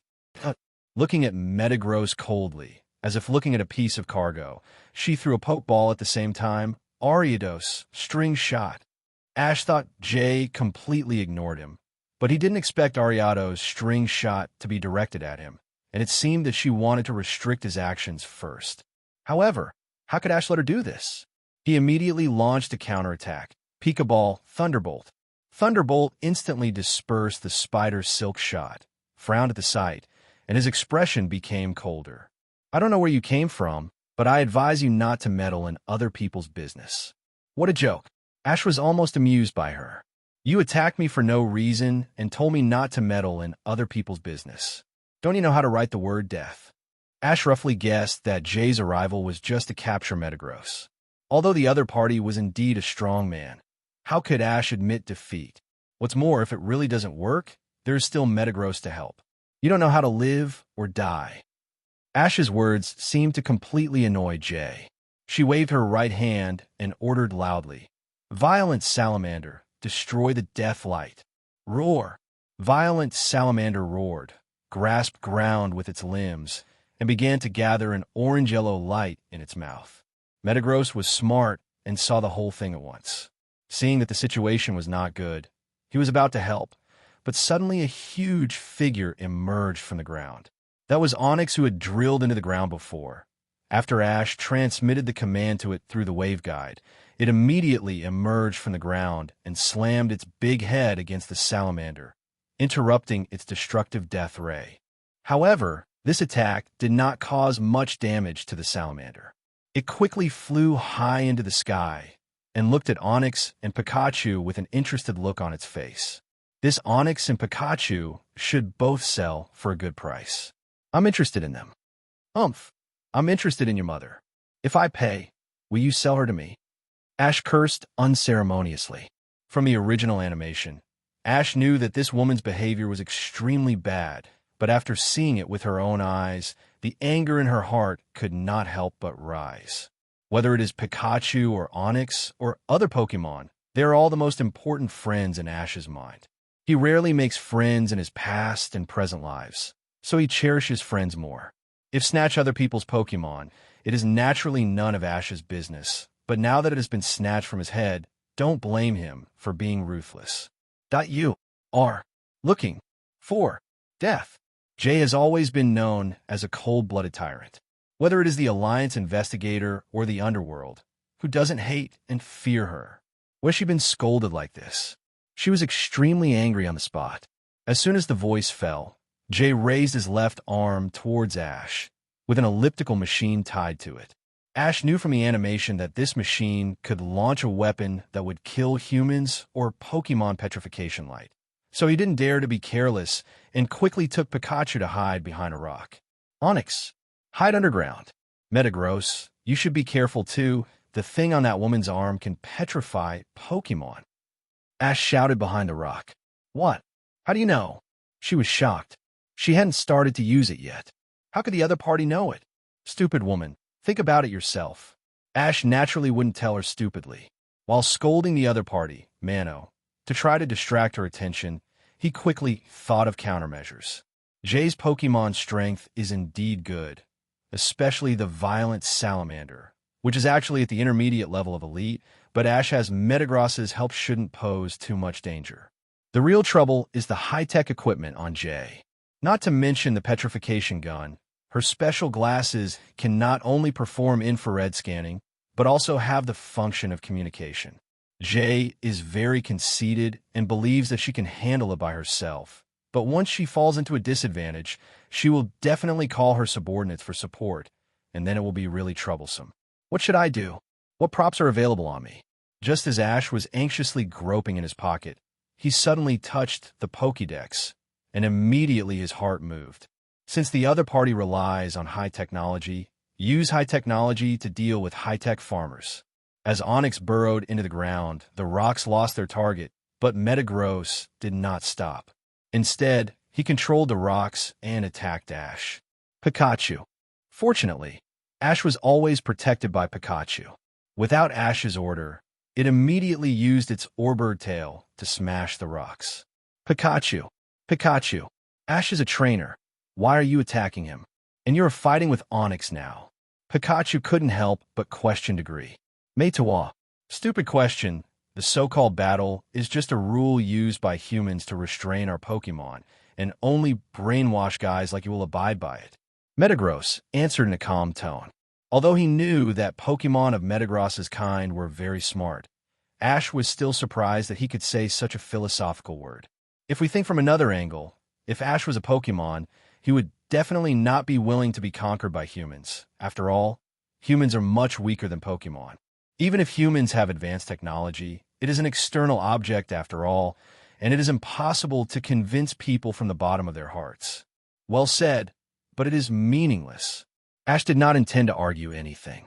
What the other party said was indeed true to a certain extent. It was only because the results obtained from the positions of both parties were different that it was impossible to argue, and there was no need to argue. The only thing to do was to defeat Metagross. Just when Ash was about to continue to issue orders, a dragon roar suddenly came from soaring in the sky. Looking up, it turned out to be the mighty Tin Song Salamander falling from the sky. On the back of the salamander stood a woman in a black uniform. When Ash saw the woman's appearance clearly, his pupils shrank. He never thought that he would meet this evil star here. Zhiye is a Pokemon hunter, a cold-blooded poacher. In her eyes, there is nothing else except money. She is willing to do anything for money. She is the most wanted criminal of the Alliance. Found the target. Looking at Metagross coldly, as if looking at a piece of cargo, she threw a pokeball at the same time. Ariados, string shot. Ash thought Zhiye completely ignored him, but he didn't expect Ariados' string shot to be directed at him, and it seemed that she wanted to restrict his actions first. However, how could Ash let her do this? He immediately launched a counterattack. Pokeball, Thunderbolt. Thunderbolt instantly dispersed the spider silk shot, frowned at the sight, and his expression became colder.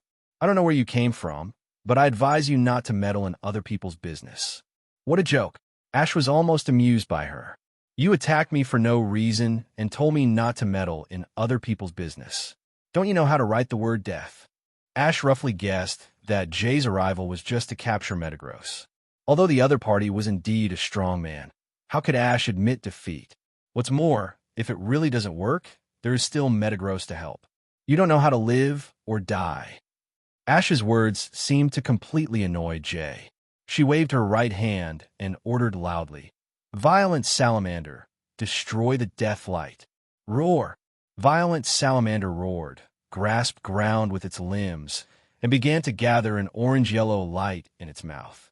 Metagross was smart and saw the whole thing at once. Seeing that the situation was not good, he was about to help, but suddenly a huge figure emerged from the ground. That was Onix, who had drilled into the ground before. After Ash transmitted the command to it through the wave guide, it immediately emerged from the ground and slammed its big head against the salamander, interrupting its destructive death ray. However, this attack did not cause much damage to the salamander. It quickly flew high into the sky and looked at Onix and Pikachu with an interested look on its face. This Onix and Pikachu should both sell for a good price. I'm interested in them. I'm interested in your mother. If I pay, will you sell her to me? Ash cursed unceremoniously. From the original animation, Ash knew that this woman's behavior was extremely bad, but after seeing it with her own eyes, the anger in her heart could not help but rise. Whether it is Pikachu or Onix or other Pokemon, they're all the most important friends in Ash's mind. He rarely makes friends in his past and present lives, so he cherishes friends more. If snatch other people's Pokemon, it is naturally none of Ash's business, but now that it has been snatched from his head, don't blame him for being ruthless. That you are looking for death. Zhiye has always been known as a cold-blooded tyrant. Whether it is the Alliance investigator or the underworld, who doesn't hate and fear her. When has she been scolded like this? She was extremely angry on the spot. As soon as the voice fell, Zhiye raised his left arm towards Ash, with an elliptical machine tied to it. Ash knew from the animation that this machine could launch a weapon that would kill humans or Pokemon petrification light. So he didn't dare to be careless and quickly took Pikachu to hide behind a rock. Onix, hide underground. Metagross, you should be careful too. The thing on that woman's arm can petrify Pokemon. Ash shouted behind the rock. What? How do you know? She was shocked. She hadn't started to use it yet. How could the other party know it? Stupid woman. Think about it yourself. Ash naturally wouldn't tell her stupidly. While scolding the other party, Mano, to try to distract her attention, he quickly thought of countermeasures. Jay's Pokemon strength is indeed good, especially the Violent Salamander, which is actually the intermediate level of Elite, but Ash has Metagross's help shouldn't pose too much danger. The real trouble is the high-tech equipment on Jay. Not to mention the petrification gun. Her special glasses can not only perform infrared scanning, but also have the function of communication. Jay is very conceited and believes that she can handle it by herself. But once she falls into a disadvantage, she will definitely call her subordinates for support, and then it will be really troublesome. What should I do? What props are available on me? Just as Ash was anxiously groping in his pocket, he suddenly touched the Pokédex, and immediately his heart moved. Since the other party relies on high technology, use high technology to deal with high-tech farmers. Although Onyx immediately followed the order and hid underground, Metagross was a little hesitant because he was on guard against Ash and was unsure whether to believe it. The sophisticated Onyx saw Metagross's hesitation at a glance, and without saying a word, he raised his left arm and aimed the petrification gun at it, shooting a saffron-colored light from it. Metagross was hit accidentally, but fortunately it was strong, so it was not completely petrified, but a layer of gray was covered on the surface of its body, and its movements became a little slow. Sure enough, this Metagross is extraordinary. This result was expected long ago. She was not naive enough to think that she could capture any target effortlessly with a high-tech weapon, so she was already prepared for the battle. Dragon Pulse. Jay stood on the back of the newt, looking down from above, her eyes full of greed. She was determined to get the priceless Flash Metagross. The newt opened its mouth and shot a purple energy ball directly at Metagross. Metagross, who was unable to move at this time, naturally had no way to avoid it, but it had no intention of dodging. Metagross groaned, and a faint golden light suddenly appeared all over his body. The intersection of the cross-shaped pattern was brewing white light spots, which was a precursor to the activation of the destruction light. Boom! The two special moves of different energies collided and exploded immediately, raising a large cloud of black smoke in the air, and Ash shook his head repeatedly. Although the power of the two was comparable, Metagross would be more or less affected by the side effects after using the destruction light, so he would inevitably be attacked by the newt. Violent Salamander, Dragon Claw. As Ash expected, he would not miss such a great opportunity and decisively issued an attack order again. Roar! Violent Salamander roared, and then flapped its huge wings violently, rushing towards Metagross at a very fast speed, and at the same time, a dazzling silver light began to shine on its right claw. Onyx, block it! Seeing that Metagross, who was unable to move, was about to be injured by Dragon Claw, Ash did not hesitate to let Onyx drill out of the ground to help resist. After all, the biggest combat force on the field was Metagross, but the problem was that the other party did not seem to be willing to cooperate with him. But no matter what, once Metagross fell, Ash's situation would be bad. Zit! The sharp dragon claw of the salamander hit Onyx's body with a loud bang. Even though Onyx's defense was terrifyingly high, he still felt very uncomfortable after being hit by such a powerful trick. Jay's eyes flashed with a gleam of light. Orbird Tail. After receiving the order from the trainer, the salamander's tail berry immediately lit up with silver light, and then the body turned, and the Orbird Tail hit Onyx's head fiercely. Dia! Unexpectedly, Onyx, who was hit by the Orbird Tail, did not seem to be hurt. He just shook his big head and still looked energetic. Onyx's ability is Stone Head. As the name suggests, the head is as hard as stone, and it will not be hurt at all. The only weakness is the cross scar on his face. Unfortunately, he didn't know this. Seeing that the two attacks of the salamander were ineffective, a trace of greed flashed in his eyes. There must be many buyers interested in Onyx with such a large body and such high defense, and it will definitely be sold at a good price. At this time, Metagross recovered from the side effects of the destruction of the Death Ray and immediately used mental interference to control several rocks around a hit and the salamander. Although these rocks did not pose any threat to the salamander with thick skin and flesh, if they hit a human, it would probably be a life-threatening one. Therefore, he quickly ordered the salamander under his feet to fly back to high altitude. The current situation seems to be a bit troublesome. He secretly analyzed in his heart that if he only dealt with a Metagross, it would naturally be easy to catch and win. After all, no matter how smart the wild Pokemon is, it is only a wild Pokemon, and it is far inferior to the excellent trainers in the use of tactics. But now, there is an annoying guy next to her, which brings variables to the development of things. She doesn't like this. She likes to complete each task quickly and successfully, and get the biggest reward with the least effort. I said, don't meddle in other people's business. The expression on Jay's face seemed to be getting colder. Although it was the same sentence as before, her tone was now carrying a hint of murderous intent. But then her expression eased a little, and she added, "If you leave now, I won't pursue you." In order to avoid trouble, she has always tried to avoid killing as much as possible. After all, her purpose is just for money, and there is no need to hurt people's lives. But if someone obstructs again and again, that cold and ruthless character doesn't mind killing to silence them. You can only deceive 3-year-old children with this. Don't show off your pitiful IQ in front of me. Ash didn't listen to Jay's good advice at all. In fact, he knew in his heart that, judging from Jay's style of doing things, this woman would never keep her word with an ordinary trainer. I'm afraid that Ash will capture Metagross right after he leaves, and then he will be the next target. By then, whether it's Onix, Pikachu, or other Pokemon on him, they will all be looted. Moreover, after the previous delay, Ash's backup plan has been prepared, and he is just waiting to see the show. Humph, you overestimate your own abilities. Without saying anything more, he just snorted coldly, raised his left arm, and aimed at Onix below, intending to petrify all of Ash's Pokemon first, and then slowly deal with Metagross. Although the petrification gun does not have much effect on the powerful Metagross, it is still very useful for other Pokemon.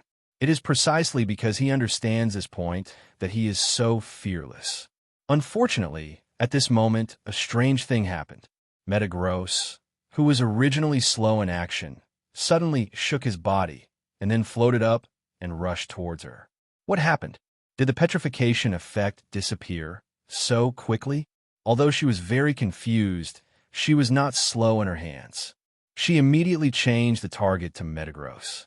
However, what she never expected was that the petrification gun was out of order. What the hell?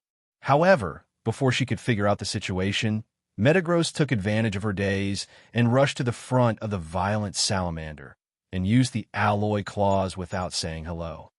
Ah, do you think you're the only one who is cheats? Looking at the constant fight between the Newt and Metagross and soaring in the sky, Ash showed a hint of mockery at the corner of his mouth. The reason why the weapon failed was because of him. Or to be more precise, this was all the work of 3D Dragon.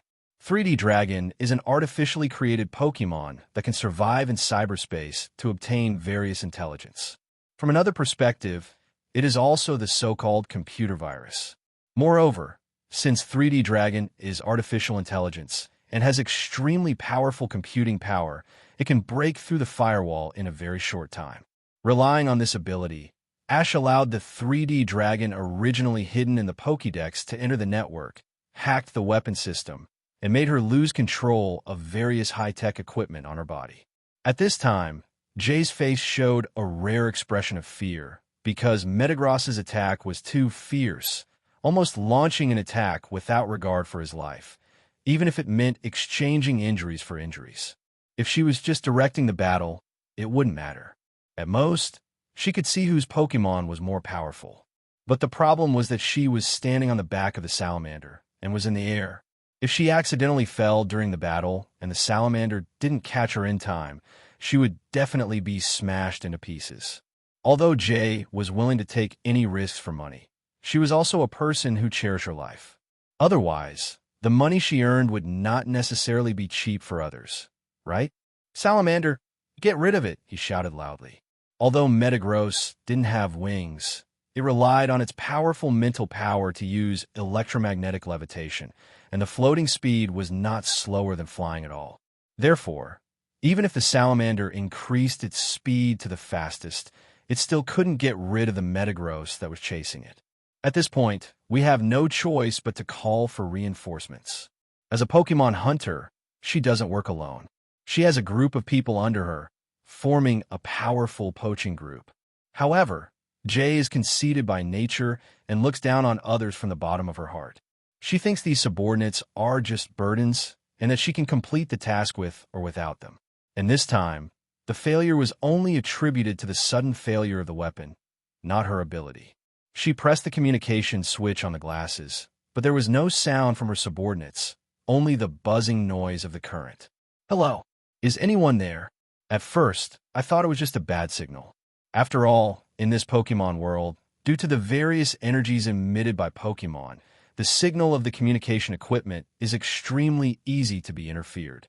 It is also because of this that mobile phones are not very popular in this world, because the signal is really too poor, and they're naturally good signals, but the price is not affordable for ordinary people.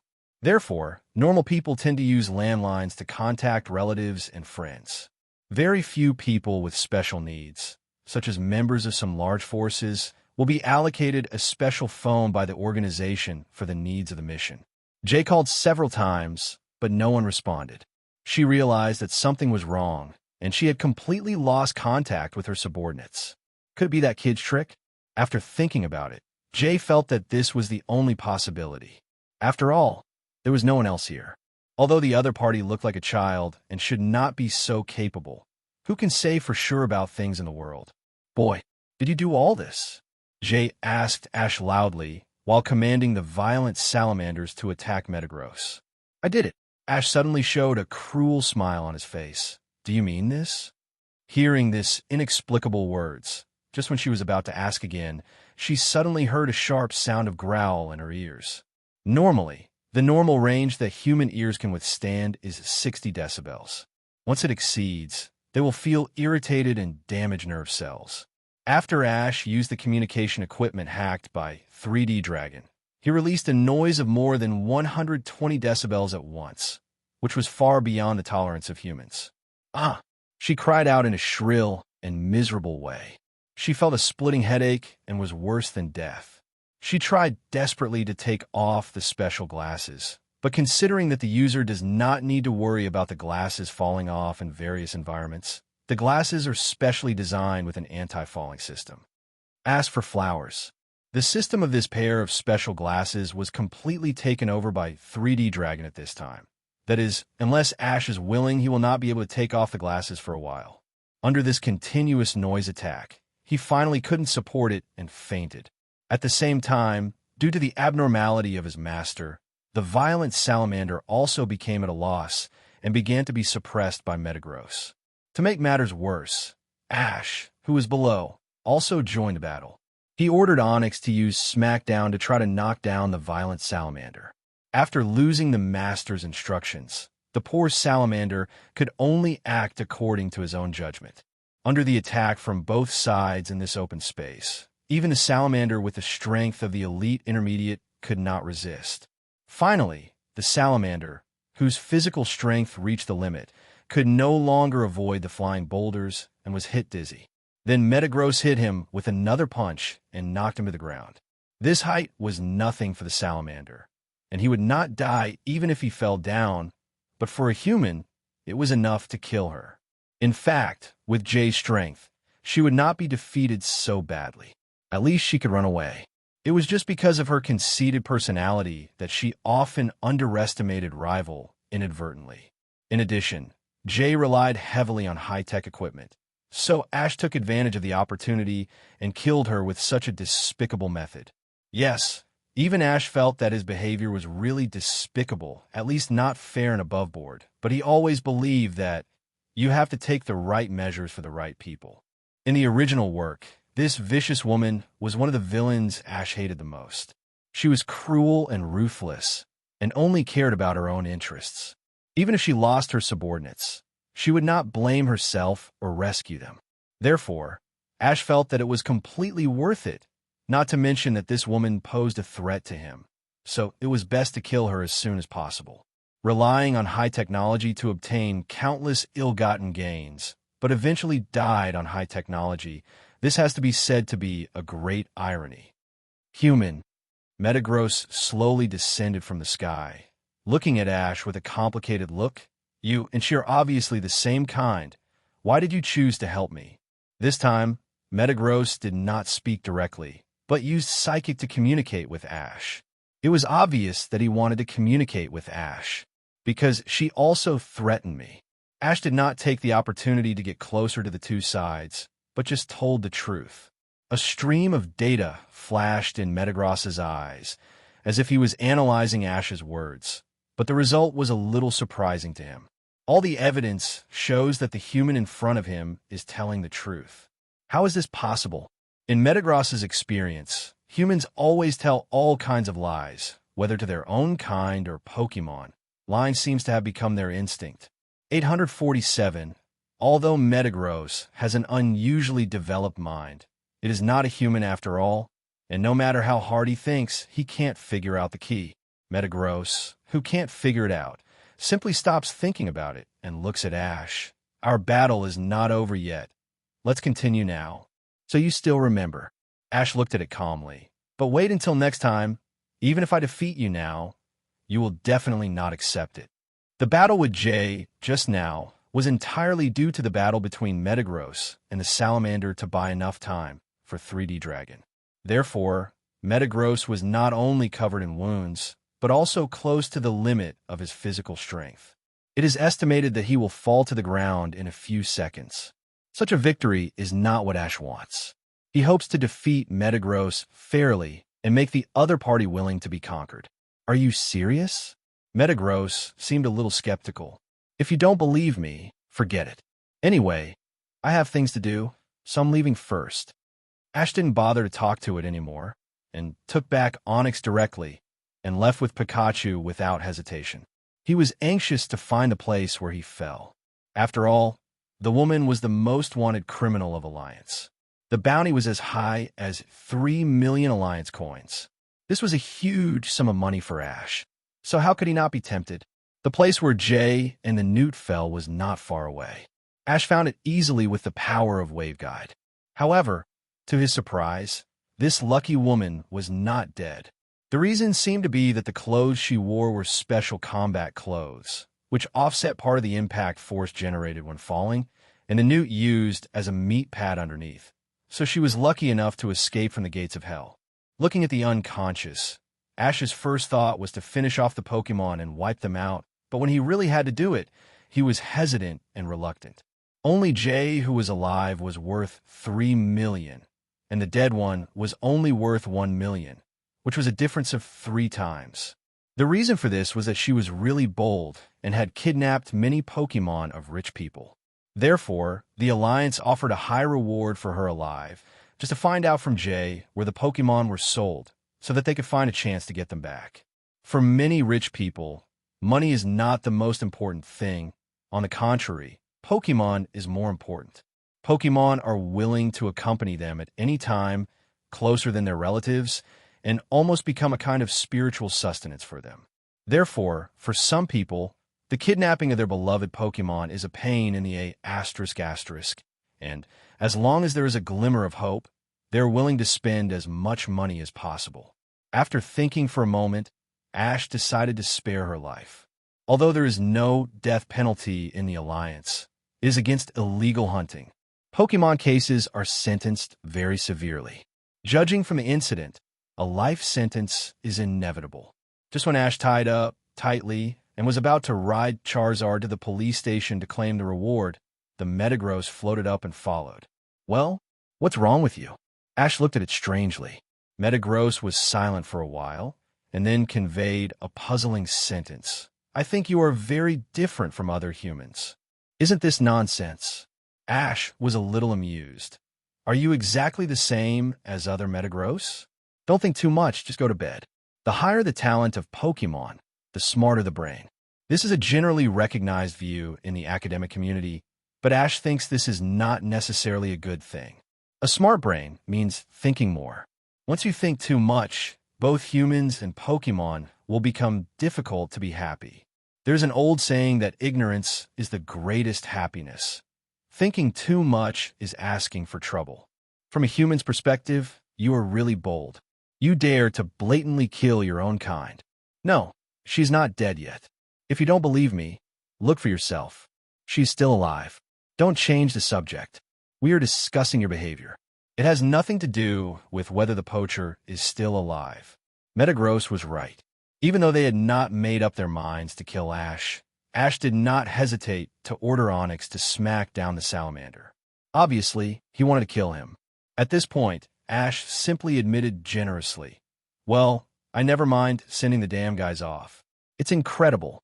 Are you a good or bad person, a kind or evil person?" Two completely opposite qualities appear in you at the same time. From the telepathy from Metagross, Ash could feel that it contained emotions such as exclamation, surprise, curiosity, etc., which made him feel helpless. Could it be that this Metagross wants to be a philosopher? Although it does look quite suitable.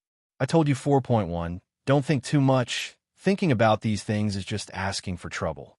Humans can't be simply summarized as good or evil. Ash persuaded again. "I decided to follow you." Metagross suddenly said something shocking. "Humans like you will definitely not have a peaceful life in the future. I've stayed in that broken valley long enough. I want to experience an exciting life again." Hearing this, Ash was stunned at first, then looked at it quietly, and after a while he said, "Are you sure? This is a one-way ticket. Don't think about getting off my ship." "I'm sure." This time Metagross's tone was not as calm as usual, but with a hint of excitement. "Very good." Ash nodded, took out a brand new Pokeball, and put it in front of it. "My name is Ash. Please give me more advice in the future, Metagross." Metagross stayed quietly in the Pokeball. This was not the first time it was put into the Pokeball, but it was the first time that it did not feel rejected. It was not just a wild Pokemon. Because it had been in human society for a long time, Metagross was very aware of its own value. Even if there was only one of the three signs, namely the color, the quasi-god, and the strength, it meant that this Pokemon was invaluable, not to mention Flash Metagross, who had all three. Even so, Ash still did not choose to take advantage of the situation. As he said, Metagross was completely exhausted after the battle with the violent salamander, and it was the best time to capture it. But in order to make Metagross lose with a sincere heart, Ash chose to let it go. Metagross was a little confused about whether the other party was a genius or a fool. He could have used unknown means to defeat the damn poacher, but he missed such a great opportunity. People like this, maybe there are other places, but this is the first time he has encountered such a person. Metagross stayed in the spirit ball thinking, but Ash didn't have the time. He was eager to hand him over to the police to avoid any more trouble. After all, he had many subordinates and a whole poaching group. If they found that the leader was in trouble and came to rescue him, it would be really bad. Fortunately, there was no trace of the pursuers for several days. Ash successfully arrived at Snow Point City and let Charizard carry him to the police station. "Little friend, what are you doing here? Is this person injured?" Jenny was inevitably a little strange and worried when she saw such a strange pair, because the person carried on Charizard's shoulder didn't look good. Ash nodded and added, "Someone is indeed injured, but this person is... Since someone is injured, you should send her to the hospital first." "Wait, who did you say this person is?" Jenny widened her eyes and thought she had heard it wrong. "I said this person is Pokemon Hunter, the one with a reward of 3 million Alliance coins." Ash repeated it again. Hearing this, Jenny was stunned at first, then quickly took out a wanted list with a portrait from the drawer, began to compare it with the face, and carefully checked the machine on her arm, and it took a long time to confirm that it was correct. How could it be possible? It was really true. Jenny opened her mouth slightly, her face full of incredible expressions. The situation in front of her was really beyond her imagination. Don't look at the surface Ash won so easily. In fact, he is not a simple person. He has been hunted by the Sinnoh Alliance's Search Bureau for many years. but he is still able to get away with it, and those precious Pokemon have been repeatedly obtained by him. It's a pity that although they will be cautious about those search officers, they can't pay enough attention to Ash, a small shrimp, which eventually led to her failure. This is the so-called big storms have survived, but the boat capsized in the gutter. After Ginny confirmed that it was correct, she was immediately sent to the hospital for treatment. The ward was closely guarded by more than a dozen police officers, which was also a VIP treatment. Master, because you arrested him, a series of Pokemon kidnappings were avoided, and you got 30 pieces of fate. Ash not only got the fate pieces, but the 3 million bounty also fell into his pocket without a doubt. Looking at the huge amount of money in his bank account, Ash felt a little happy. For a quasi-god Pokemon like Metagross, the supply of energy blocks alone is a huge expense. This can be regarded as a solution to the urgent need. Ash, the media will come to interview you later. You have to be mentally prepared. Don't make a fool of yourself then. Ginny made a good-natured joke. She admired this young hero from the bottom of her heart. Hunter, who even the police and investigators can't do anything about, was defeated by a teenager. Ginny couldn't help but feel ashamed after sighing. So many excellent trainers in the Sinnoh Alliance are not as good as a child. It always feels a bit embarrassing. Wait, Officer Ginny, I don't want to be interviewed, and I hope my information can be kept confidential. Ash refused without hesitation. He was not like ordinary people who like to show off. What's more, this kind of show was meaningless and might even cause trouble. Are you afraid of getting into trouble? It's true that I didn't think it through. Zhiye's arrest was great news, and Ginny was so happy that she forgot about it. After all, he was a member of the underworld, and there was no guarantee that he would have any accomplices to retaliate for her. After saying goodbye to Ginny, Ash left Snowpoint City at noon that day and boarded the passenger ship back to Kanto region. Although Ginny promised to keep it secret, there are many people in the police station, so it was impossible to leak the news. If someone really wanted to take revenge on him, it would be a troublesome matter. In line with the principle of less trouble, Ash decided to leave as soon as possible. Besides, the Indigo Plateau Conference was about to open, and he was still short of a badge. At the same time, he had to do special training for Pokemon, so there was a lot to do. As for choosing to take a boat instead of a 533 flight, it was mainly because soaring in the sky suddenly had a heavy snowstorm, and many flights were forced to cancel. According to the weather forecast, it is estimated to last for several weeks. This situation is not uncommon in the Sinnoh region, especially in Snowpoint City, the northernmost part. The entire city itself is covered with snow all year round, and the residents here are no longer surprised. But Ash didn't want to wait so long, so although he hated taking a boat, he did it to save time. Fortunately, it only takes 5 days from Snowpoint City to the harbor of Tokiwa City in the Kanto region, so it will pass if you endure a little. Pika. Ash, don't you feel bored? I am bored to death. Pikachu looked at Ash, who was lying on the boat, reading a book with a helpless look on his face. From the moment he got on the boat, Ash went straight into his room and stayed there for 3 consecutive days without stepping out of the door. He was a standard otaku mode. It's okay. If you feel bored, just go for a ride on the boat. Ash replied lazily. Pika. Okay, I'll go then. Well, be careful. After giving the instructions, Ash returned his attention to the book, but after reading for a while, his eyelids began to droop and he slowly fell asleep. Ash was not used to resting on the ship and always felt uneasy. Just when he was half asleep and half awake, a low and sacred voice seemed to sound from the bottom of the sea, passed through the cabin, and fell into his ears. Listen to King's words. Listen to the King's words. Primes lead to truth. Prime numbers lead to truth. The King is brave. The King is brave. The King never loses hope. The King never loses hope. The King is kind. The King is kind. The King has a dream. The King has a dream. The King is adventurous. The King has an adventurous spirit. The King accepts all. The King tolerates everything. At this point, Ash, who was not sleeping well, suddenly woke up, straightened up suddenly, and subconsciously shouted, "Who is it? Who is talking? Pika? What's wrong?" Pikachu beside was woken up by Ash, rubbing his eyes, and asked with some dissatisfaction, "Did you hear any sound?" Ash asked, staring at Pikachu. "Pika." "No." Pikachu shook his head. "Is that so? Sorry, I must have dreamed." Ash smiled embarrassedly, but he still had doubts in his heart. Even if it was a dream, the voice in the dream was too clear, and he still remembered those words. "No." Ash suddenly realized that something was wrong. Rather than remembering, it was better to say that those words were forced into his mind, and he couldn't forget them even if he wanted to. Otherwise, Ash would not be able to remember such a long passage so clearly in a short time. There must be something strange about it. However, at this moment, the voice sounded again. "Have the heart of King. Here we praise King. King's light shines. King moves his people. King moves his people. King acts with love.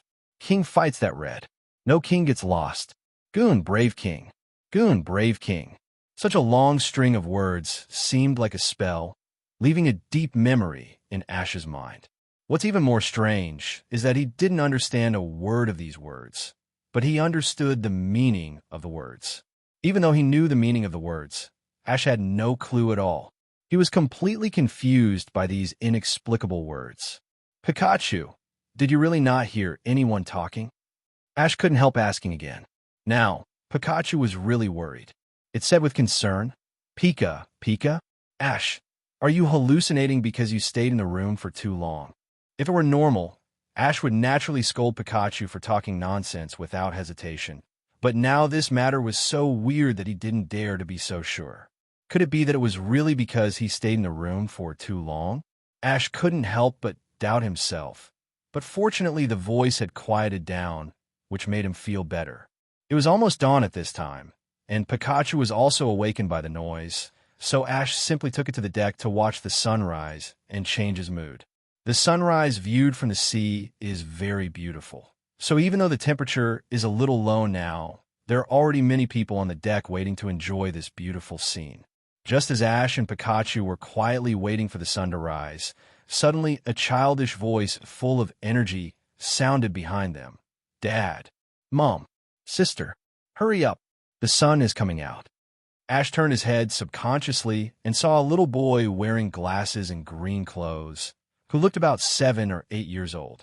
Behind the little boy followed a tall man and a beautiful woman, who seemed to be a couple, and at the end of the team was a Stephanie in red. This Stephanie had delicate features, slightly curled brown bangs on both ears, and a pair of beautiful legs under her black tight shorts, which looked really pretty and charming. However, the only flaw was that Stephanie kept yawning, as if she hadn't woken up yet. "Sister, really?"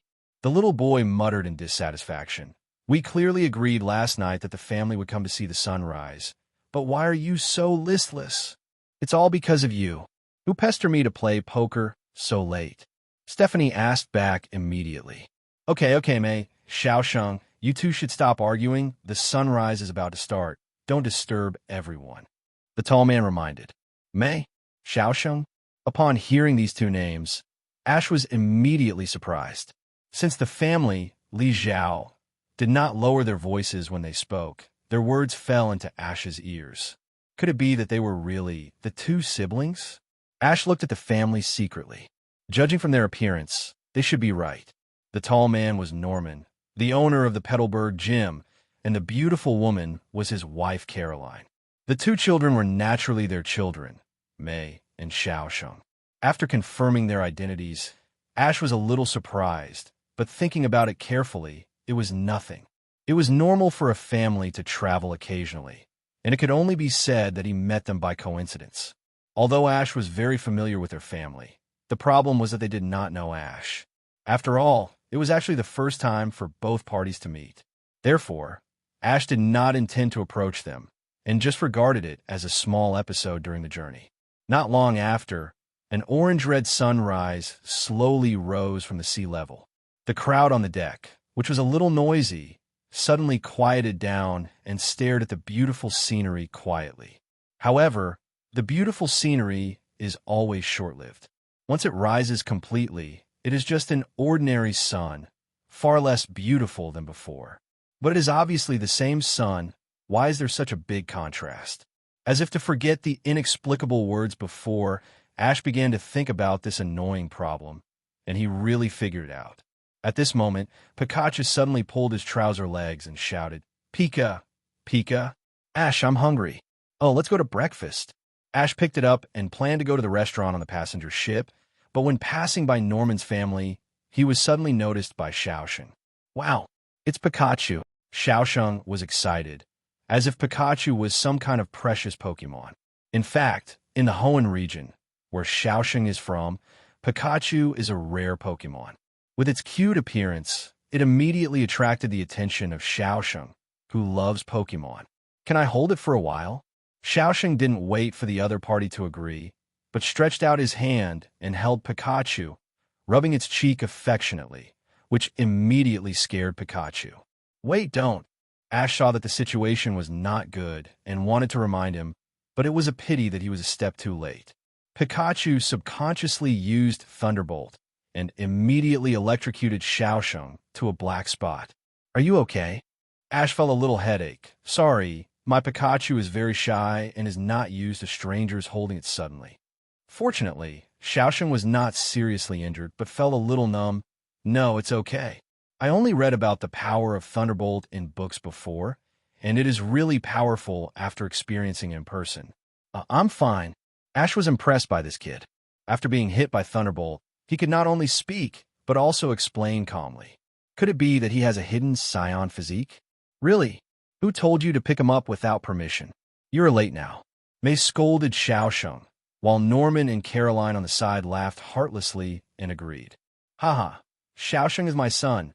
How could he be knocked down by a mere Thunderbolt?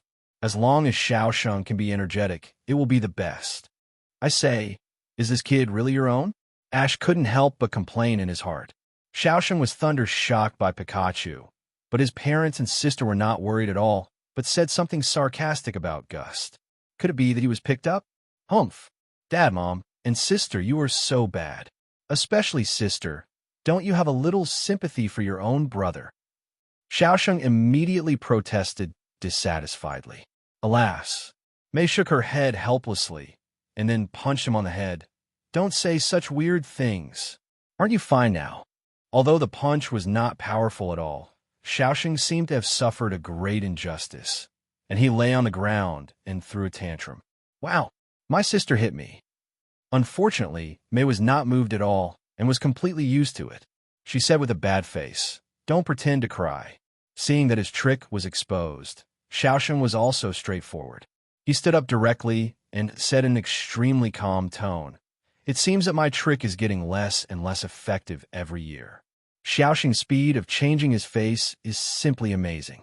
No wonder people say that people from the same family are not from the same family. It seems that Xiaosheng should be a biological child, no doubt. "Sorry, I made a fool of you." They're like this. They like to bicker when they have nothing to do. Norman apologized to Ash on the side, but his face was filled with a happy smile.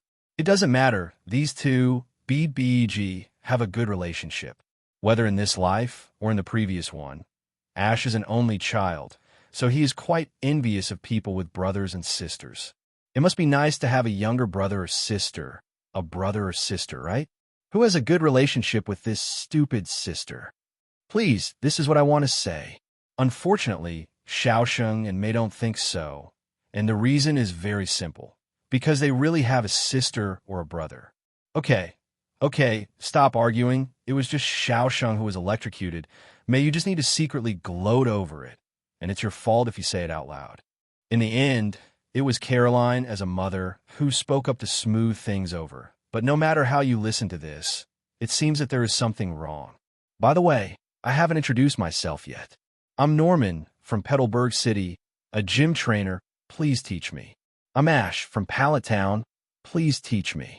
Then, after everyone introduced themselves one by one, at Norman's invitation, Ash went to the restaurant with them for dinner, and Xiaosheng was the most interested in Ash.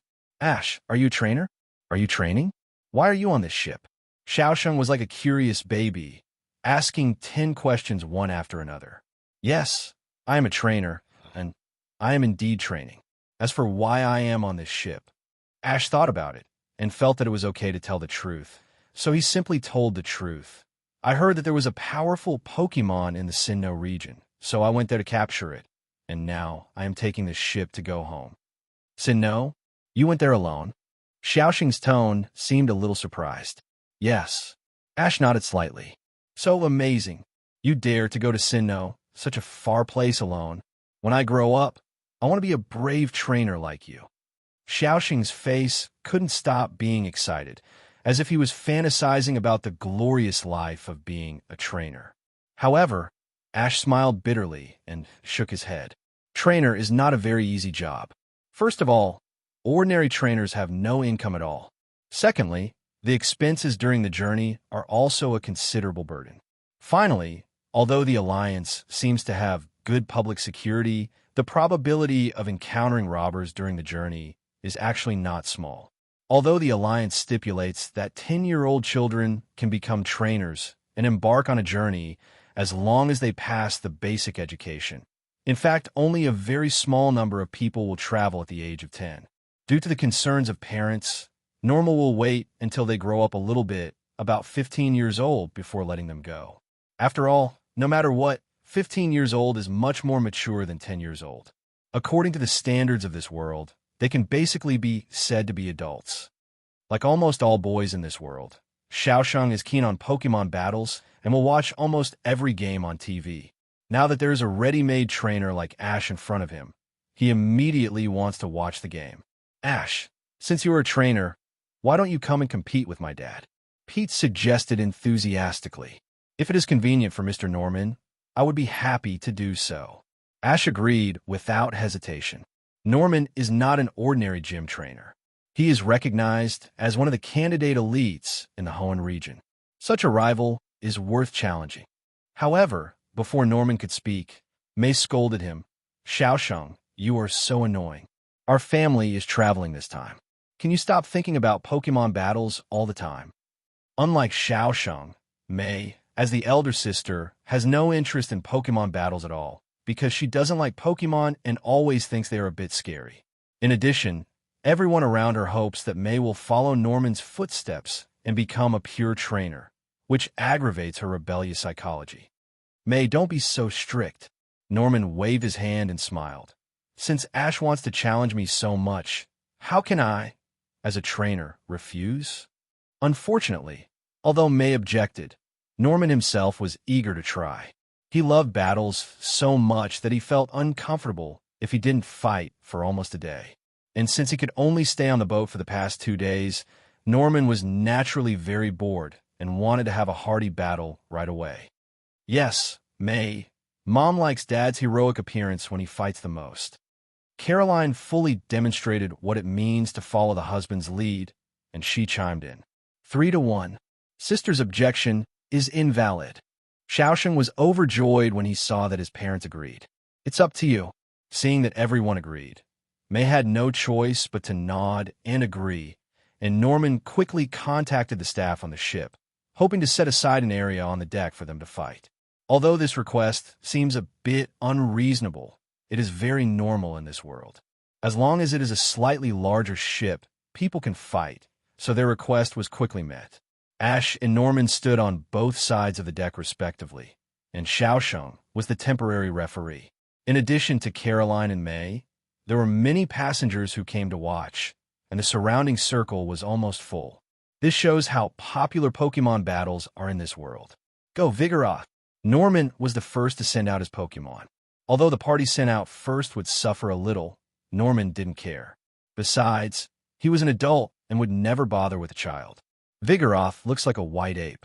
Just like its name, this Pokemon seems to have ADHD and is very energetic. Garlu, this is not. Vigoroth started to make a lot of noise as soon as he came out of the Pokeball. He would either scratch himself, jump up and down, or even just yell. After thinking for a moment, Ash also took out his Pokeball. Lucario, you will fight this battle. Compared to the active Vigoroth, Lucario is undoubtedly much more stable. He stood on the field motionlessly, looking at his rival. Expressionlessly. As soon as his figure appeared, Xiaosheng exclaimed, "It's Lucario!" Xiaosheng was so excited that he almost ran to the field. I've read in a book that this Pokemon has a mysterious wave power. Ash, is that true? Ash nodded as a reply, and Norman looked at Lucario carefully, with a hint of solemnity in his expression. This Lucario is really well trained. That child is not simple. It seems that this will be a tough battle. Norman is a veteran trainer. He has seen countless rivals and Pokemon. He can roughly analyze the opponent's strength just by looking at them. He can see the extraordinariness of Lucario at a glance. But this is exactly what Norman wants. Wouldn't it be boring if rival was defeated in an instant? He only wanted a passionate battle with equal strength. After Xiaosheng announced the start of the game, Ash immediately issued an order. Lucario, use the wave guide to lock on the opponent's actions. Ask for flowers. 032510213 Flyla 101102290. Hearing this, Lucario closed his eyes and slowly spread the power of the wave guide to the entire arena. Now Rival's every move, even the breathing and heartbeat, were completely controlled by him. In fact, it was not just Lucario. Ash himself also deployed the wave guide. After all, Vigoroth's speed was too fast, and it was difficult to keep up with the opponent's movements with just the eyes. As a trainer, Ash had to give orders at the first time. Ash's words immediately made Norman frown. He was not very clear about what the wave guide power was, but there was no other way at the moment, so he had to try it out first. Vigoroth, use claws to attack. Norman shouted immediately. .00. Gallo. After hearing trainer's command, Vigoroth, who had been unable to wait for a long time, jumped up immediately without saying a word. His two sharp nails flashed coldly, and he rushed towards Lucario with a shout. Although he had prepared himself for Vigoroth's speed, Ash couldn't help but be slightly surprised when he really saw it. The opponent's speed was too fast. It was estimated that apart from Lucario, only Pikachu could barely react. This Pokemon is so fast. On the side of the stadium, the passengers watching were all shocked. At first, they actually looked down on Vigoroth. After all, this monkey kept moving and looked very funny. But now no one dared to think so. When Xiaosheng heard the exclamations of the audience, he couldn't help but feel very happy and proud. If he wasn't a referee, he would have started to cheer for his father. Lucario used Power-Up Punch. When Vigoroth's claws were about to catch Lucario, Ash suddenly issued a counterattack order. Vigoroth was very fast, and ordinary Pokemon could not react at all, but this did not include Lucario, who had activated the wave power. Lucario was ready the moment the opponent moved. After hearing Ash's order, its right fist immediately lit up with a dazzling white light, and it aimed at Vigoroth and punched him on the chin, almost knocking Vigoroth unconscious. When the chin is hit hard, the resulting shock will be transmitted to the brain, causing a series of reactions such as dizziness and shock. If the force is too great, it is possible that it will directly cause death. However, the above is only for humans. Although Vigoroth is similar in size to humans, its ability to withstand blows is much stronger. Therefore, after being hit by Lucario, it just shook its head slightly and recovered. Your reaction speed is really good. Norman praised Ash with a smile. At the moment when Lucario attacked, just now, Norman didn't see how the opponent launched the attack, but this is also normal. The human, I can't keep up with the speed of Pokemon. Especially fighting Pokemon, the speed of their punches is simply unparalleled. The human boxing champion is like a child in front of them. Even Ash himself couldn't see clearly. The reason why he could react to the opponent's attack, 090, was entirely because he relied on the power of Wave Guide to sense it. This attack was just a test, so after the attack failed, Vigoroth immediately retreated, but it was very unhappy with the punch just now, and kept baring its teeth at Lucario and making a taunting sound. The opponent's appearance suddenly reminded Ash of a word. Monkey. I have to say, it is really quite appropriate. Although the two sides seemed to be evenly matched, the experienced Norman immediately understood that Vigoroth's proud speed would not play a big role in front of the opponent. From the perspective of strength, it seems that Lucario has the upper hand. After all, the opponent is a fighting Pokemon, and Vigoroth is not a slaking, so its strength is not too strong. However, these are not important.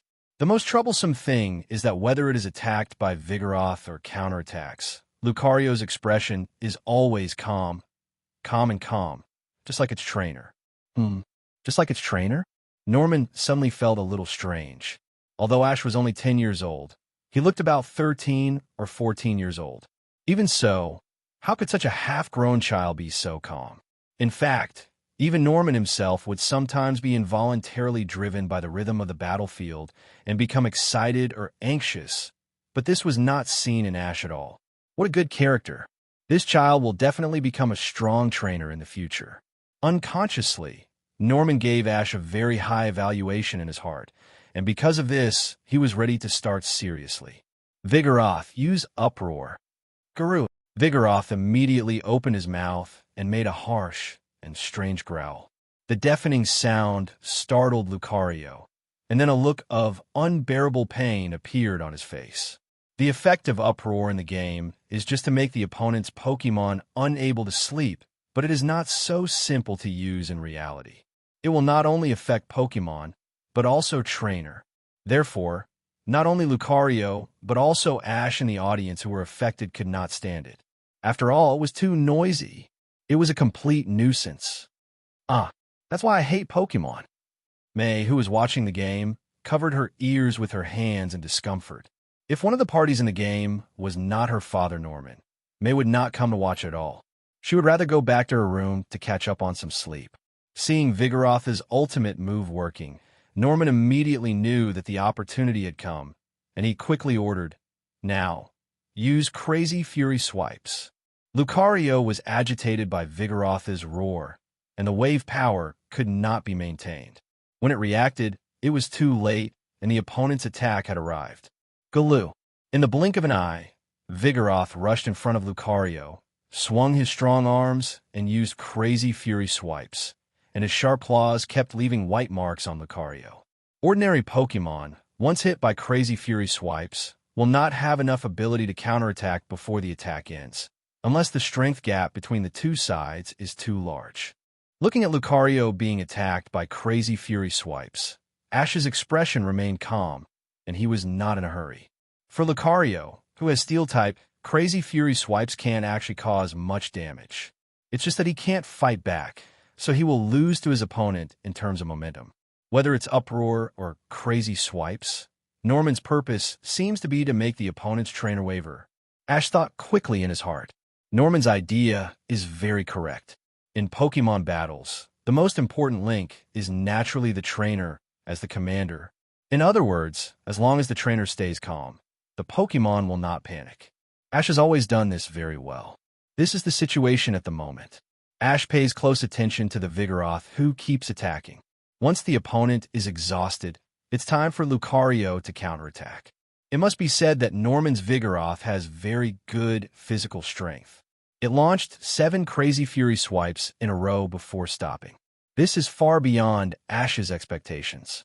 After all, in his impression of playing games, Crazy Fury Swipes seems to last only 3 or 4 rounds, not 7 times. Fortunately, Lucario survived, and the moment the opponent's attack slowed down, Ash realized that the long, continuous attack was about to end. Lucario, counterpunch. Before Norman could react, Ash immediately issued an order with a wave guide. Not good. Norman was shocked when he saw Lucario's fist suddenly hit him. Ash hadn't given any order yet, but the opponent's Pokemon had already acted on its own. Moreover, Vigoroth's Crazy Fury Swipes had just ended, and Lucario's fist hit him. This reaction was too fast. Normally, it should have stopped for a few seconds. Even though Norman was Vigoroth's trainer, he couldn't accurately judge how many Crazy Fury Swipes Vigoroth could launch, and could only make an approximate estimate. But even so, he was at least faster than rival. If he was counterattacked, Norman would naturally be able to issue a defensive order in the first place. Unfortunately, relying on the power of the wave guide, Ash was able to issue a counterattack command before Norman could react, leaving him no time to issue an order. Facing the fist so close, even if Vigoroth was fast, it would be difficult to avoid it, not to mention that it did not expect the opponent to suddenly hit it and was immediately hit hard in the chest by this punch. That's it. With a muffled sound, Vigoroth flew backwards and fell to the ground, making a miserable growl. Just now, it hit Lucario vigorously, but the counterpunch was the so-called payback. The more fiercely Vigoroth hit, the greater the damage it suffered. Having said that, Vigoroth's crazy fury swipes still caused a lot of damage to Lucario. Both Pokemon became a little breathless and stared at each other. Ash, your Lucario is really good. There are very few Pokemon that can fight my Vigoroth to this extent. Norman couldn't help but praise him again. Perhaps because he had been a gym trainer for a long time, he always liked to encourage and praise young trainers. However, due to Norman's strong strength, there were very few trainers that he could take a fancy to. Therefore, his gym had a hard rule that challengers could not challenge before getting 4 badges, so as to avoid the challenger losing confidence due to the huge gap in strength between the two sides. Failure is not terrible, but if you lose confidence, it will be a devastating blow to a trainer. Forget the polite words, let's continue. Ash seemed relaxed on the surface, but he was actually very serious. The return punch is a special move of the fighting system, which is very effective for the normal system Vigoroth. With the double effect, he thought that the battle should be over at this time. However, Vigoroth did not fall down. Although it seemed that his physical strength was about to reach the limit, his eyes were still staring at Lucario, as if he was determined to see who was better. That's right. Norman smiled slightly. Ash, this should be the last blow for both sides. Please go all out and don't leave any regrets. Looking at the wounded Lucario, Ash had to admit that Norman was right. Judging from Lucario's current condition, he would fall to the ground if he was hit again. On the contrary, the same was true for Vigoroth. Just as Ash was thinking about the most reliable strategy, the previous voice sounded in his mind again, but this time it was directly translated in a modern language for him. Run away. Oh my God, I'm in a battle now. Can you please come back to bother me later? Ash was almost speechless. He had endured so much sea water around him to watch the sun rise, to change his mood, and he also had a battle with others. Why didn't the sequelae of the auditory hallucination disappear? But for some reason, this time he suddenly felt a little uneasy, as if something big was about to happen. Ash has always believed in his intuition. As for the reason, it is not because of blind self-confidence or other bad reasons, but from his wave power. Although Ash's wave power is far inferior to Lucario, but his perception range is extraordinary.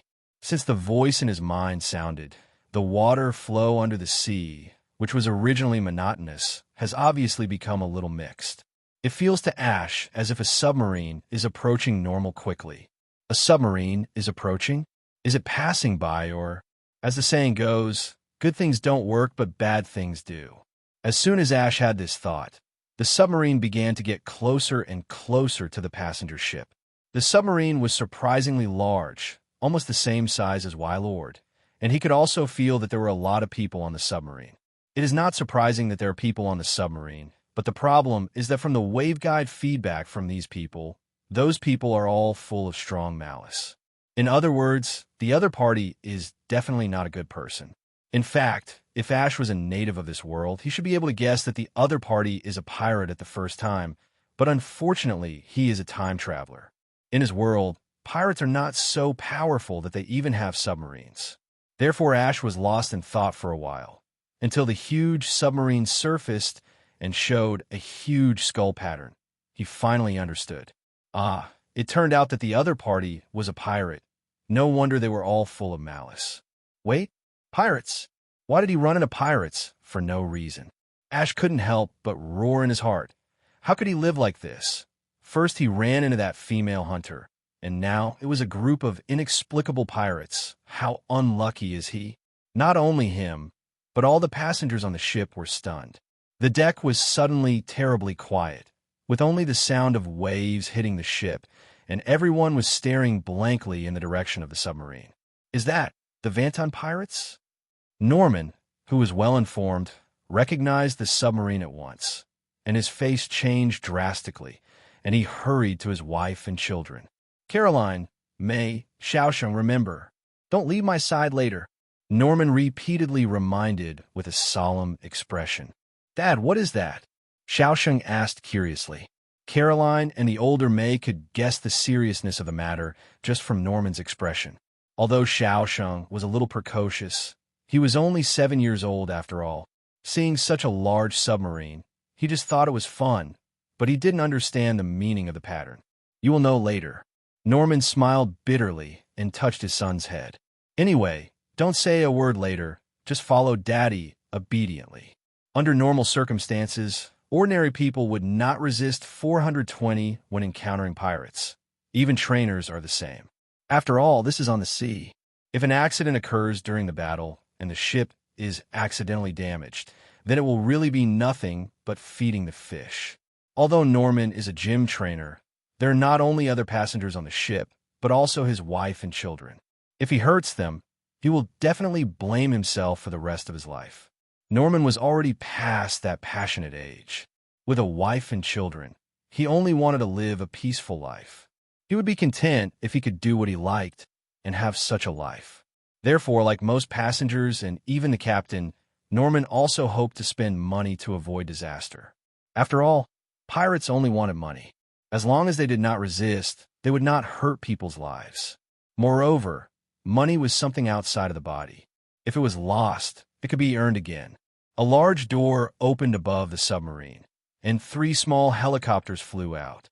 The people sitting on them were naturally the representatives sent by the pirates to negotiate with the passenger ship. The crew on the passenger ship seemed to be accustomed to this. They arranged for the somewhat panicked passengers to gather in the lobby of the passenger ship. Some of them even comforted them with a relaxed look, saying that nothing would happen, and even if they had to spend money, the company would come to compensate them. Ash really felt uncomfortable seeing their submissive attitude. Although he was unhappy, Ash was not a hero. Moreover, since even the crew members did not want to resist, wouldn't it be meddling if he stood up? So Ash, like other passengers, gathered in the lobby under the arrangement of the crew members and watched the development of the situation with cold eyes. In fact, Ash was really just watching. Most young trainers like him had little money, and his dress was very ordinary, so the pirates had no interest in him at all. Pirate hijacking sounds like a terrible thing, but under normal circumstances, pirates do not hold hostages for ransom, but directly rob all the property on the ship and run away. The reason for this is entirely because there are elites and champions in this world. Once things get out of hand, from robbery to kidnapping, and kidnapping hundreds of people at a time, the pirates will definitely be in trouble. In a lobby, just like in a movie, several pirates held sacks in front of the passengers one by one, asking them to throw in their valuables, such as jewelry, wallets, and jewelry. Some of the male passengers were naturally unhappy with being threatened so harshly. But at this time, the crew members who were supposed to protect the safety of the passengers turned out to be lobbyists for the pirates and began to do ideological work on these people. After all, this was just a civilian passenger ship. When the crew members thought of the helicopter in the sky and the submarine that was eyeing them, they suddenly couldn't even raise a trace of resistance. The pirates' looting operation was very smooth, and most of the passengers cooperated very well, but one of the young men with glasses refused to obey. As for the reason, it was not that the young man had a backbone or was reluctant to spend money, but because the pirates had taken a fancy to the Pokemon, Gardevoir, that he had always kept with him. Many people have the habit of not putting Pokemon into the Pokeball, especially those precious and beautiful Pokemon. After all, people are vain. This guy even forgot to take the Pokemon back in this situation, which can only be said to be a top-notch. Of course, Ash also did not take Pikachu back to the Pokeball. After all, it was just a Pikachu. Which bad guy would be interested in a Pikachu? Well, except for 3 idiots. In fact, the pirate group is different from the poaching group. The former prefers to sell stolen goods that are easy to sell, because although Pokemon sells for a higher price, it is difficult to find customers, and under normal circumstances, customers will require Pokemon to be trained to be obedient before receiving goods. This is a difficult task for the pirate group. They are not as professional as the poaching group, but if they really encounter a guy who cherishes Pokemon, the money, they don't mind being a Pokemon hunter. Please don't take my Gardevoir. She just looks cute. not powerful at all. The young man with glasses asked with tears and snot. But how could the pirates pay attention to him? Seeing a troublemaker appear, one of the short and fat pirates who seemed to be a small leader threw a pokeball, and a bee drill appeared on the field immediately. I advise you to be honest. Otherwise, don't blame us for being rude. The short and fat pirate warned grimly, and Beedrill also put the long needle in his hand against the young man's neck. The young man with glasses suddenly broke out in cold sweat on his forehead. He was very scared, but he was reluctant to let Gardevoir leave him. After all, it was his Earl Dervish Pokemon, a companion who grew up with him. You are too much. Seeing this scene, Xiaosheng couldn't help but loudly accuse, robbery is fine, but Pokemon are alive, you can't do this. Xiaosheng. Mei was startled and quickly reached out to cover his mouth, but Xiaosheng was not convinced and tried to break Mei's hand to struggle. Xiaosheng, don't be like this. Dad knows you were sad, but... Dad. Xiaosheng looked at him in disbelief. Why didn't you stop it? You are a very good trainer. The person Xiaosheng admired most was his father Norman. In his mind, his father was the greatest man and the best trainer, but Norman's performance today disappointed him terribly. Norman was silent for a moment, and finally could only sigh helplessly. In fact, he also wanted to be a brave man, but he was not a simple-minded child like Xiaosheng. He had too many things to worry about. However, Xiaosheng's words reminded the pirates, yes, since he is a powerful trainer, it means that he must have powerful Pokemon. Since he has already robbed one, he naturally doesn't mind robbing another one. The short and fat pirate immediately shouted, Hey, the one over there, hand over all the Pokeballs on you. Norman was stunned. He didn't expect that he would become the target of the pirates. Just as he was about to speak, the young man with glasses before seemed to have grabbed a life-saving straw and began to shout desperately. That's right. Pirates. I have seen that man's game before. He does have a very powerful Pokemon. Please rob him if you want to rob, and let my Gardevoir go.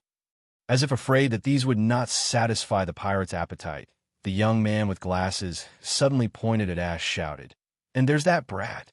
He's about the same strength as that guy, and he also has some very powerful Pokemon. Originally, Ash, who was only planning to watch the show, suddenly felt helpless. How could this be linked to him?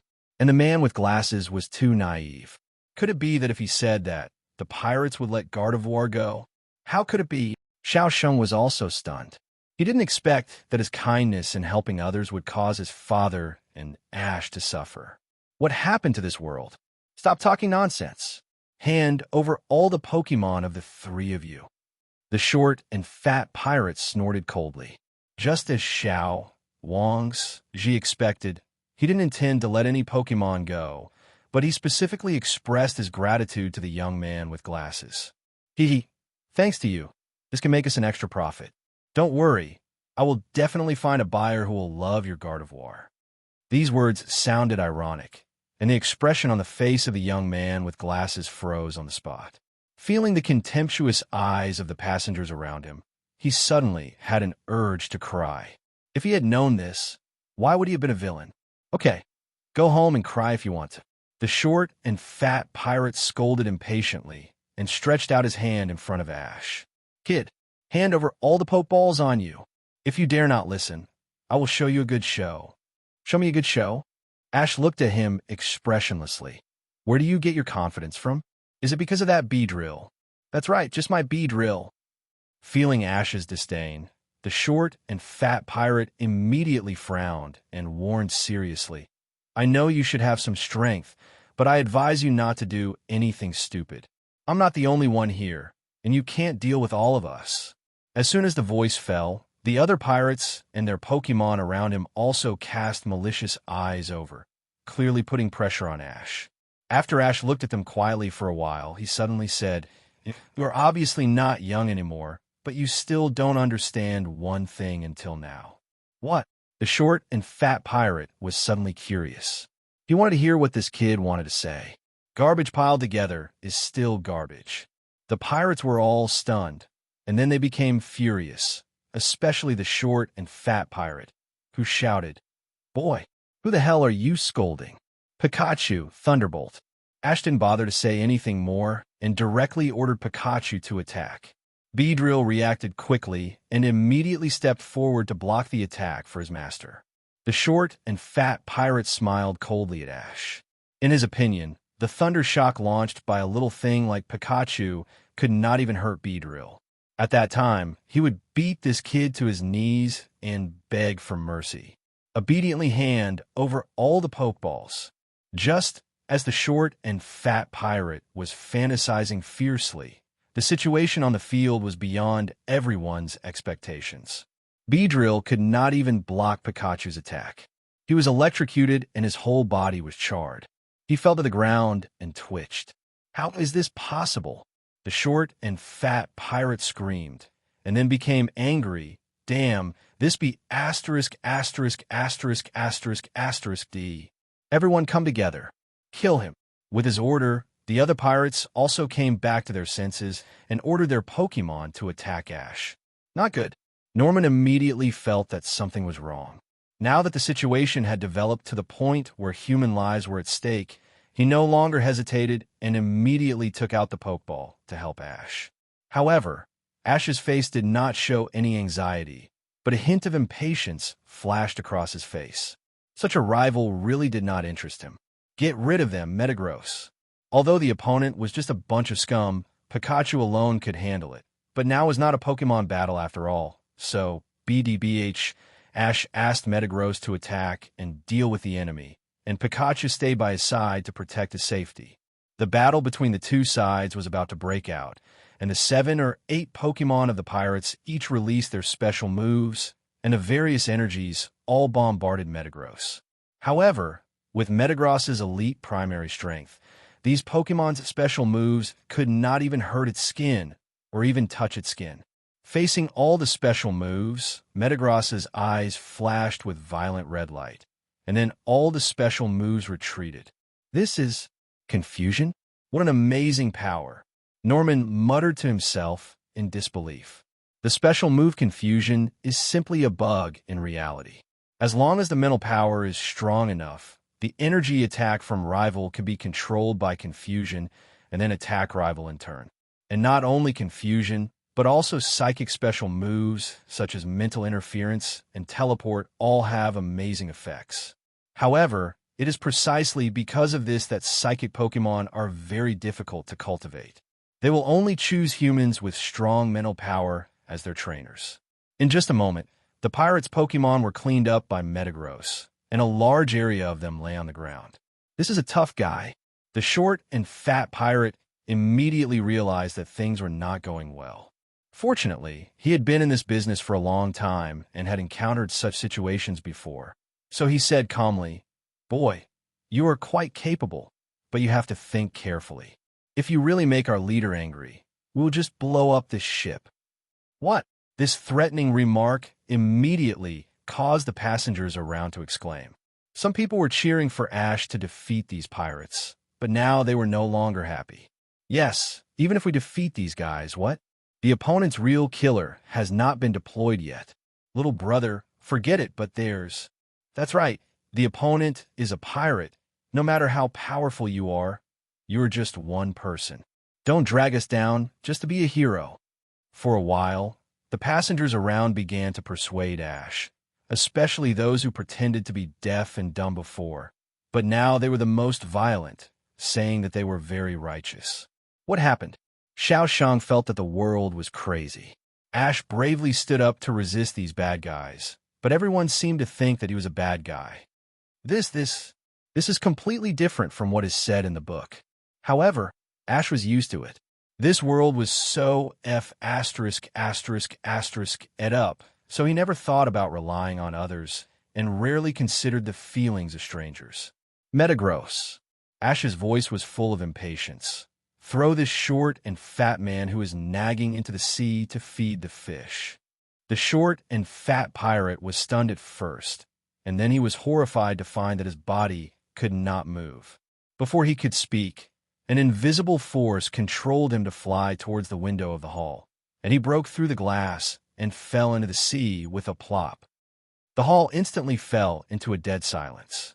Everyone looked at Ash with an expression as if they had seen a ghost, but Ash, as the person involved, did not care at all. He just said lightly, "If anyone dares to continue yelling in my ear, don't blame me for being rude." The previous behavior had already proved that Ash was not just a talker, so no one dared to offend him anymore, and they all stayed away from him, even the pirates. You, and you. Ash called 3 crew members in a row. You tie up all the remaining pirates and hang them all on the flagpole, and the rest of the passengers let all go back to their rooms. The 3 of them looked at each other, all at a loss. Ash looked at them and said coldly, "Don't you understand what I say? Go quickly." Yes.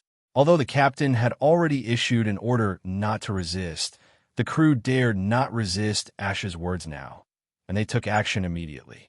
After all, they didn't want to follow the footsteps of the short and fat pirate.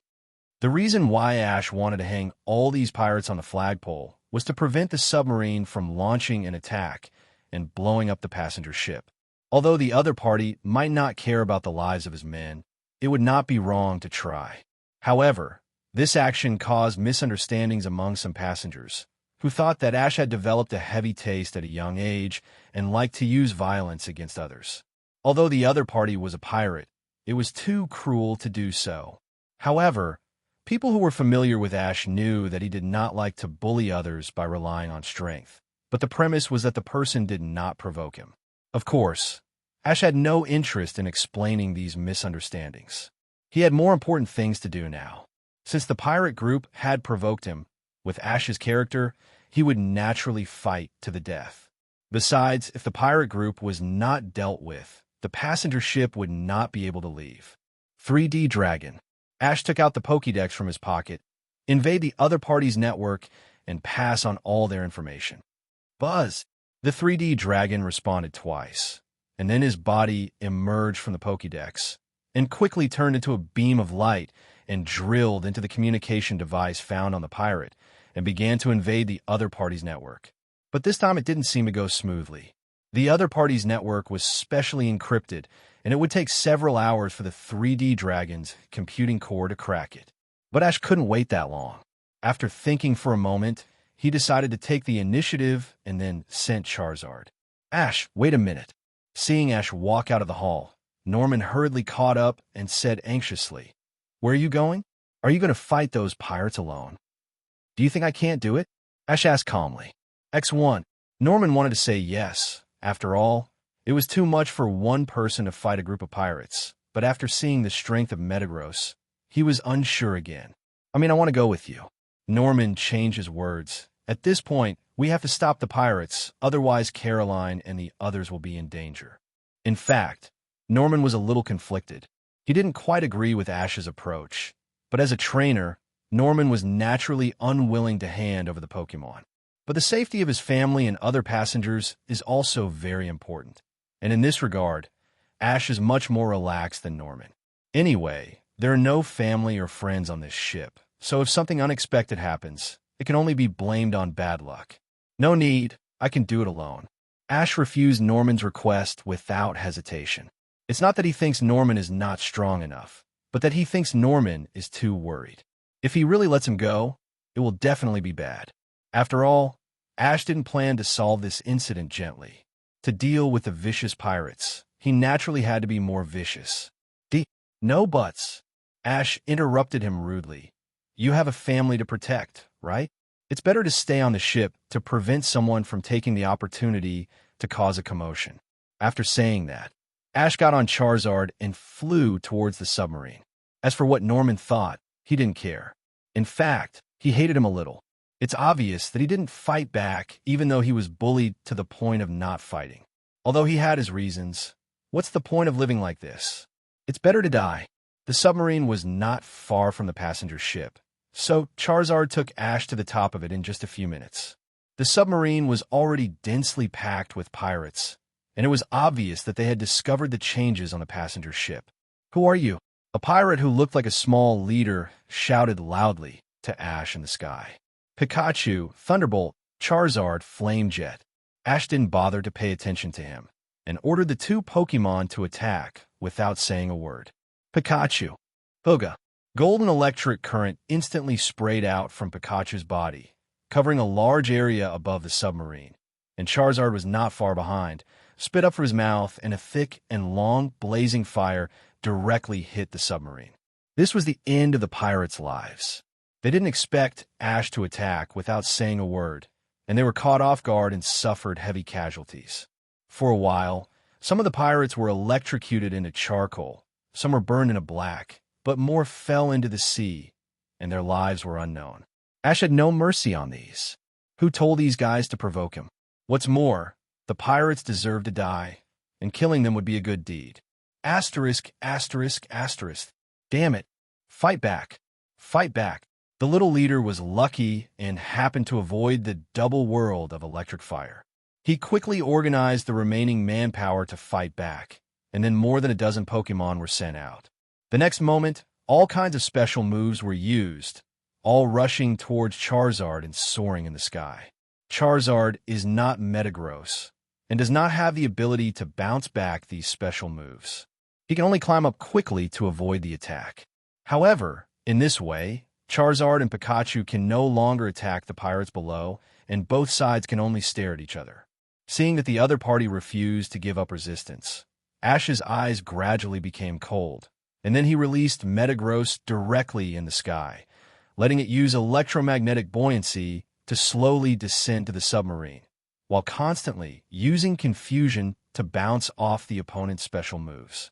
Metagross weighs half a ton. When it was about to approach the submarine, it suddenly canceled the electromagnetic buoyancy and did a body slam, landing heavily on the submarine, instantly smashing a large hole.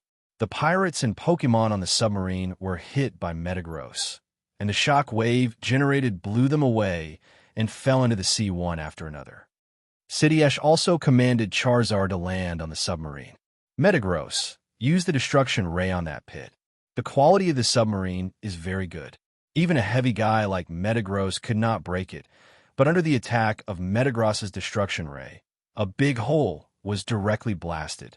After entering the submarine, it was really noisy inside, and the shrill alarm sounded continuously. Ash naturally knew that it was because of him, but Ash didn't care. Just know it, just do like he did just now, and start fighting directly. At this time, the Pokédex made a prompt sound. Ash took it out and saw that it turned out that 3D Dragon had cracked the internal structure of the entire submarine using the Pokédex display. Well done, 3D Dragon. Ash smiled slightly.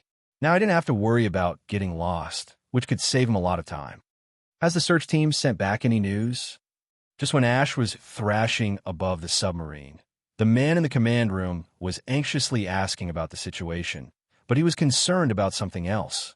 This man was the leader of the pirate group, Phantom.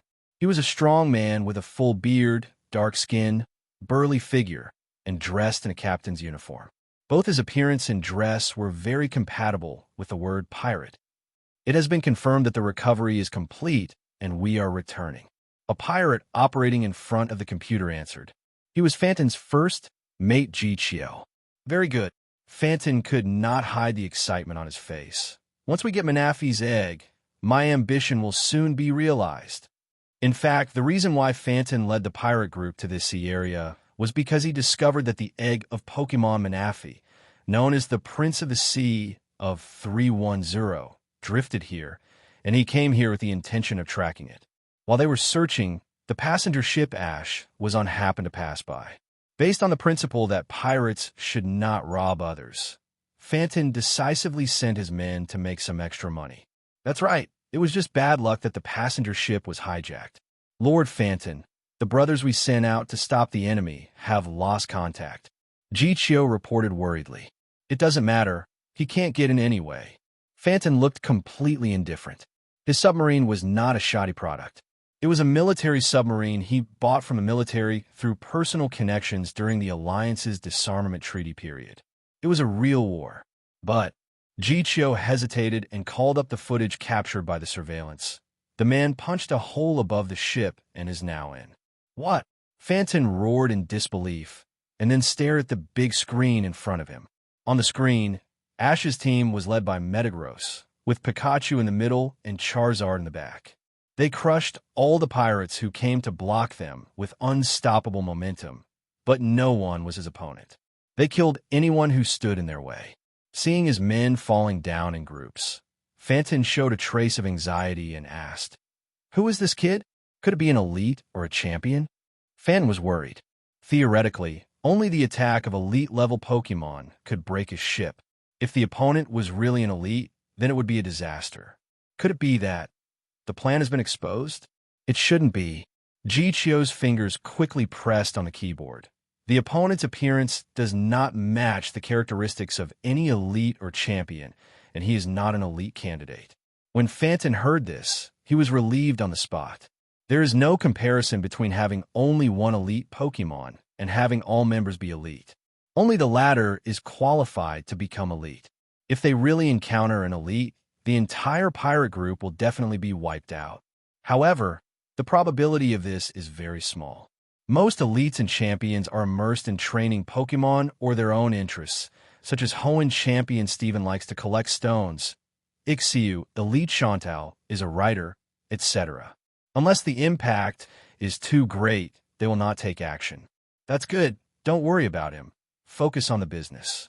Hearing Fantin's words, Zhiye was embarrassed. But the other party is rushing here at a very fast speed. It will probably arrive in a few minutes. Do I need to teach you this? Fantin yelled impatiently. Since you can't beat him, then find a way to get him out of my ship. You are responsible for this. This large ship is equivalent to a mobile base. In order to prevent invading enemies, many mechanisms are set up. If you encounter an invincible enemy, it is still possible to expel the enemy from the pen. Zhiye immediately started to gather people to prepare, and not long after he left, the search team sent back a message. Report, the target has been successfully recovered and is being confirmed. Okay, I'll be right over. Fantin hurriedly left the command room and came to a small room at the front of the submarine, where a Pokemon egg was quietly placed on the instrument. The eggshell of this Pokemon egg is transparent, allowing people to see the sea blue egg liquid, orange-red yolk, and a circle of bright yellow spherical patches inside. The beauty is simply indescribable. It can be said to be like a dream. And this is exactly the egg of the legendary phantom Pokemon, the Prince of the Sea, Manison, that Fantin has been searching for many years. This is what I want to achieve my ambition. Fantin looked at the Pokemon egg with a fiery look, muttering to himself, "Wait for me, Crown of the Sea." However, just when he wanted to reach out and touch the Pokemon egg, another pair of hands, me first, snatched the Pokemon egg from the instrument. "What are you doing?" Because the incident happened too suddenly, Fantin and the other pirates did not react for a while and just subconsciously asked a nonsense question. The blonde pirate who took the Pokemon egg held the Pokemon egg high and slowly retreated, saying, "It's really hard to treat this as ambition. Humph, catch him." At this time, Fantin realized that something was wrong and immediately ordered his men to take down the pirate. However, this man seemed to have some ability. 7 or 8 pirates rushed up and couldn't do anything to him. Not only could he not do anything, he even escaped right under Vanton's nose. Seeing that the treasure was about to be obtained, it was robbed.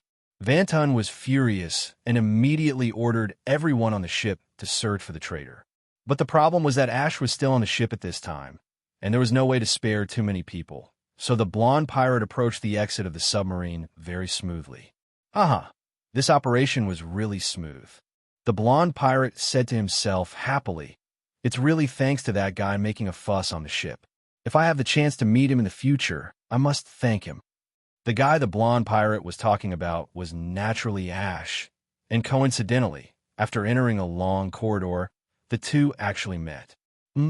Is there only one person who comes to stop me this time?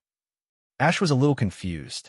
Before, the pirates attacked him in groups, but there was only one person in front of him. Could this guy be very powerful? But whether he is powerful or not, Ash made up his mind to beat him down first. Metagross, Alloy Claws. Ash immediately ordered Metagross to attack. His attitude towards the enemy has always been to sneak attack. As the saying goes, villains die because of their talkativeness. Although Ash does not think he is a villain, he does not like to talk too much with the damn guy. DB. Before he finished speaking, Metagross's attack had already arrived. The blonde pirate immediately rolled over and narrowly avoided it. Hiss! Looking at the big hole on the ground, smashed by Metagross, the blonde pirate couldn't help but take a breath of cold air. That was not a concrete floor. It was a metal cabin made of alloy. Ordinary attacks would not leave a trace at all. Ash didn't care about the blonde pirate's thoughts, but he was a little surprised that this man was agile, so he simply adopted another tactic. Use mental interference to control him. Meitua, Metagross responded in a low voice, and then a faint golden light appeared on the surface of his body, and the blonde pirate immediately found that his body could not move, but fortunately, he could still speak. Wait, I'm not a pirate. My real name is Jack 13 Walker. I'm a Pokemon Ranger. The blonde pirate quickly defended himself. What do I care about your name? Wait, you said you're a ranger. Ash looked at him strangely. That's right. Seeing that Ash was finally willing to listen to him, the blonde man who called himself Jack was relieved. The reason I joined this pirate group was to stop their conspiracy, and I've been working as a handyman here for a whole month. In fact, Jack still felt a little lucky. Fortunately, he joined too short a time and could only be a handyman. If he was promoted to a combatant, he might die in the hands of this little evil star in front of him like other pirates. So you are an undercover? That's right. Looking at the blonde man with a friendly smile in front of him, Ash was really unsure. Was what he said true or false? But in the end, Ash decided to let him go. If the other party was really a forest ranger, it would be a mistake to kill a good person. Ash has always been merciless to bad people, but he hates to kill innocent people. What's more, even if he is fake, the other party is just a small pirate. Let him go. It's no big deal. Ash immediately asked Metagross to remove the mental interference, and Jack, who had regained his freedom, was about to thank him when the thick doors on both sides of the passage were closed. What's this for? Are they trying to catch the turtle in the jar? Ash really didn't understand the thoughts of these pirates. His Metagross could even blow up the outer armor of the submarine. So could it be that the internal cabin could not be broken? Just when he wanted to ask Metagross to use the destruction death ray, he was surprised to find that the wall on the right side of the corridor began to slowly open, and then the sea water rushed in. F***K. There is such a trick. Ash was stunned for a moment, then couldn't help but swear. According to the information sent back by 3D Dragon, this submarine is equipped with various traps, so Ash was cautious all the way, but now because of talking to Jack, it is too late to react. And it is not a trap, just the simplest way to open the cabin and release water, so Ash did not expect the other party to do this. Feeling the freezing cold sea water gradually spreading to his knees, Ash quickly took Charizard and Metagross back to the Pokeball, and at the same time told Pikachu, Pikachu, hold on to me for a while. Pika? Ash, don't worry about me. I can swim, but what about you? Pikachu asked anxiously. Me? I'm fine. Seeing Ash's puzzled expression, Pikachu was immediately anxious. Pika, what have you thought about? Don't forget that you are a landlubber. Who said I'm a landlubber? Ash retorted righteously. I just hate water. I never said I can't swim. In fact, Ash not only knows how to swim, but also swims well. Otherwise, he would not dare to jump into the sea to save people in his previous life. It's just that he was drowned in the end, so he has some shadows in his heart and feels uncomfortable when he sees the sea. Hearing this, Pikachu suddenly felt speechless, but it was a good thing. After all, it is not a water Pokemon, and it can't take Ash out of the sea with its power. In the blink of an eye, the hatch was completely opened, and the two were immediately swept out of the submarine by the strong current, and Jack immediately took out a gyroscope-like device he carried with him and established a temporary contract with a passing Mantine. This is what makes Rangers different. They use Pokeballs to capture Pokemon like trainers. They rely on the gyroscopes in their hands to establish temporary contracts with wild Pokemon to get assistance. This method has both advantages and disadvantages. The advantage is that wild Pokemon are willing to help under normal circumstances.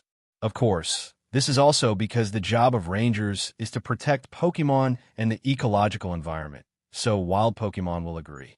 The disadvantage is that they cannot cultivate powerful Pokemon themselves and can only use local materials. However, among some people, rangers are more respected than trainers, even more than elite foreign champions. Even to this day, there are still many people in the world who think that collecting Pokemon into Pokeballs is cruel and inhumane, and Pokemon should live in nature.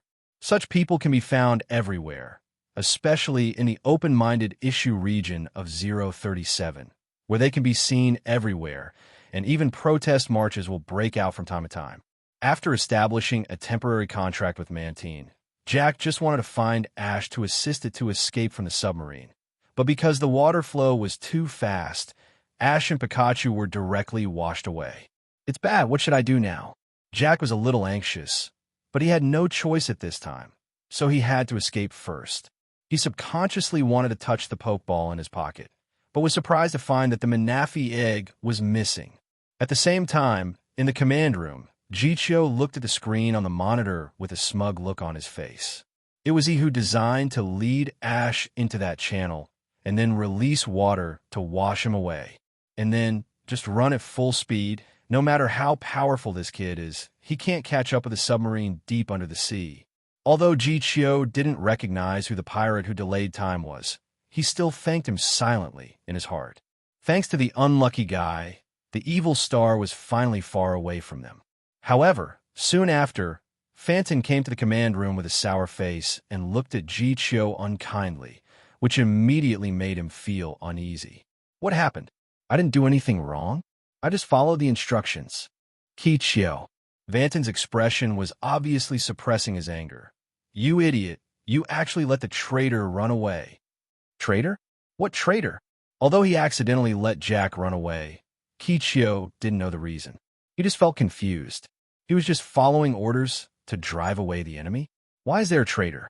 What does this have to do? I'll explain it later. Anyway, the other party ran away with Manaphy's egg. Quickly release the sonar search and start supersonic at the same time. Vanton urged impatiently. This military submarine is naturally not just for show. In addition to torpedoes, it also has a weapon specially used to deal with Pokemon, supersonic. Once close to the range of this sound wave, any Pokemon will be affected and become chaotic. Only the Pokemon inside the submarine will not be affected. Yes, I'll go now. Although he didn't understand it, Zhiye still hurriedly operated on the keyboard for a while, and then an invisible supersonic spread around. Suddenly, the surrounding seas seemed to boil, and countless water Pokemon let out painful growls and ran around aimlessly in the sea, including Mantine, who had a temporary contract with Jack. Damn, those bastards dared to do this. Looking at the painful expression on Mantine's face, Jack couldn't help but feel indignant. What made him even more sad was that even in such pain, the flying fish insisted on taking him to the distant sea.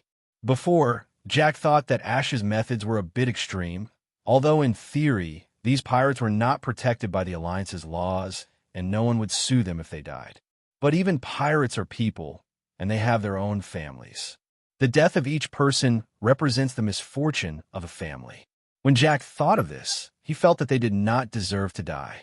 However, after Jack saw what the pirates did with his own eyes, he, who loved Pokemon, suddenly had an impulse and wished that all these hateful guys would die. But now is not the time to think about these things. The most urgent thing is to contact the headquarters. Manaphy's egg is missing. It is unknown whether it is left on the submarine or washed into the sea by the current.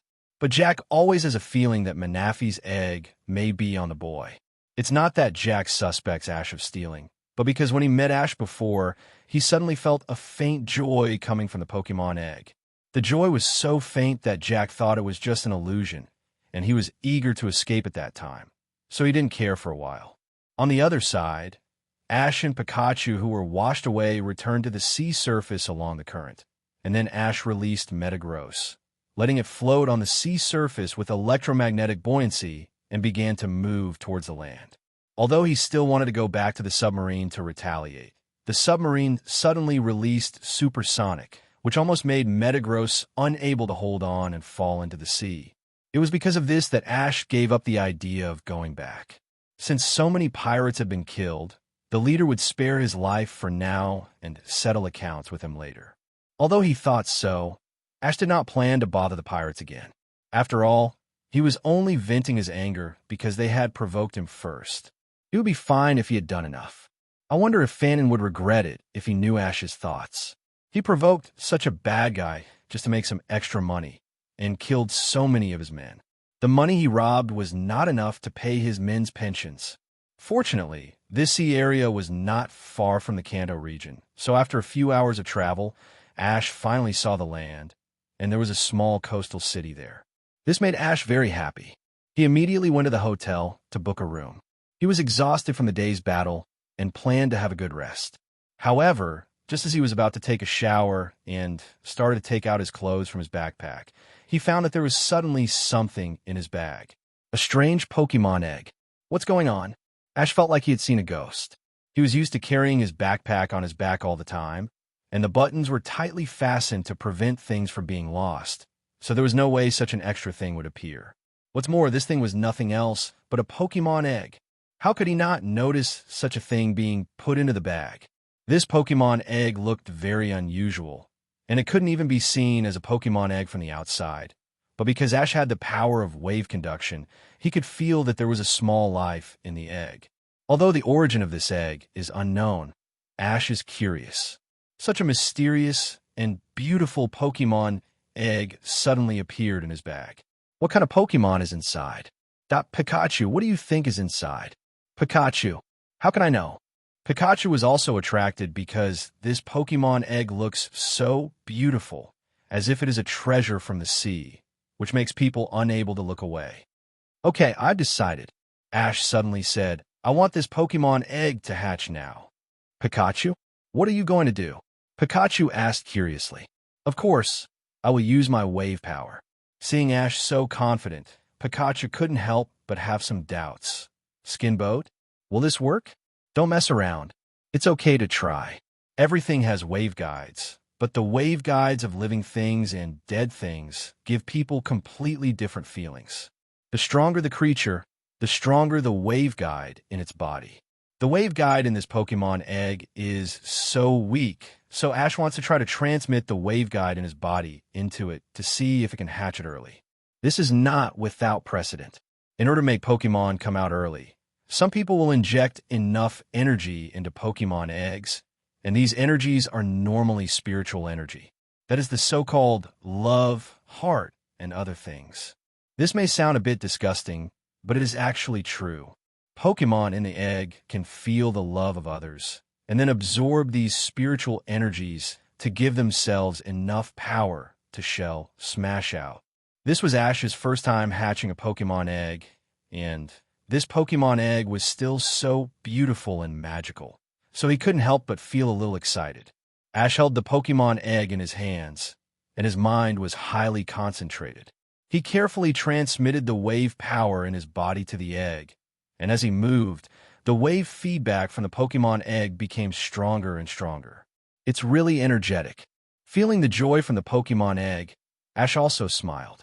Pokemon hatched from eggs by humans will regard trainer as their parents.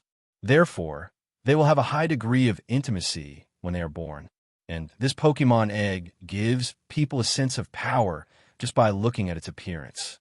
I think the Pokemon inside will not be an ordinary species. Could it be a quasi-god? Or more exaggeratedly, is this the egg of a mythical beast? When he thought of this, Ash couldn't help but get excited.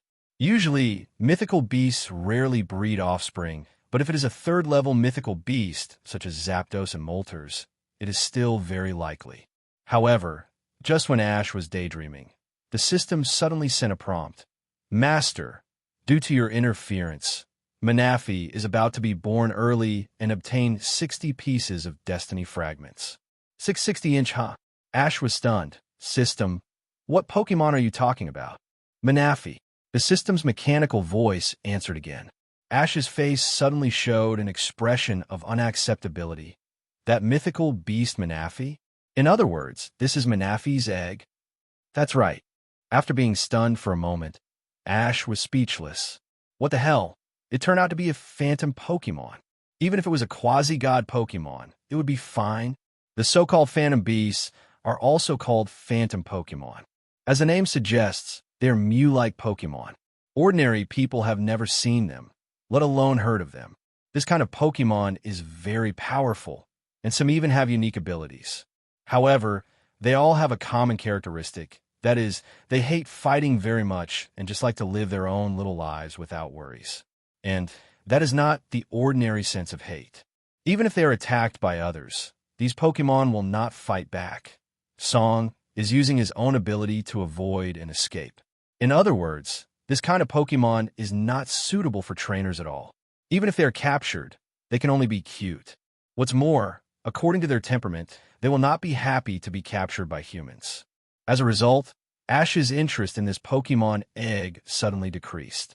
He had seen the movie version of Pokemon in his previous life and knew about the Manaphy's plot, but he never expected to encounter it in this time period.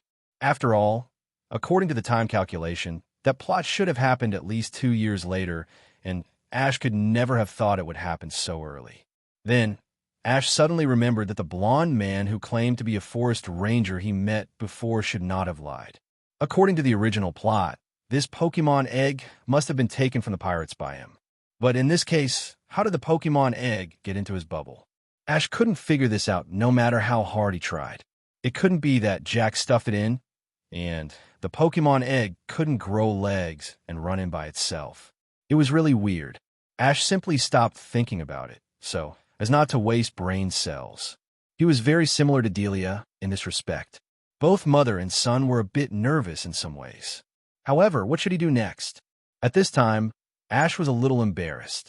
According to the original plot, Jack should contact the descendants of the Water People and take Manaphy to the Water Temple. But the problem was that this Pokemon egg was not in the Water Temple. The Pokemon egg fell into Ash's hands.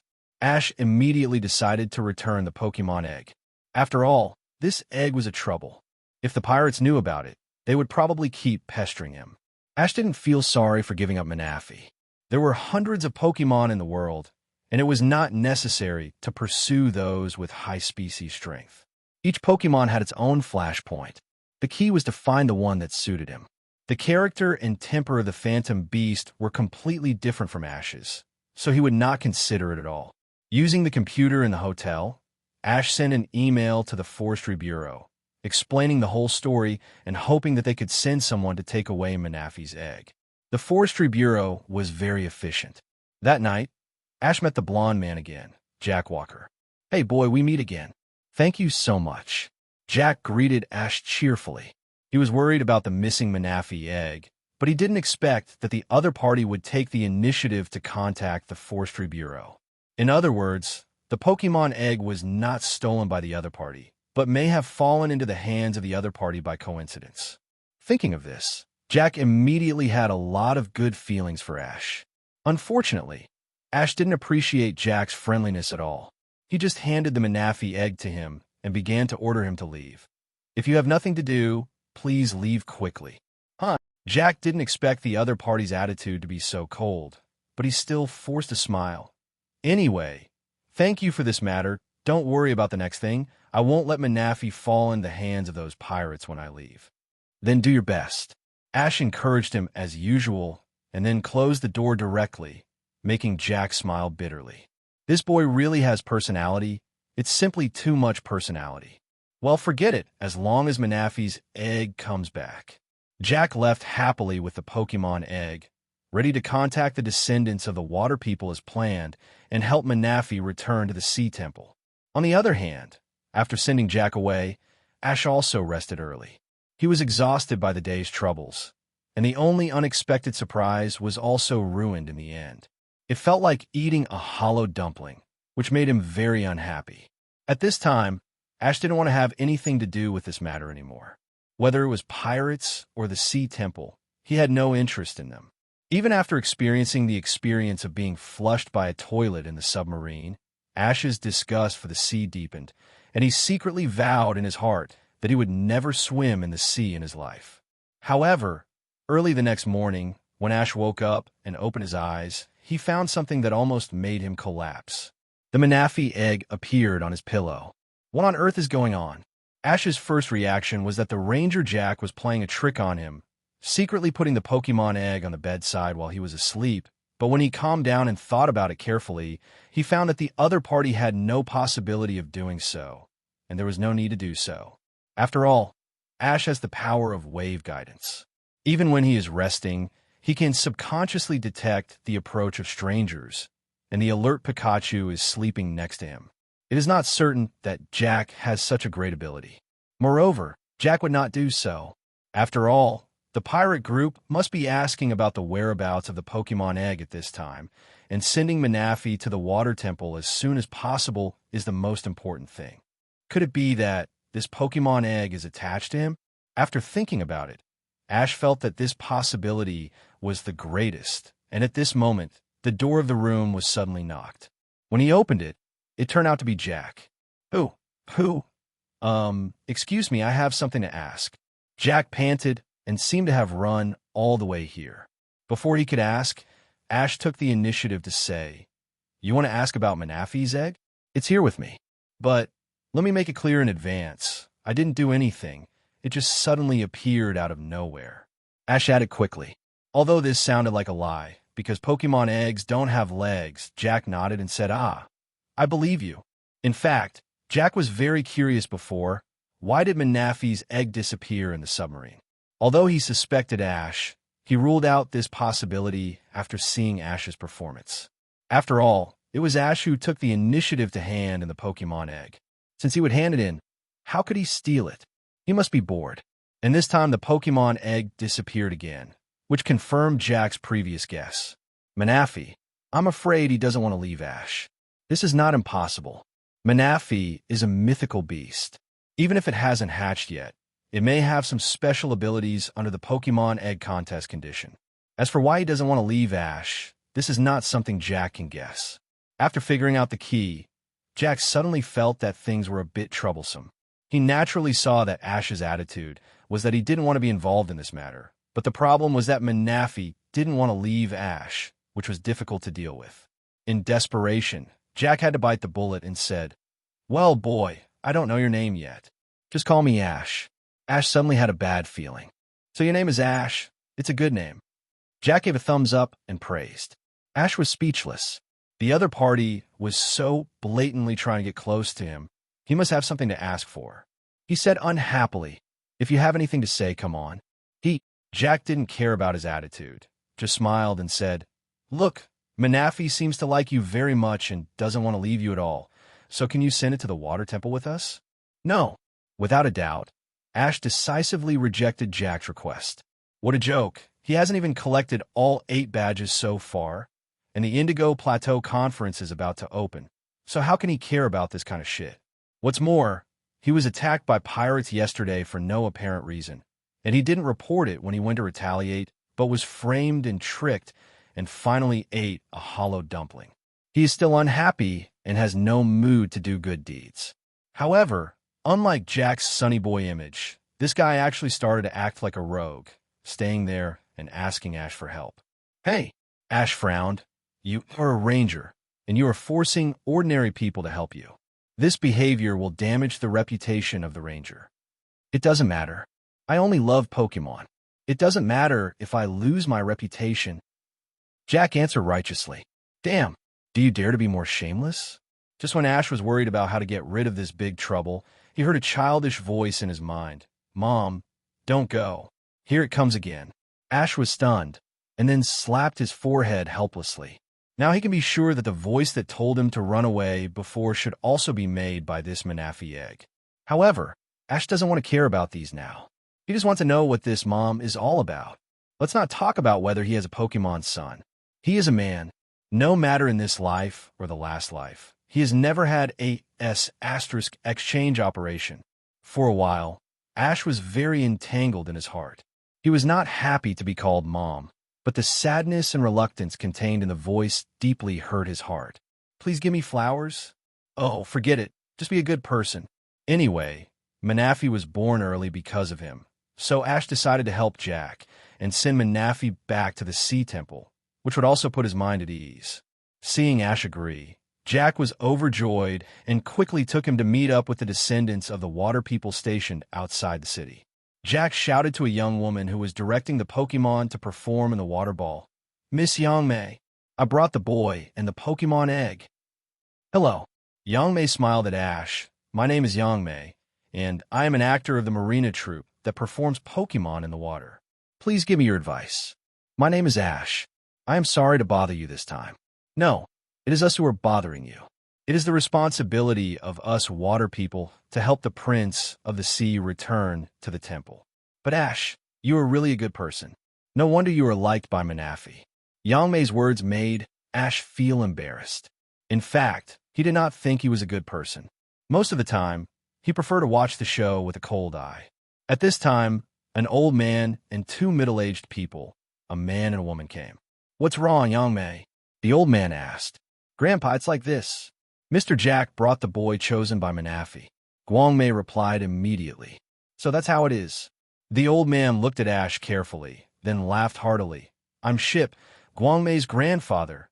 Nice to meet you, the boy favored by the sea." The two middle-aged men also introduced themselves. They were Guangmei's father Hai and mother Shueimei.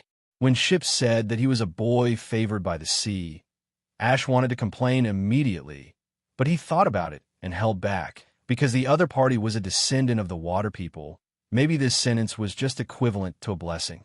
Since this operation was carried out in secret, Jack and Ash had to dress up as members of the troupe.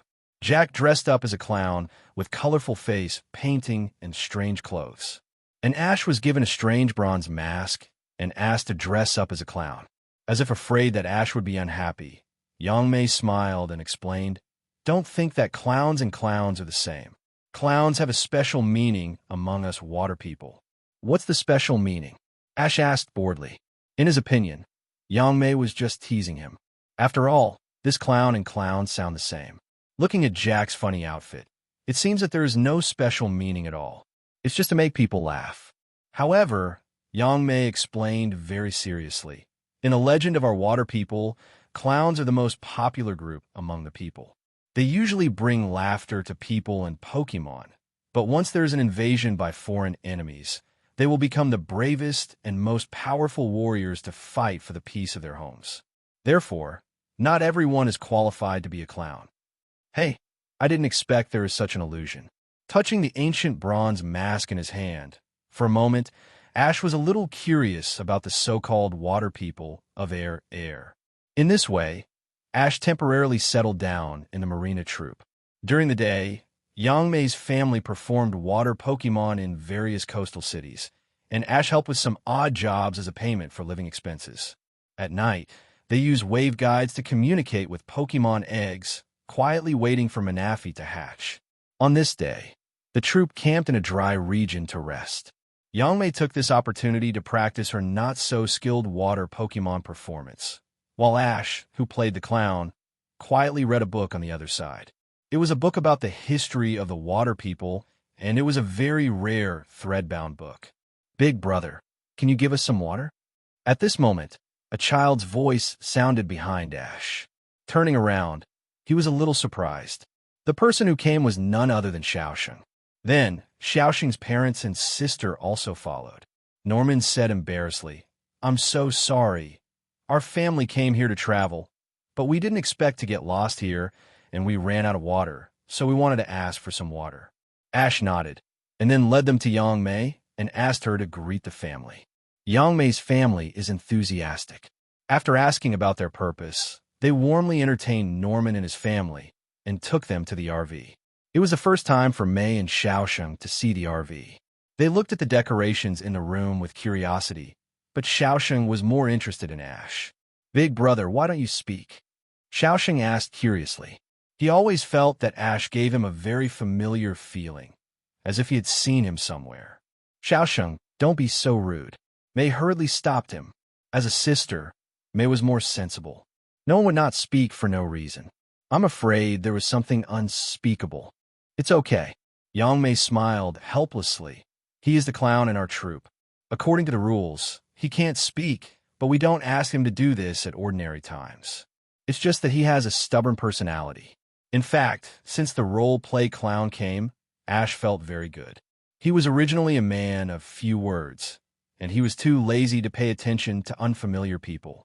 It was really comfortable to be able to keep silent at this time. Ash and Norman's family were not particularly familiar with each other, so there was no need to reveal his identity.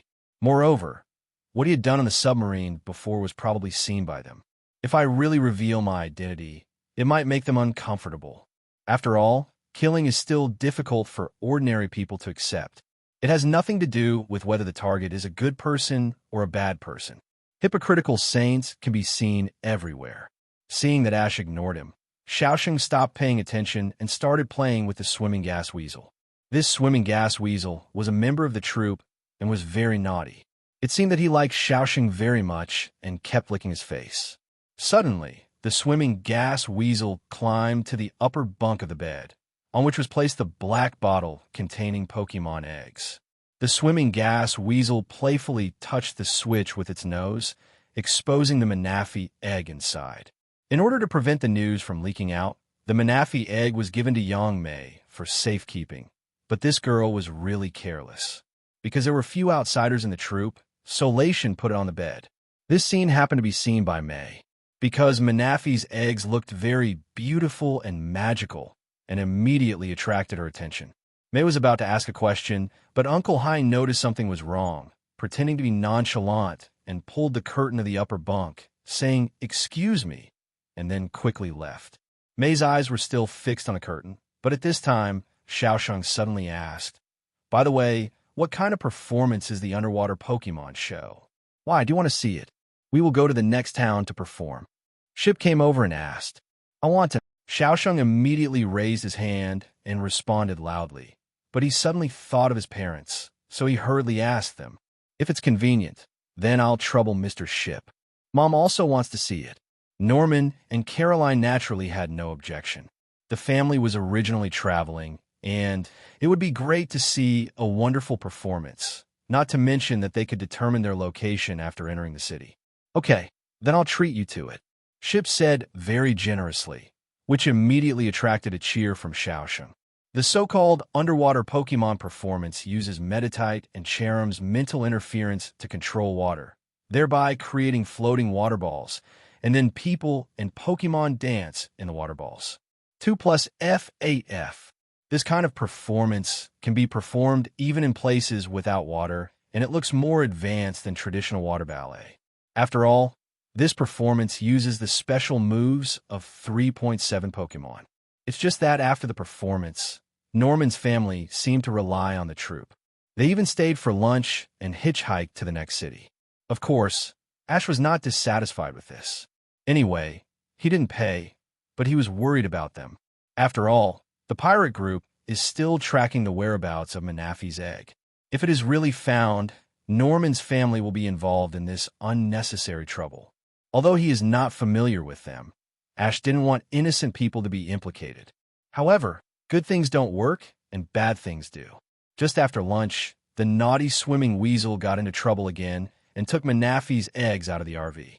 Although Jack discovered and stopped it in time, this scene happened to be seen by the 3 members of Team Rocket who came out of nowhere.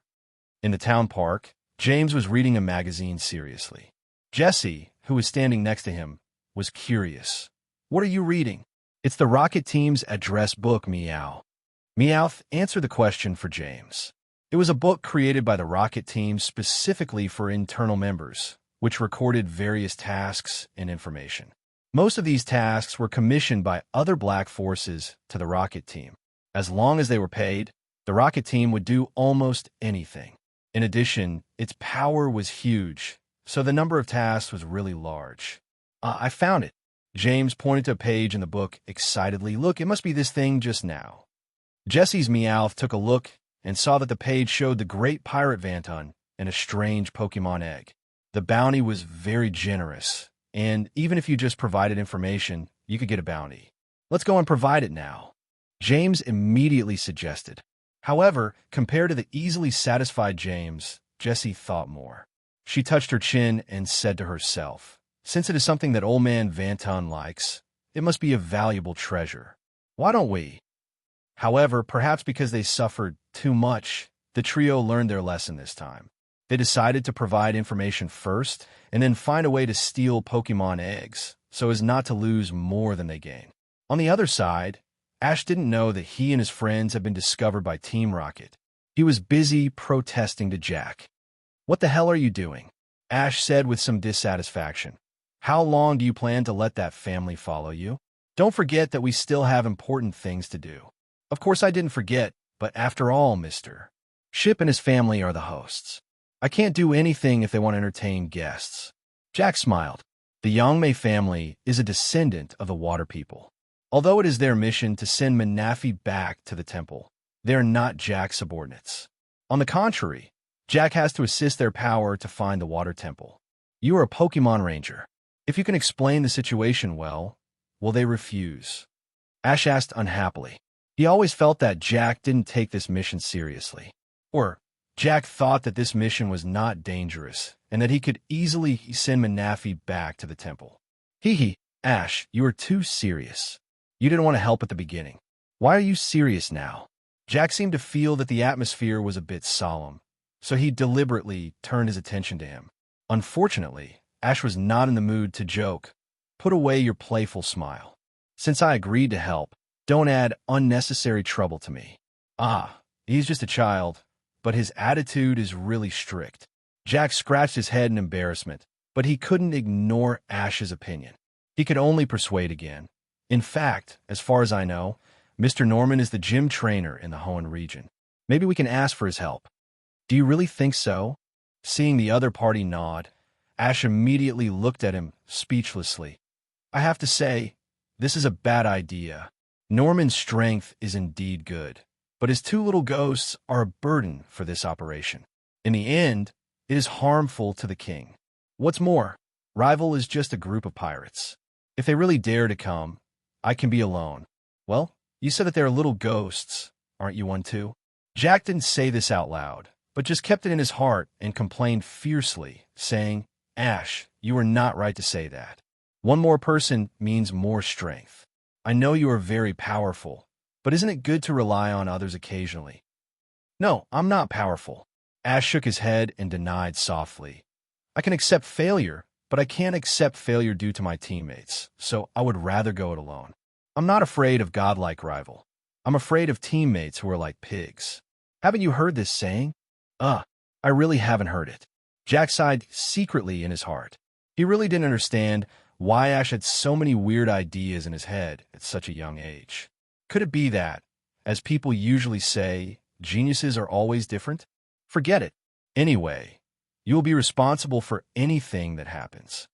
Seeing that Jack still refused to give a clear answer, Ash was too lazy to say more. Anyway, he just needed to send Manaphy to the Water Temple. He didn't want to care about other things. Since there were 4 more people, the bed in the RV was naturally given to Mei and Xiaosheng, and Ash and Jack moved outside to set up a tent. Just when Ash was half asleep, he was suddenly awakened by a waveguide feedback, which came from Manaphy's egg. The little guy seemed to be playing with someone and having a lot of fun. Manaphy's egg contains a high concentration of energy, which is very easy to be detected by the machine. Therefore, in order to prevent the troop from being discovered by the pirates, Jack put the egg in a special device. Once it is closed, not only the energy in the egg, but even the waveguide cannot be transmitted. Although Ash was really sleepy at this time, he had taken care of the egg for so long and had some feelings for it. Therefore, he rubbed his eyes and got up to go to 600 to check the situation. Ash quietly opened the door of the RV and walked in.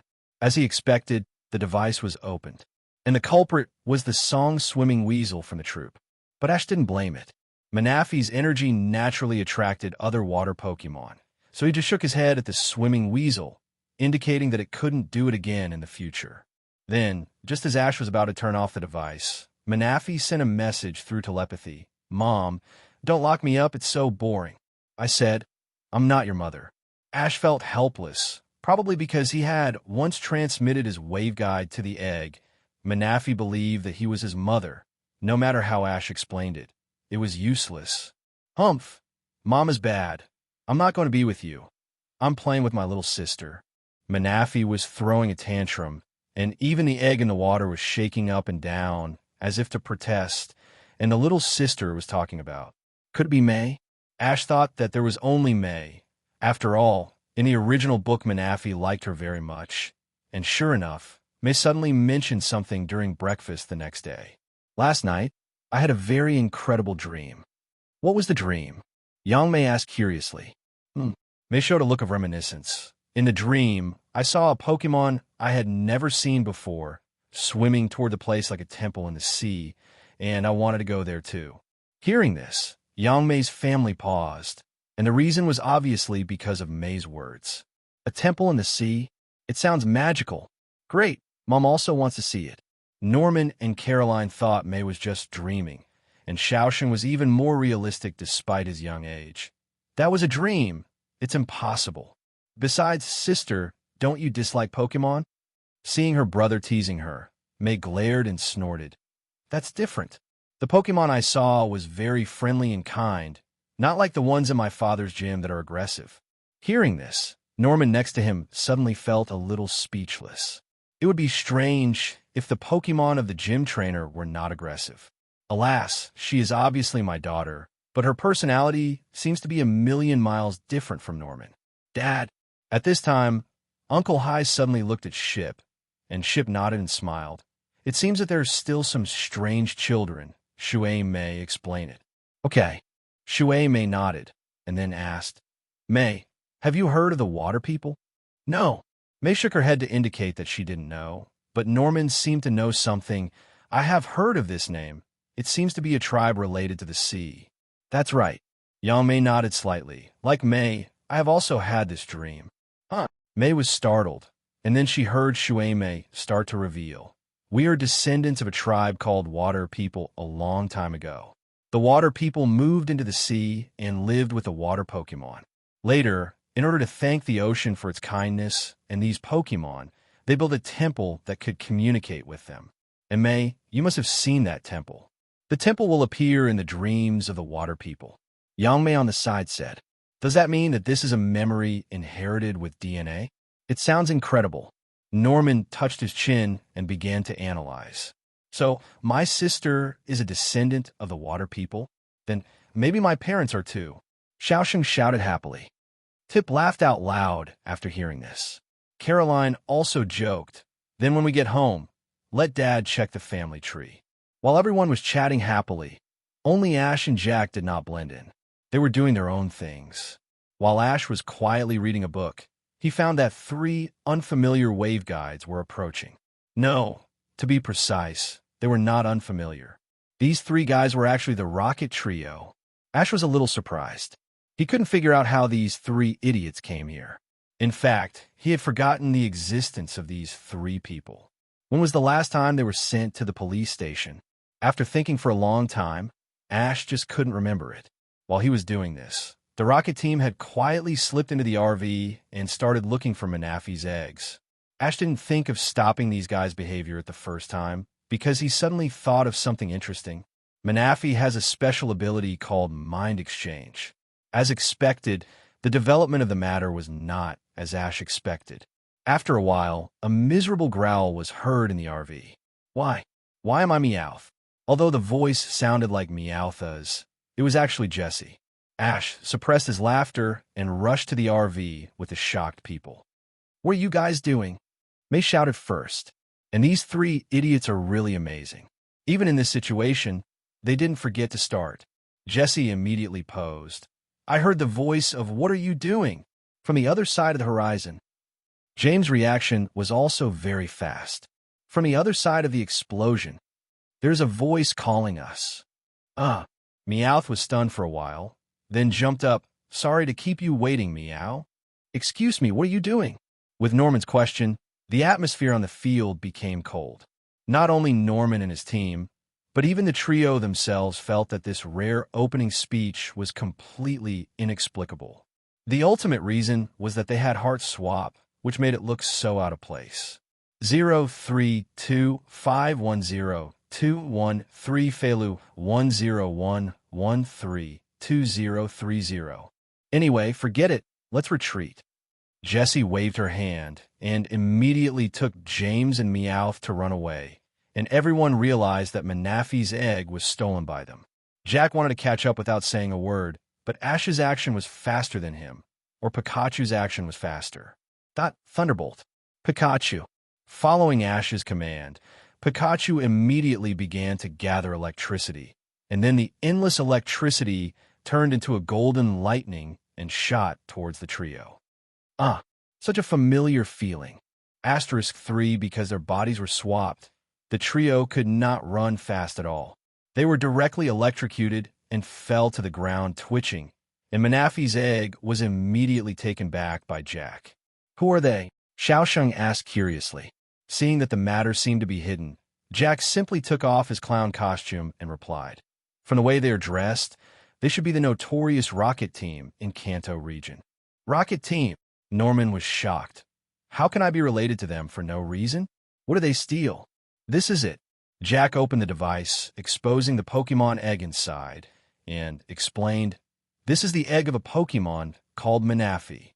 The family of four hurried forward to watch, and were immediately attracted by the beauty. Xiaosheng murmured, I've heard that it seems to be a Pokemon that can migrate in the sea. It's very precious, and almost no one has seen it. Yes, so they're also called Phantom Pokemon. Jack nodded slightly.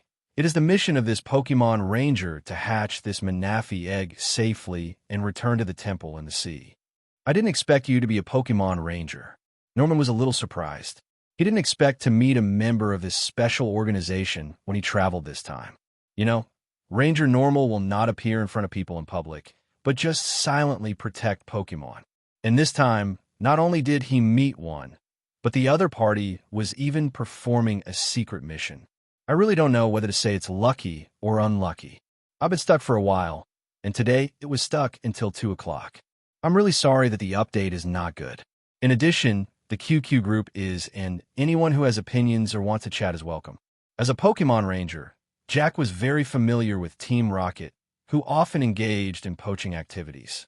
The three idiots were probably shocked by Pikachu so many times that their bodies developed resistance, and they were smelling salts in a short while. How did you three know that Manafi's eggs were with us? Jack asked with a bad face. We accidentally saw it when you were resting in the city. The more honest James was the first to answer truthfully, which immediately aroused Jessie's dissatisfaction, and she wanted to teach him a lesson immediately. But now that Jessie has entered Meowth's short body, she can't even knock on James' head. She can only yell, Hey, you idiot, why did you tell them? But James seemed a little aggrieved. Now we are all caught, we have to tell them, and besides, as he said that, James pointed at Ash and whispered to the two companions who hadn't reacted yet. Don't you think he looks familiar? Familiar? This guy didn't even show his face. In this case, only Jessie could have such a power trip like 823 who has a brain defect. However, after being reminded by James, she and Meowth did feel that they seemed to have seen each other somewhere. Where exactly was it?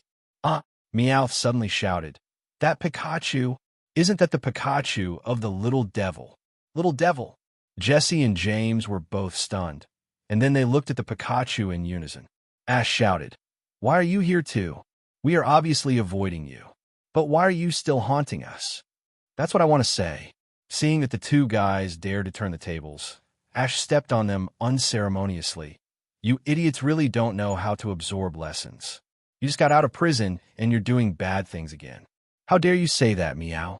If it weren't for you, would we end up in this shitty place, Meow? Meowth protested immediately. It turned out that due to the failure of the last St. Anna plan, Giovanni completely abandoned them, no longer instructed the mission, and even stopped supplying funds for the operation. The trio who lost their source of funds, BBG, had to come to this coastal city to work and happened to meet Ash and Marina Troop here. Of course, Ash didn't know the above, but even if he knew, he would probably just say, You deserve it. Do you know these people? Jack asked curiously.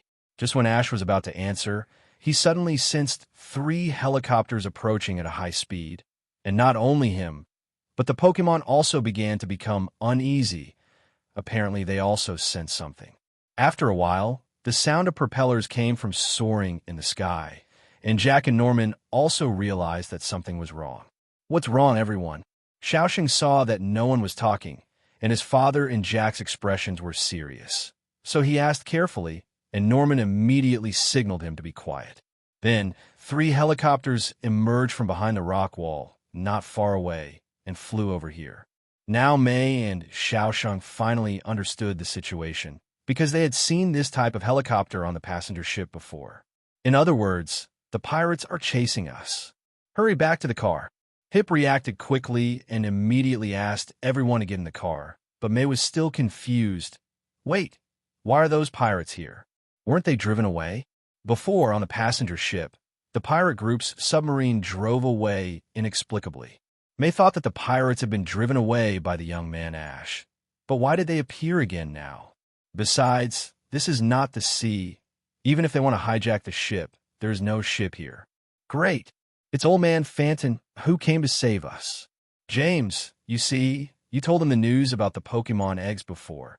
As soon as she saw the helicopter, Jessie immediately shouted happily, completely forgetting her own situation, and now Mei and others finally understood. The pirates are chasing after Manafi. You really know how to make trouble for me. Ash looked at the 3 guys with cold eyes, and they were frightened all over. To be honest, if Ash had not read the original animation and knew that these 3 people were not bad by nature, they would have been killed by Ash long ago, based on their actions. In the helicopter on the other side, Zhiye observed the Manafi egg with a telescope and immediately reported to family. Target confirmed. Very good. Come on. After receiving Fan Dun's order, the pirates quickly released their Pokemon, 2 Beedrills, and attacked Ash and the others without saying a word. Start fighting Metagross. Ash immediately threw the Pokeball, and when the pirates on the helicopter saw the figure of Metagross, they immediately recognized Ash's identity. After all, Metagross, a quasi-god Pokemon, is rarely seen at ordinary times, and Ash's Flash Metagross is even more impressive, and it is difficult to forget. How come this Play God is here? Due to Ash's actions on the submarine, the entire pirate group is scared of him. After all, these people become pirates just for money, and they don't want to risk their lives. Metagross, destroy the Death Ray. Ash doesn't care what these pirates think, and immediately orders Metagross to launch an attack. The target he points to is not Beedrill, but one of the helicopters. Data streams begin to flash in Metagross's eyes, and he calculates all kinds of data about the helicopter in an instant, and then white spots begin to condense at the intersection of its cross pattern. Not good. The pirate driving the helicopter immediately realized that something was wrong, and hurriedly manipulated the helicopter to avoid it. But Metagross had already calculated the opponent's next move, and the Destruction Death Ray hit the fuselage with incomparable accuracy. Boom! With a loud bang, the helicopter exploded directly in midair. This scene immediately made everyone present dumbfounded. Ash, you're going too far. Jack couldn't help but scold. No matter what, those are lives at stake.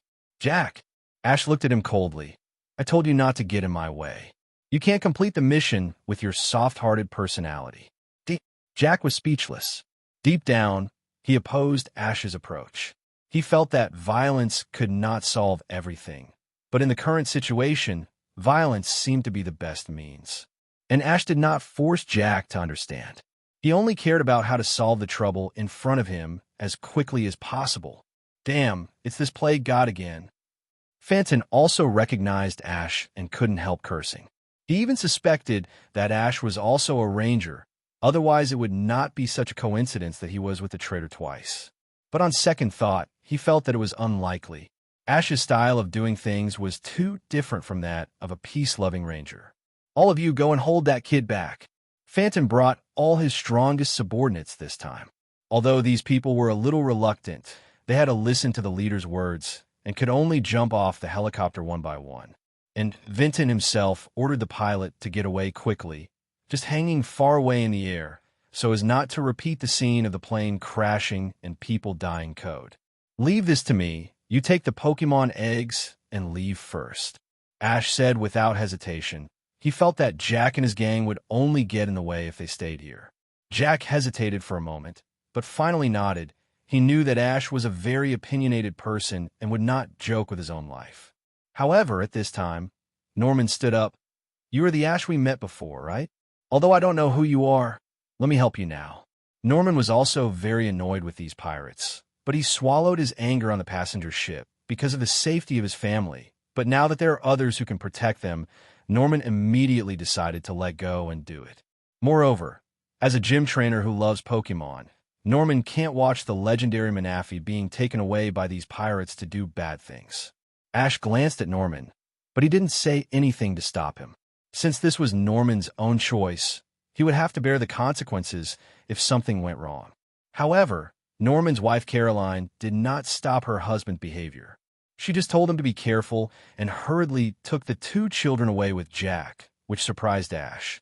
I thought women would only hold back at such a critical moment, but it seems that there are some who know the big picture. However, seeing Jack running with the Pokemon egg, Phantom immediately wanted to lead people to chase him, but most of his men were blocked by Ash and Norman, leaving only Kijo, who was driving a helicopter. If there were only two people, Jack should be able to deal with it, right? Besides, there are everyone in the troop who can help. Just as Ash was thinking this, the pirates on the opposite side had sent Pokemon to pounce on them, and the scumbags seen on the passenger ship before seemed to be the elite troops of the pirates, and the Pokemon had impressive strength. Facing such an enemy, Norman naturally did not dare to be careless and directly sent out his strongest partner, Slaking. However, Ash thought that Norman might as well send out Vigoroth, because Slaking was too lazy. Even in such a critical situation, he was still wandering around. Fortunately, Slaking's defense was very good. Ash only needed to hide behind it, and he could command other Pokemon with peace of mind. While Ash and Norman were busy dealing with these pirates, Phantom quickly caught up with Jack by helicopter. There are two kinds of people in the world, those who chase and those who are chased. Phantom jumped off the helicopter and stood in front of Jack and asked with a power trip, "Pokemon Ranger, which one do you think you are?" Phantom hated Jack very much, not only because he stole Manaphy's egg, but also because Jack dared to come to him as an undercover agent, and he was not discovered for several months, which made Phantom angry. When Phantom thought of this, he was like fiery wrath, and he wanted to cut Jack into pieces. Haha, I don't think I am either of them. Jack smiled calmly, as if he didn't take Phantom seriously at all. Then I'll tell you, I've always been the one chasing people. As soon as he finished speaking, Phantom rushed over, but unfortunately Jack was very agile, and Phantom was like a clumsy gorilla, and he couldn't even touch the corner of his clothes. Damn it, I'm so angry. In anger, Phantom seemed to burst out with amazing strength, and he actually lifted a huge rock next to him and threw it toward Jack, which shocked everyone. You know, that was not an ordinary small stone, but a rock of 2 cubic meters and conservatively estimated to weigh at least 5 tons. Asterisk, asterisk, asterisk. A human can lift a 5-ton rock. Can he still be called a human? He is even stronger than some Pokemon. Fortunately, although Jack was surprised, he reacted quickly. He rolled on the ground and dodged the flying rock. The rock that landed on the ground suddenly made a huge rumble, which made Jack sweat coldly. If he was hit by such a big rock, he would probably die on the spot. Hey, aren't you afraid of hurting Manaphy's eggs by doing this? Jack suddenly had an idea and shouted loudly with the Pokemon egg in his hand. You, damn guy. Phantom looked at him with gritted teeth. This trick really worked. Phantom was afraid of making a big move, but he also had his own way, which was to send out Pokemon. Go, Pinsir, get rid of that guy. But remember, don't break what he has in his hand. Phantom pointed at Jack and shouted. After receiving the order from the trainer, Pinsir immediately stretched out the 2 big horns on his head and rushed forward, clamping Jack hard. Compared with Phantom, Pinsir's movements were undoubtedly much more flexible. Jack gradually began to be unable to dodge, and wounds were pinched on his arms one after another, and he was about to collapse.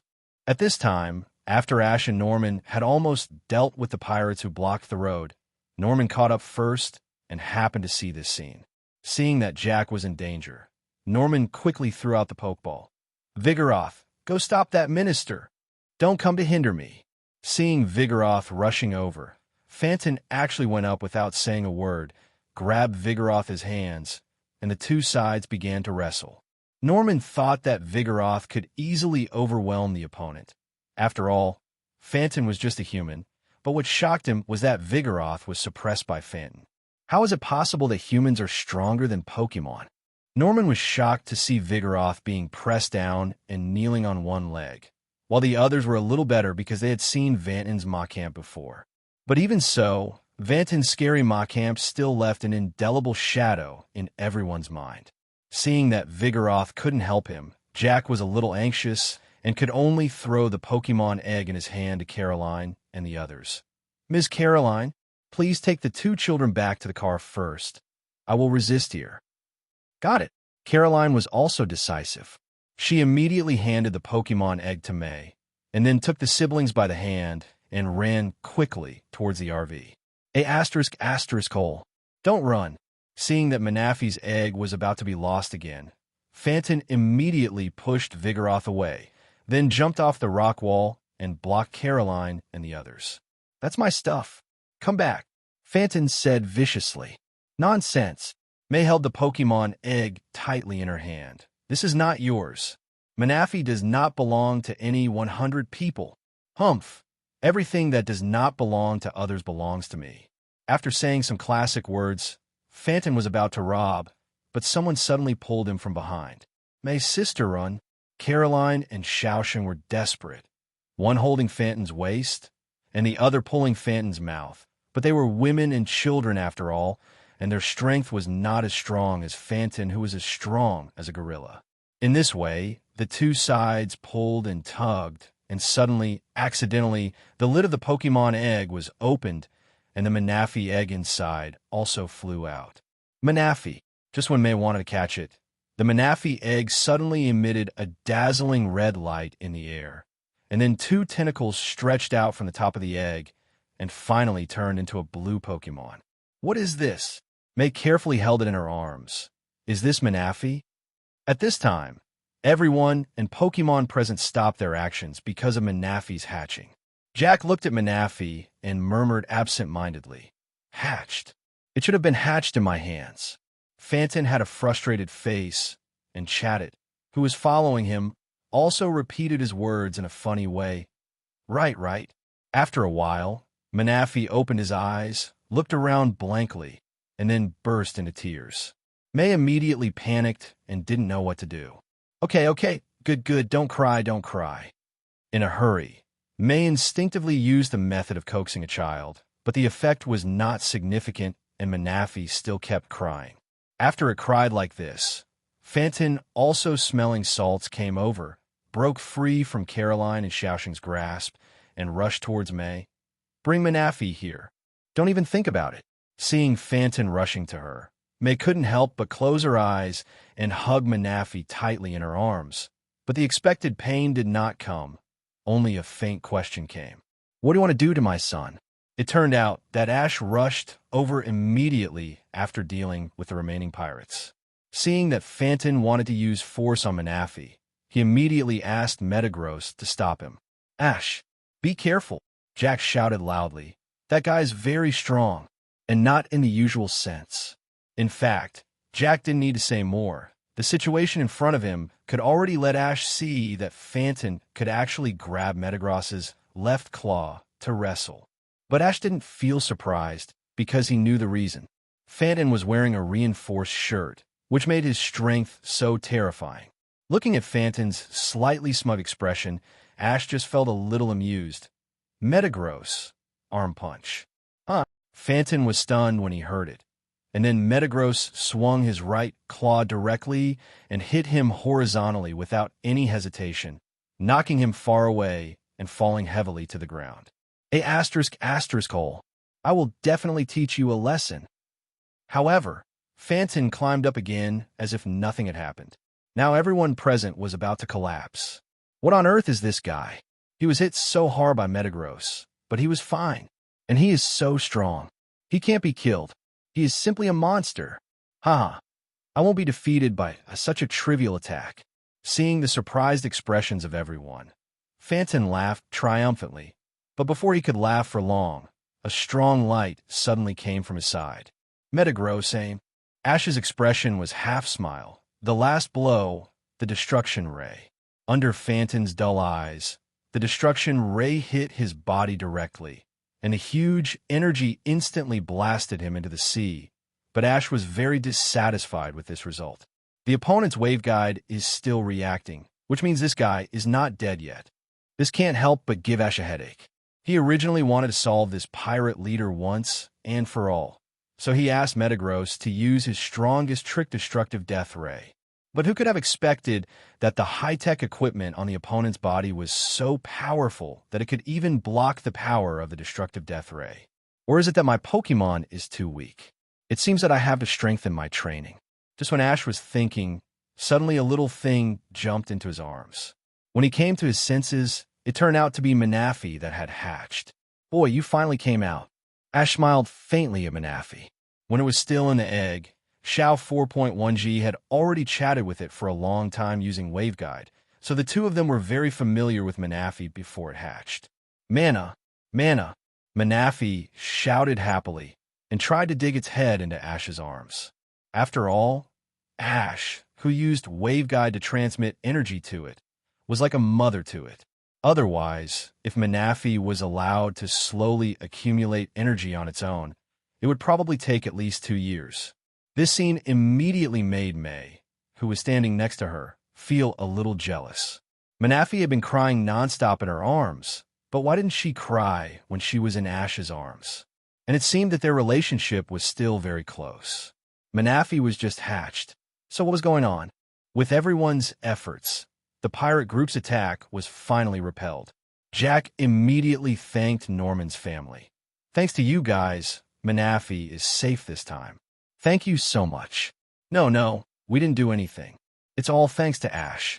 Norman waved his hand modestly. He felt that the result would be the same whether he was there or not. After all, Ash's Metagross was so powerful that it almost killed all the enemies, not to mention Ash's other Pokemon. At this time, since the incident had subsided, Xiaoxing also relaxed and immediately remembered something. Ash, you're too much. You actually wore a mask and pretended not to know me 11. I didn't want to wear it myself. Ash retorted calmly. What's more, I'm on a mission. How can I easily reveal my identity to you? What? Your answer is too cunning. Do you really regard me as a friend? Xiaoxing protested dissatisfiedly. Sorry, I really didn't. Ash felt a little speechless. He just talked to Xiaoxing for a few words, and they had known each other for less than a day. What kind of friend is this? However, in order not to hurt the little boy's feelings, he only complained in his heart and did not say it out loud. He remained silent. Well, forget it. Jack tried to smooth things over. It is indeed because of the mission that Ash is not convenient to show up this time, and I am also pretending to be a clown who can't speak. Hearing this, Xiaoxing had to give up, and Jack also started to talk about business. Since Manaphy has hatched, the next step is to find the Temple of the Sea. Seeing that Jack seemed very relaxed, Ash reminded, Phantom is not dead yet. Jack was stunned at first and then shouted in disbelief. How is this possible? That guy was hit by a destructive death ray. Not only Jack, but the rest of the people also had expressions of disbelief. After all, Metagross's destructive death ray can even shoot down helicopters. How can humans be fine if they are hit? Vindon was wearing a reinforced shirt, and this equipment saved his life. Ash explained, in fact, the so-called reinforced shirt is not a particularly rare equipment. Even Ash's previous life had something similar, called a mechanical exoskeleton, which can greatly enhance the strength, defense, and various abilities of soldiers. It's just that because the technology in the Pokemon world is more advanced, Vanton's is lighter and more powerful, but the principles are similar. So that's it. Jack had heard of this word before, so he immediately believed Ash's words, which could explain why Vanton had that in human Macamp. That means the other party will come again. Norman analyzed, touching his chin. No way. May was shocked. They have lost so many people this time. They should give up, right? However, Jack retorted with certainty, No. I know that old man Phantom. He will never give up until he achieves his goal. May really didn't understand what these people were thinking. So many people had died for this matter, but they just refuse to give up. Is there something more important than life? Don't worry too much. I have sent people to keep an eye on the movements of the pirate group in advance. After hearing what Ash said, Jack felt a little confused and asked, "Where did you get your people?" "It's the three idiots from before. They promised me to help." Ash replied, This is unlikely, right?" Jack felt quite incredible. The other party was from Team Rocket, and even their whereabouts were leaked to Vanton by these people. How could they suddenly agree to help? "I have my own way." Seeing that Ash seemed unwilling to say more, Jack stopped asking. At this time, he had already regarded Ash as the backbone of this mission, not only because of Manafi, but also because of the strength Ash showed. In fact, the mind exchange of the three members of Team Rocket has not been resolved until now, and Ash made a small deal with them before just in case. Unless these three guys don't want to be restored in this life. Otherwise, they can only obey obediently. However, this is also a rare experience, especially James, who actually entered Jesse's body. I don't know what it feels like for a big man to become a woman. Thinking of this, Ash couldn't help but smile, which made Manafi, who happened to notice it, feel strange. "Mana? Mom, what's wrong with you?" "Nothing." Ash glared at it. "Also, I've told you many times not to call me Mom." Maybe because Ash's tone was a little serious, Manafi was stunned when he heard it, and then he burst into tears. Oh my God, do children cry when they are told to cry? Ash was stunned at first. Then he sighed helplessly and began to coax it desperately. But unfortunately, no matter what he said, Manafi just kept crying. "What's wrong with you?" Just then, May couldn't stand it anymore and hugged Manafi over. "Obviously, this child likes you so much. Why are you so mean to it?" "Have I ever been mean to it?" Just when Ash wanted to ask that, May turned her face away and ignored him and began to coax Manafi. "Okay, good boy. Don't cry, don't cry. We won't pay attention to that bad guy." Under May's gentle comfort, Manafi gradually fell asleep. Seeing this, Xiaoxing 767 immediately teased. It seems that compared to Ash, sister is more suitable to be a mother. Is my May practicing in advance? Caroline also teased her daughter with a smile, which immediately caused May to complain. However, Ash didn't care about these. Instead, he was relaxed and comfortable. After all, taking care of children is not his strong point. Anyway, let's get in the car and leave first. The pirates may catch up. Ship on the side interrupted the discussion.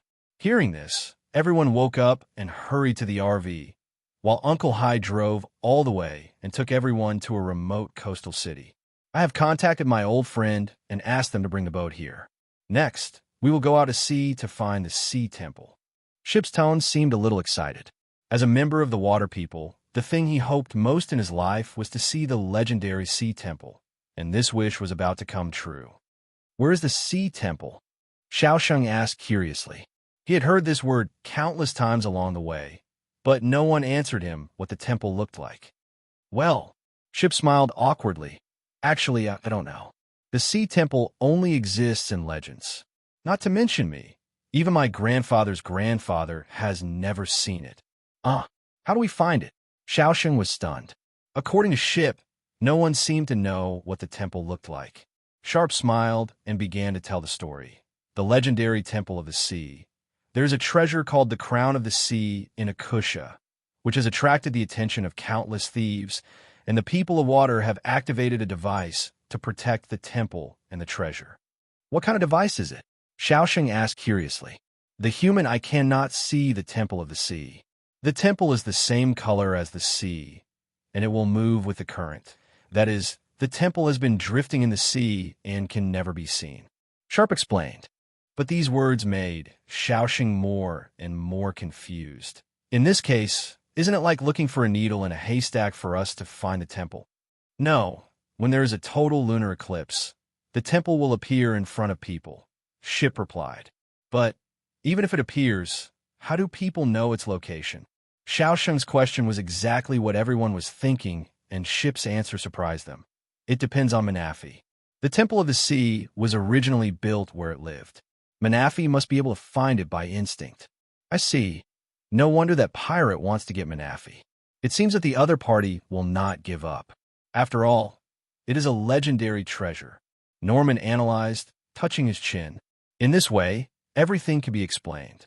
The reason why Fanton searched for Menafee at all costs was to get the priceless crown of the sea. For money, these crazy pirates are naturally willing to give up their lives. Hearing this, May couldn't help but look at Menafee worriedly. At this time, Menafee still knew nothing about all this. He was happily playing with the water Pokemon in the troop in the sea. Seeing May looking at it, he waved his little hand happily. Seeing this, May forced a smile on her face. She wanted to protect Menafee very much, but her ability was limited, or she had no ability at all. The only one who had this ability. May could not help but turn her eyes to Ash. But at this time, Ash was more concerned about another thing. I say, Mr. Ship, how did the water people build this temple? With the level of technology at that time, it was simply impossible, right? And even in modern times, it is difficult to build such a sci-fi temple. After all, it must be invisible and able to drift with the waves. The materials alone are a big problem. In fact, the history of our water people can be traced back to the civilization of the H era. Ship laughed and broke out a bombshell. The civilization of the last era? In other words, the super ancient civilization. Seeing Ship nod, everyone was a little stunned. They didn't expect that the water people had such a great background. No wonder they could build such a powerful temple. The so-called super ancient civilization. So far, no one knows its specific appearance, only that the technology level of this civilization is very advanced. The most powerful proof is the two Pokemon in the Issue region, Golett and Golurk, which are both created by the technology of the super ancient civilization. And judging from the existence of the Sea Temple, this civilization is probably more advanced than the modern one. But how such a powerful super ancient civilization perished is still a mystery, and even the descendants of the water people don't know. For a while, everyone present was attracted by this topic and started chatting with great interest, except for one person, that is May. Enough of you. May couldn't stand it anymore. Now is not the time to talk about these things. The key is how to ensure the safety of Menafee. May kept staring at Ash when she said this. She felt that Ash was too irresponsible. Menafee's situation was so dangerous, but he still had the mind to talk about irrelevant things. Don't worry, no one can hurt with me here. Although Ash feels like an innocent victim, he doesn't worry as much as May does. He just needs to do what he should do.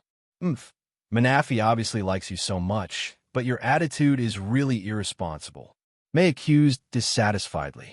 It's because it likes me that I escorted it back to the temple. Ash was also very dissatisfied. He felt that May was completely meddling in other people's business. Seeing that the two seemed to be about to quarrel, Xiaoxing quickly interrupted. Sister, don't say that. Ash must have his own ideas. Sorry, not at all. Just kill the enemy if there's one. Ash's words seemed to directly trigger May. You are always like this. You solve all problems with violence. Menafee can't follow people like you at all. To be honest, I don't want this to happen, but it just likes to follow me. Ash said with embarrassment, and the annoying tone immediately D May off.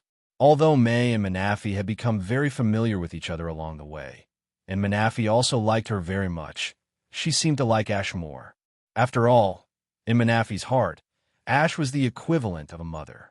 At this moment, a whistle suddenly sounded on the sea, and everyone turned around and saw that it was a white ship coming. That's my ship, Blue Lagoon. Ship pointed at the ship with a proud look. After a while, the ship docked, and 3 old men came down from it. They looked about the same age as Ship, and they should be the old friends he mentioned before. I'm really grateful that you can protect the ship to this extent. Hip thanked the 3 men. Please let us follow. I could still move my bones. The 3 old men wanted to continue following their captain, but considering the danger this time, Heap declined with regret. This thought is enough. There is still plenty of time to drink when we get to the store. Have you decided? Ash asked Jack, and his eyes were looking at the Norman family. Jack naturally understood what Ash meant. After a moment of silence, he finally said, Mr. Norman, thank you very much for your assistance this time, but let's say goodbye here. Although Jack thinks Norman is a good helper, yes, but as Ash worried, Norman has too many concerns around him, so it's better to give up. I understand. I wish you good luck. Norman also understood what they meant, and he didn't want to involve his family, so he could only agree, but May was stunned when she heard it. In other words, she had to say goodbye to Manaphy? Watching Ash holding Manaphy and walking to the boat, May felt a pang of heartache. This was the first time she liked a Pokemon, but they had not been together for long before they parted ways, and it could even be said that the chance of meeting again in the future was slim. On the other side, Manaphy, who was held by Ash, also noticed the abnormality and asked curiously, Mana? Mana? Mom, where are we going? Why don't May and the others follow us?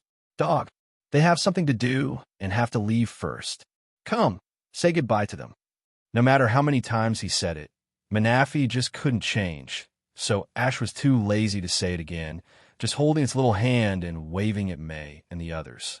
Manaphy was stunned after hearing this, and then she shouted loudly, Mana! No, I don't want to be separated from May.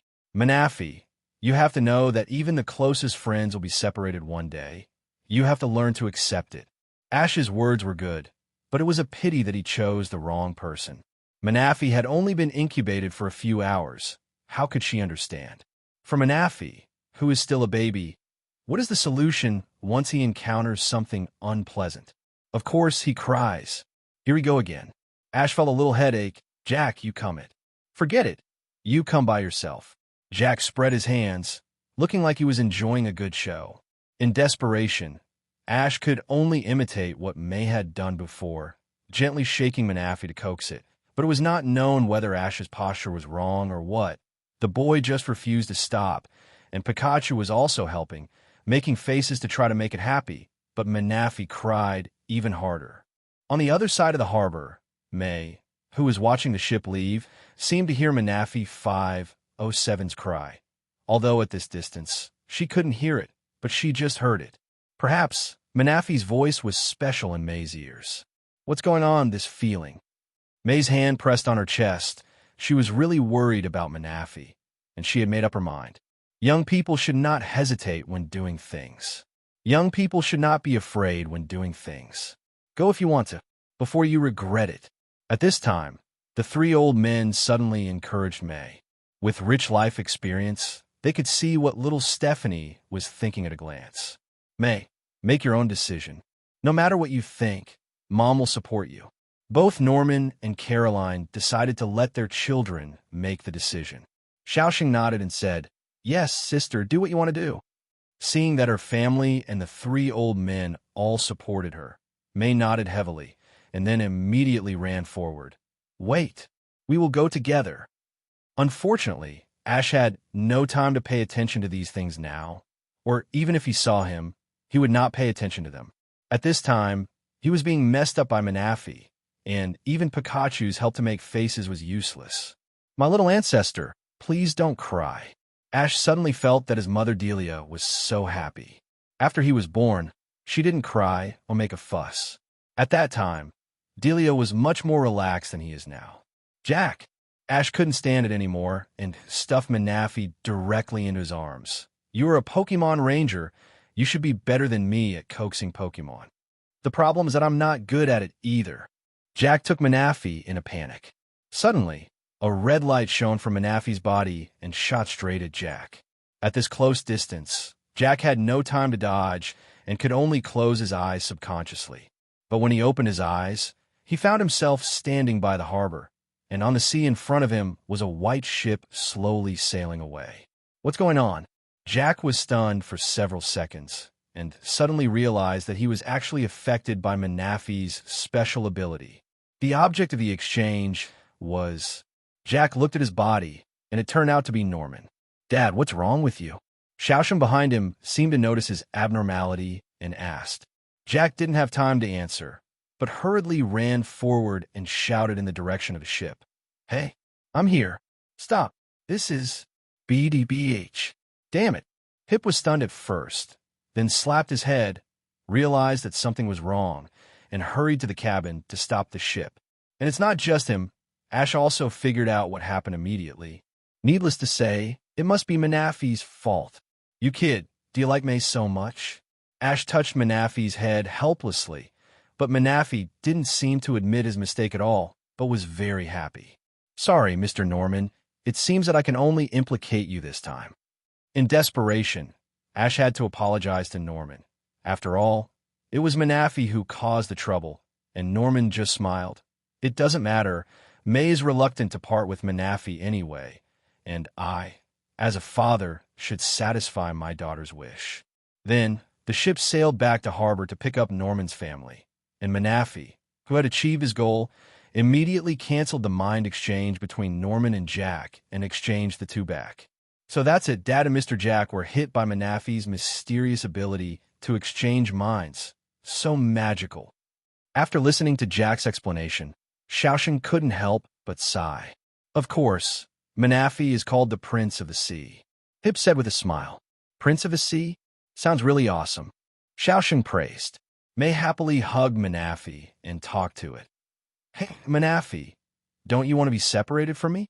That's why you swapped your father with Mr. Jack, right? Mana. Manaphy nodded happily.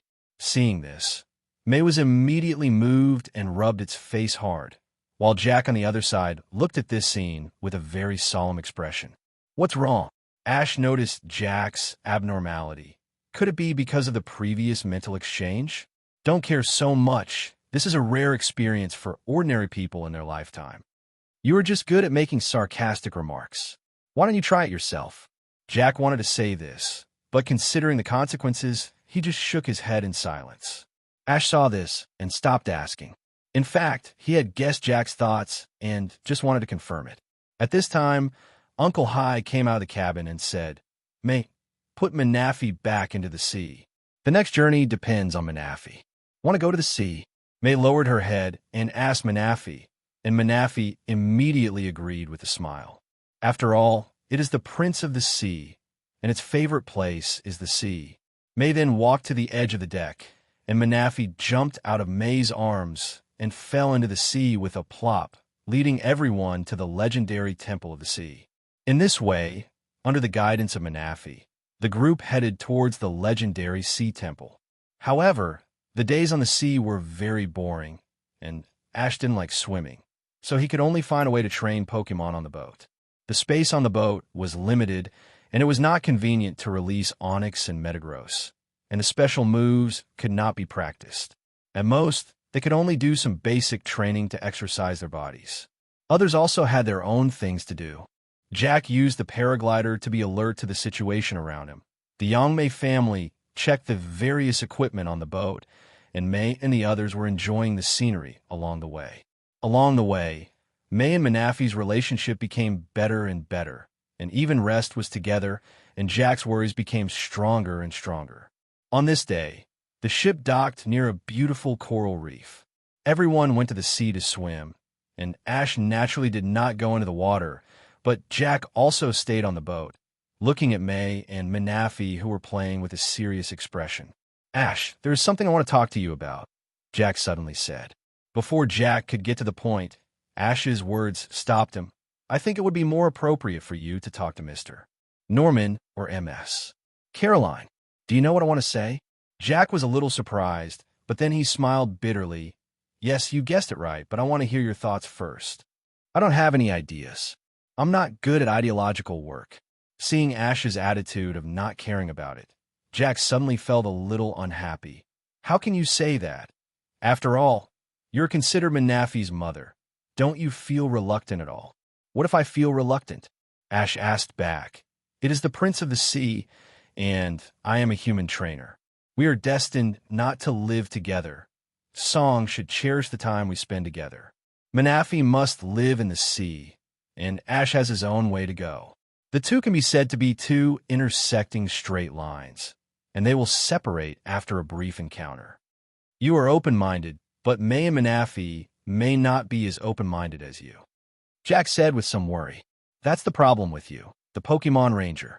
Ash didn't want to care about that, and quickly pushed the matter onto Jack. Hey, can you not think of the Pokemon Ranger as omnipotent? Jack immediately protested with dissatisfaction, but was naturally ignored by Ash. However, What the two did not notice was that their conversation happened to be heard by May, who was resting on the boat. "Mr. Jack, what did you mean by what you said before?" May's voice trembled a little. That is... Jack hesitated and didn't have the heart to say it clearly. But Ash didn't have so many concerns. "It means literally, in a few days, you will be separated from Anafi, so spend more time with it now." "Hey, what you said is too." Jack wanted to stop him from saying anything, but he was a step too late, and Ash had already said it. Hearing this, May was stunned for a moment. Then she left quietly and hid under the cabin alone. Manafi seemed to feel May's mood and quickly swam to the bottom of the cabin and shouted.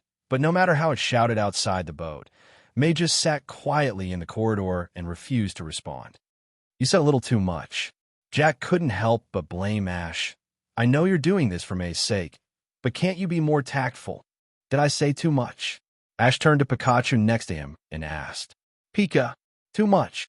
Pikachu crossed his arms and nodded his head, with a dissatisfied expression on his face, obviously agreeing with Jack's statement. "Really?" Ash paused for a while, then said again, "But I've said it. What should I do now?" He admitted that he had somewhat neglected that May was only a 10-year-old Stephanie, and Stephanies of this age are normally more fragile and have a weak psychological endurance. "Of course I went to comfort her. You've caused trouble, so you'll have to solve it yourself," Jack said as a matter of course. "You guys are really good at taking the opportunity to shirk responsibility." Ash glared at Jack unhappily, but he still set out to find May. However, when he stood in front of May, he didn't know what to say. Asterisk, asterisk, asterisk, asterisk, asterisk. Are you okay?" After holding it in for a long time, Ash could only say this. "What about you?" Unexpectedly, May asked back, "You are also going to separate from Anafi. Do you feel sad?" Ash sighed, sat down next to May, and slowly told her, "Manafi is my first Pokemon that I hatched, and it also called me Mom. Although it sounds a bit strange, I know the feelings contained in it." "Then why do you still want to send it to the temple?" "It's okay not to go. You are so powerful. Just protect Manafi's safety. Isn't it enough?" May's tone seemed a little excited. "Of course you can, but Manafi has its own responsibilities. I can't and shouldn't interfere with it. All I have to do is try to help it," Ash patiently explained. He didn't expect May to understand, or to be more precise, he said this to himself. Although he didn't show it on his face, Ash was reluctant to let Manafi leave, but he knew what to do and what not to do. "Ash, you..." May's expression was a little dull. She didn't expect that Ash, who was always cold, would have such a side. Before, she thought that Ash was just perfunctory to Manafi, but after listening to Ash's words, this idea immediately disappeared. However, she suddenly cried again and shouted, But I really don't want Manafi to leave." Ash watched May cry quietly.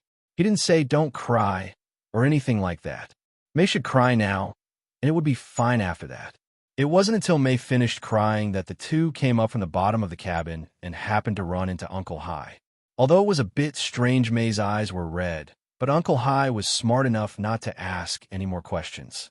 He just said excitedly, "Ash, it's tonight. There will be a total lunar eclipse tonight, and then Akusha will show up." After listening to Uncle Hai's words, Ash nodded to show that he understood, but he was a little puzzled. Why haven't the three idiots from Team Rocket sent him any news yet?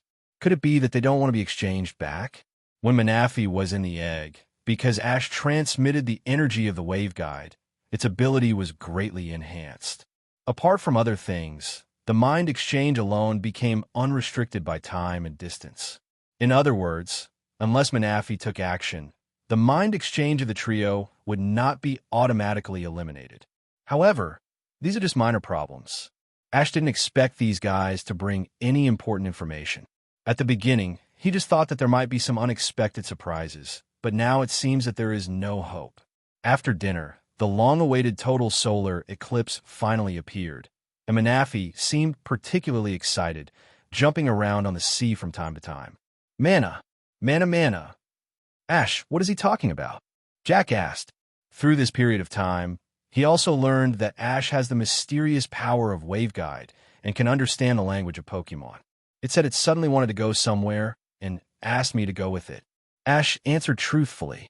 Hearing this, everyone immediately understood that the place Manaphy wanted to go must be the Sea Temple Akusha. Jack immediately proposed to set off. After discussion, Uncle Hai, Shui Mei, Ship, Norman, and Caroline were left to watch the boat, while Yangya drove the dive boat to carry the rest of the people. Originally, Mei and Xiaosheng should not have gone with them, but considering the relationship between Mei and Manaphy, they decided to let them say their final farewell. As for Xiaosheng, it was just because he insisted on going with them to see it. Ash thought about it and agreed. After all, the two siblings were both burdens. Since there was one, he would not care about another one. Anyway, they were all being held back. Following Manaphy, the group took the dive boat to the deep sea. On the way, they were amazed and saw many strange Pokemon. Ash, look at that. Xiaosheng pointed at a strange fish and shouted excitedly. Do you know what Pokemon that is? It looks so strange. I don't know. Ash shook his head. It wasn't that he didn't want to tell Xiaosheng, but he really didn't know. The number of Pokemon discovered by humans was just the tip of the iceberg, not to mention the deep sea where humans could hardly set foot.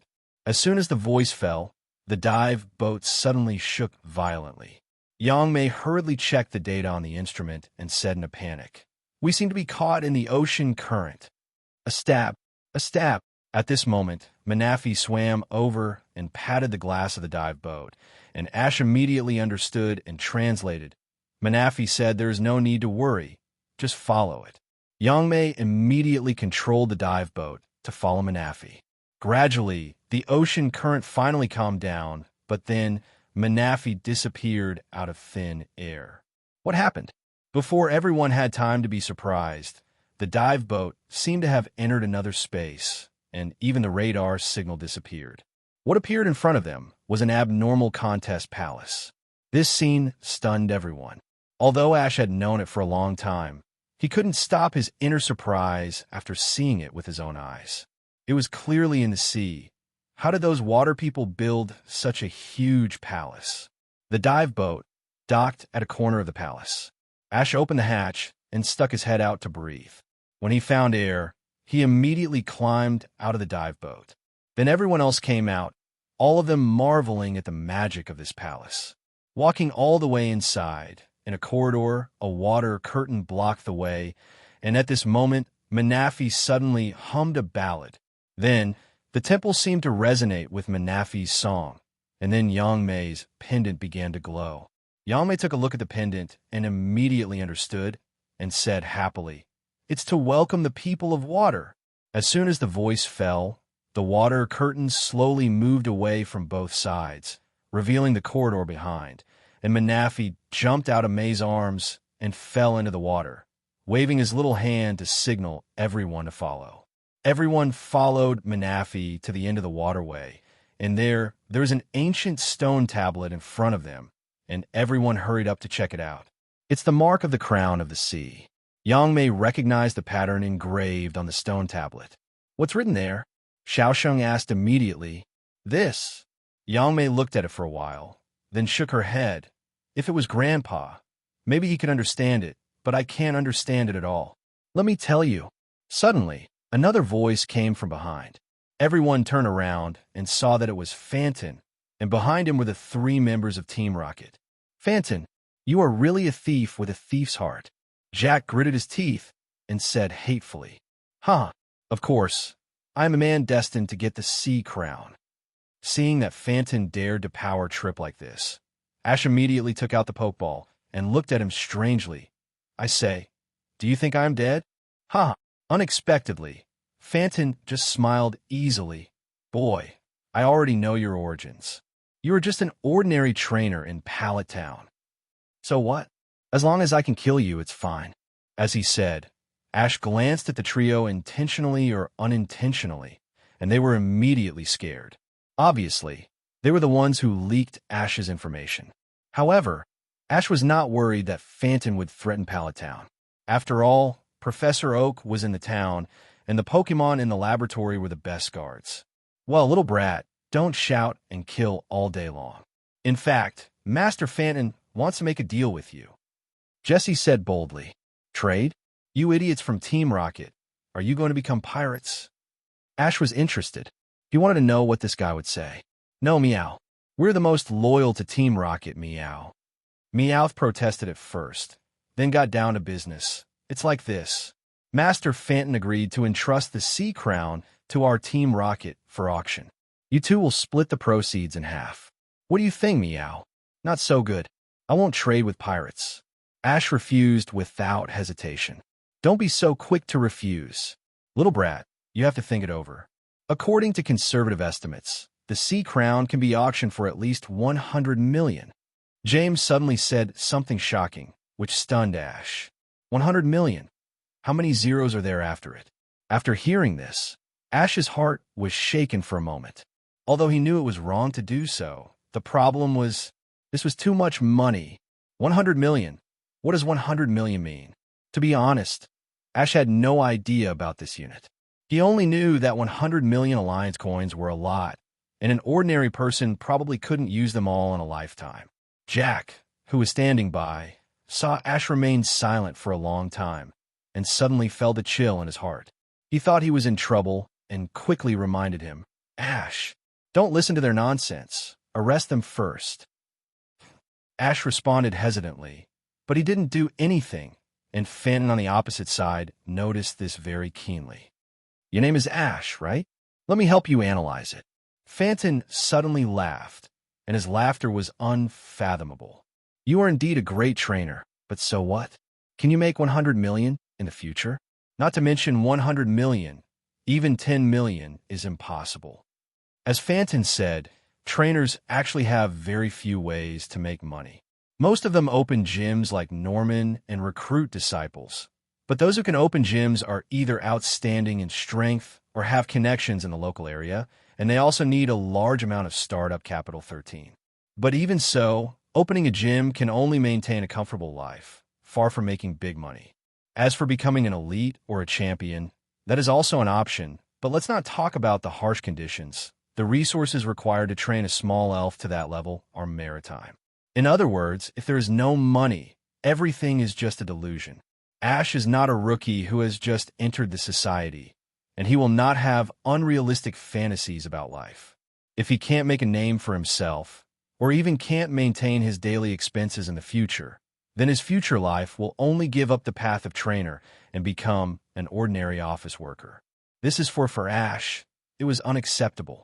If it really became like that, what was the point of him traveling to this world? Mana? Mana? Mom, what's wrong with you? What happened?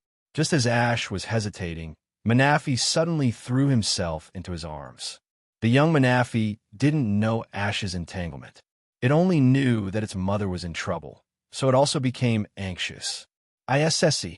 Ash looked at Manaphy in his arms quietly.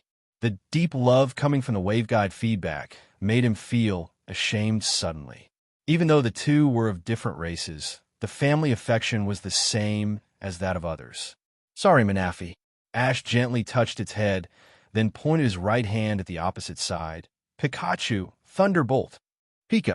Pikachu was stunned at first, but it soon understood Ash's idea, and immediately responded happily, and then bursts of electricity emanated from its body, condensing into a golden spear and shooting towards Vanton and others. Wow! The three members of Team Rocket were immediately electrocuted by the powerful thunder shock, and Vanton survived with the help of the reinforced shirt, but his face was very ugly. What do you mean? Are you really going to give up this once-in-a-lifetime opportunity? You know, you may never see so much money in your life. Vanton roared with a gloomy face. Compared to money, I think my son is more important. Ash answered very naturally, and this immediately made Vanton dumbfounded. Your son? Phantom looked at Manaphy in Ash's arms, with an expression of disbelief on his face. Are you sick in the head? You actually treat Pokemon as your son. In fact, many people treat Pokemon as their relatives, but Phantom thinks Ash is not such a person. After all, Ash is so cruel and ruthless, and he doesn't fit that image at all. However, the result was greatly unexpected. Phantom just felt that there were too many idiots in this world. It's none of your business. You should care about your life. Ash cursed angrily. You deserve to be poor all your life. And don't forget, I am invulnerable to swords and guns. Phantom patted his chest, looking fearless. Really? I hope your head can be so hard. After being said by Ash, Phantom was stunned, and then cold sweat ran down his forehead. The reinforced shirt can protect his body, but not his head. He had always ignored this point before. If the head was hit by the destruction death ray, Phantom recalled the previous incident. If the destruction death ray was slightly upward, he would have died. Don't think I'll be scared if you say that. Phantom refused to give in. I can definitely drag at least 10 people to be buried with me. So if you know what's good for you, let the craftsman go.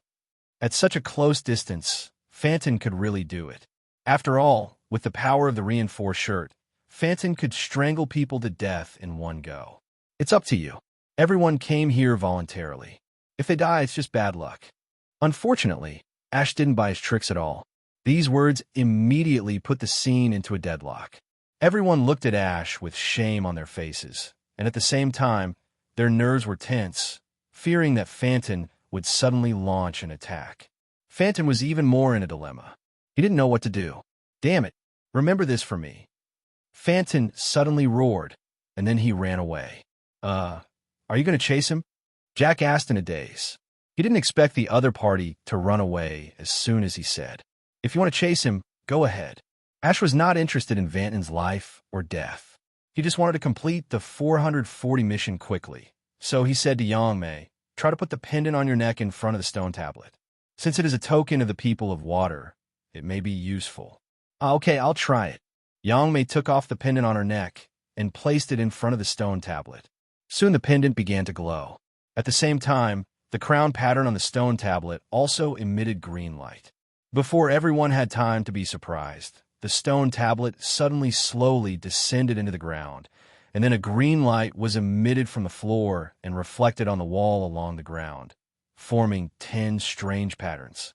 Ash walked forward, aligned the pattern with the line next to it, and twisted it a few times to make it fit. Then the whole wall appeared with green lines, dividing the wall into small squares, and finally the whole wall disappeared. Behind the wall, a long corridor appeared. The scene in front of them stunned everyone. It was the first time they had seen such a sci-fi door, so they forgot to wonder why Ash knew how to open it. "Let's go," Ash called out and walked in first with Manaphy. Everyone followed him. After walking to the end of the corridor, they came to 10 magnificent halls. In the center of the hall, a magnificent, huge crown stood there, with circles of blue crystals on it. This was the treasure of the Temple of the Sea Crown. Mana. As soon as he saw the sea crown, Manaphy immediately jumped out of Ash's arms and swam freely in the water surrounding the sea crown, looking very happy. "This is the sea crown." Jack walked up and looked at it carefully. How should I put it? It's a little different from what I imagined. Not only did he think so, but everyone present except Ash thought so. In their opinion, since it is a crown, it should be worn on the head. But the sea crown in front of them, let alone wearing it on the head, I'm afraid it can't even be lifted. Boom! Just as everyone was discussing, there seemed to be a roar from a distance, and then the whole temple began to shake. "What's going on?" Xiaosheng exclaimed. Ash quickly unfolded the waveguide force with the greatest amplitude, carefully sensing the surrounding situation, and before long, he understood the cause and effect of the matter. "It's Phantom." Ash's expression was a little solemn. "He is driving that large submarine and launching torpedoes at this temple." What? Everyone was shocked. They didn't expect Phantom to be so crazy. This was too much. Will the temple be in trouble? Are there any defensive measures? At this time, Jack was already a little desperate and didn't consider whether Ash would know this problem. After all, along the way, Ash always showed superior wisdom, which made Jack mistakenly think that he knew everything. But in fact, this was just an advantage brought by time travel. But once the plot was biased, this advantage would be gone. "I didn't build this temple," Ash replied unhappily. He was very worried. Although this sea temple was very magical, he didn't know how solid it was. After all, it was built at least thousands of years ago. As time passed, whether the temple could withstand the attack of artillery fire was a big problem. After a while, Ash's worry became a reality. A stream of thick water suddenly poured out from the top of the hall, almost rushing onto everyone. Obviously, the temple had been bombarded and started to leak. Oh my God, I didn't expect that there were also face-saving projects in that era. This temple looks so powerful, but the quality is shoddy. Everyone, let's go back to the dive boat, Yang Mei suggested anxiously. Duh.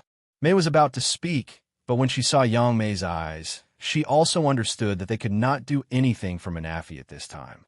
They did not have the power. At this time, Manafi looked around with an uneasy face, his eyes full of cover. Seeing this, Ash bent down and picked it up and said softly, Manafi, what do you think? What do you want to do? Mana? What does it mean? It means that there are a group of bad guys who want to rob the crown of the sea.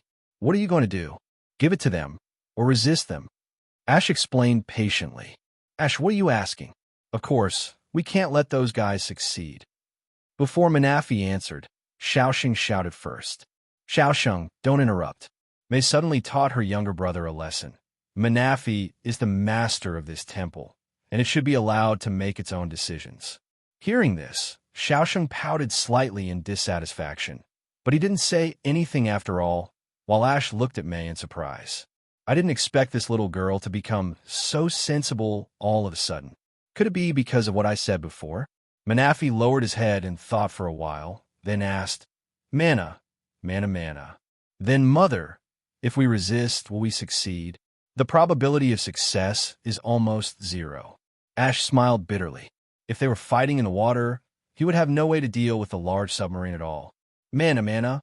Nah, is that so? Then, let's destroy the crown. What? Ash's pupils shrank slightly. Manafi, are you serious? Mana, well, it's better to destroy it than to let those bad guys get it. At this moment, Manafi seemed to have grown up a lot, no longer the naive child before, and became decisive in doing things, but Ash was a little hesitant. Is this really okay? Ash asked again and again. After all, once the crown is destroyed, the entire temple will be destroyed, and the temple is equivalent to Manafi's hometown. Without his hometown, he will also have no place to stay. Where should Manafi go? Mana. It's okay. Mama's always said that she will never bow to evil forces. Manafi just wants to be with Mom. Manafi hugged Ash with a smile. Ash didn't expect that his words would have such a big impact on Manafi, but after thinking about it, destroying the Sea Temple might not be a bad thing. Let's not talk about the pirate group for now. If someone accidentally leaks the news, the temple will attract countless prying eyes. Although the Sea Temple has special hiding methods, modern technology may not have no way to find its traces. At that time, Manafi's peaceful life will not be able to be maintained, and he may even be targeted by the poaching group. Ash, what are you and Manafi talking about? Seeing the two of them chattering nonstop, Biao couldn't help but ask. Ash didn't hide it and directly told everyone about Manafi's decision. To his surprise, everyone present was just stunned at first, and then all agreed with Qianli Hao's decision. Even Yang Mei, a descendant of the water people. But how to do it specifically? Jack asked. First, pull out all the crystals on the crown. Ash translated according to Manafi's words. Then everyone worked together and quickly pulled out all the crystals on the crown and threw them all over the floor. If Phantom saw this, he would probably be heartbroken. Okay, let Manafi and I do the next thing. Kunk, you take them as shelter first. Ash instructed. I want to go together. I also want to help Manafi. Mei said immediately. No, it's useless for you to go. I'm enough alone. Ash wanted to say this, but suddenly changed his mind. Mei, you are the elder sister. It is your responsibility to take good care of your brother. Leave the Manafi matter to me. Hello, everyone. As we wrap up this video, I want to share a quick note. I have a Patreon account. If you'd like to support me and enjoy on-demand audiobooks, you can become a Patreon member. Alternatively, you can check out my Google Drive link, which has 500+ novel audiobooks available through my Ko-fi or Patreon shop. I appreciate your support.